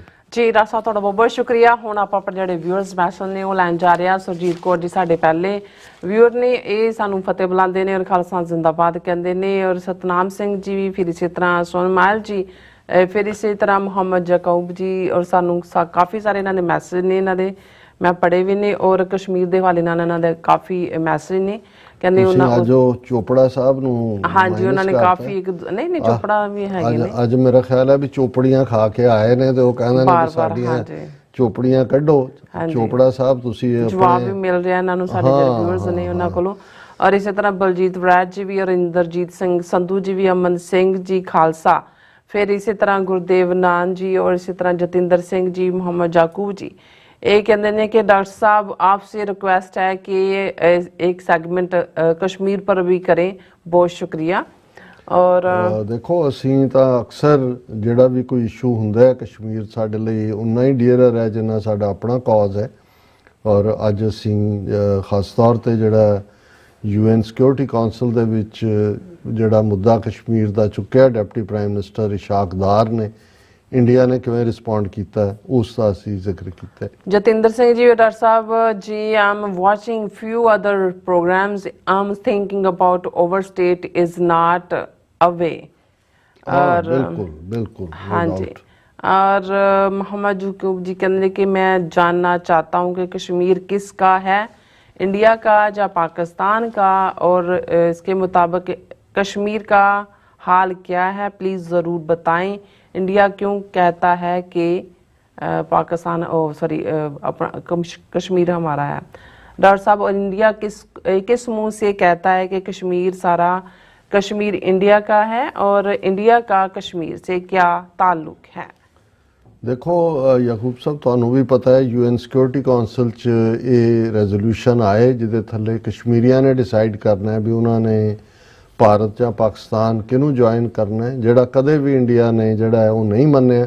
ਔਰ ਹੁਣ ਤਾਂ ਉਹਨਾਂ ਨੇ ਕਸ਼ਮੀਰ 'ਚ ਜ਼ੁਲਮ ਦੀ ਇੰਤਹਾ ਕੀਤੀ ਹੋਈ ਹੈ। ਉਹਨਾਂ ਨੇ ਕਸ਼ਮੀਰ ਦਾ ਸੂਬੇ ਦਾ ਵਜੂਦ ਖਤਮ ਕਰ ਦਿੱਤਾ ਹੈ, ਲੱਦਾਖ ਨੂੰ ਅਲੱਗ ਯੂਨੀਅਨ ਟੈਰੀਟਰੀ ਬਣਾ ਦਿੱਤਾ ਹੈ, ਜੰਮੂ ਕਸ਼ਮੀਰ ਨੂੰ ਅੱਡ ਕਰ ਦਿੱਤਾ ਹੈ। ਸੋ ਇਹ ਹਾਲ ਇਹਨਾਂ ਨੇ ਕਸ਼ਮੀਰ ਦਾ ਕੀਤਾ ਹੋਇਆ ਹੈ। ਔਰ ਰਸ਼ਦ ਮੁਨੱਵਰ ਜੀ ਯਾਕੂਬ ਜੀ ਨੂੰ ਜਵਾਬ ਦਿੰਦੇ ਨੇ ਕਿ ਯਾਕੂਬ ਸਾਹਿਬ, Kashmir belongs to Kashmiri only. I talked to many Kashmiri in UK and even in Pakistani Kashmiri. They all want independent Kashmir like independent Khalistan. Nihang Singh ji ਵੀ ਫਤਿਹ ਬੁਲਾਉਂਦੇ ਨੇ, ਧਰਮ ਸਿੰਘ ਜੀ ਵੀ ਔਰ ਰਸ਼ਦ ਮੁਨੱਵਰ ਜੀ ਕਹਿੰਦੇ ਨੇ ਕਿ ਵੀ Pakistani should support Khalistan with every type of help. और इसी तरह मोहम्मद याकूब जी कहते अब इंडिया कहता है कि इंडिया पाकिस्तान वाला कश्मीर भी बाजूर शमशेर ले जाएगा। और इसी तरह गुरविंदर सिंह जी भी, रशद मुनव्वर जी भी कहते rise also working not only in Pakistan, Canada, USA, UK but in Afghanistan also, but Indian propaganda is very effective. Dr. Saab is doing a great job by exposing Indian propaganda. और मोहम्मद याकूब जी कहते हैं कि डॉक्टर साहब अब मजीद इंतज़ार नहीं होता, कश्मीर और खालिस्तान आज़ाद हो जाने चाहिए। और जसवीर सिंह बरार जी भी और इसी तरह परमजीत सिंह जी भी, मनप्रीत सिंह जी भी और दीपक चोपड़ा जी। हाँ जी, रशद मुनव्वर जी कहते हैं खालिस्तान जिंदाबाद, long live Sikh Muslim unity, government of Pakistan should come forward to help our Sikh brothers. Laddi Singh ji और इसी तरह गुरमहिंदर सिंह जी भी और पन्नू जी भी, Rashad Munawwar ji, people of west Punjab love our people of east Punjab, we have same blood however we have different religions, we Punjabi love our Sikh brothers with the core of our hearts। और ਗੁਰਮਹਿੰਦਰ ਸਿੰਘ ਕਹਿੰਦੇ ਨੇ ਕਿ ਸਾਨੂੰ ਮਾਣ ਖਾਲਸਾਨੀ ਵੀਰਾਂ ਤੇ ਵਾਹਿਗੁਰੂ ਜੀ ਇਹਨਾਂ ਤੇ ਮਿਹਰ ਕਰ ਰੱਖਿਆ, ਮਿਹਰ ਭਰਿਆ ਹੱਥ ਰੱਖੇ, ਖਾਲਸਾ ਜਿੰਦਾਬਾਦ। ਔਰ Karam Singh ji, doctor Sahib, Neelam Kaur and the rest of the TV84 team, Waheguru ji ਕਾ ਖਾਲਸਾ ਵਾਹਿਗੁਰੂ ਜੀ ਕੀ ਫਤਿਹ, ਗ੍ਰੇਟ ਸ਼ੋ ਲਾਈਕ ਆਲਵੇਜ਼।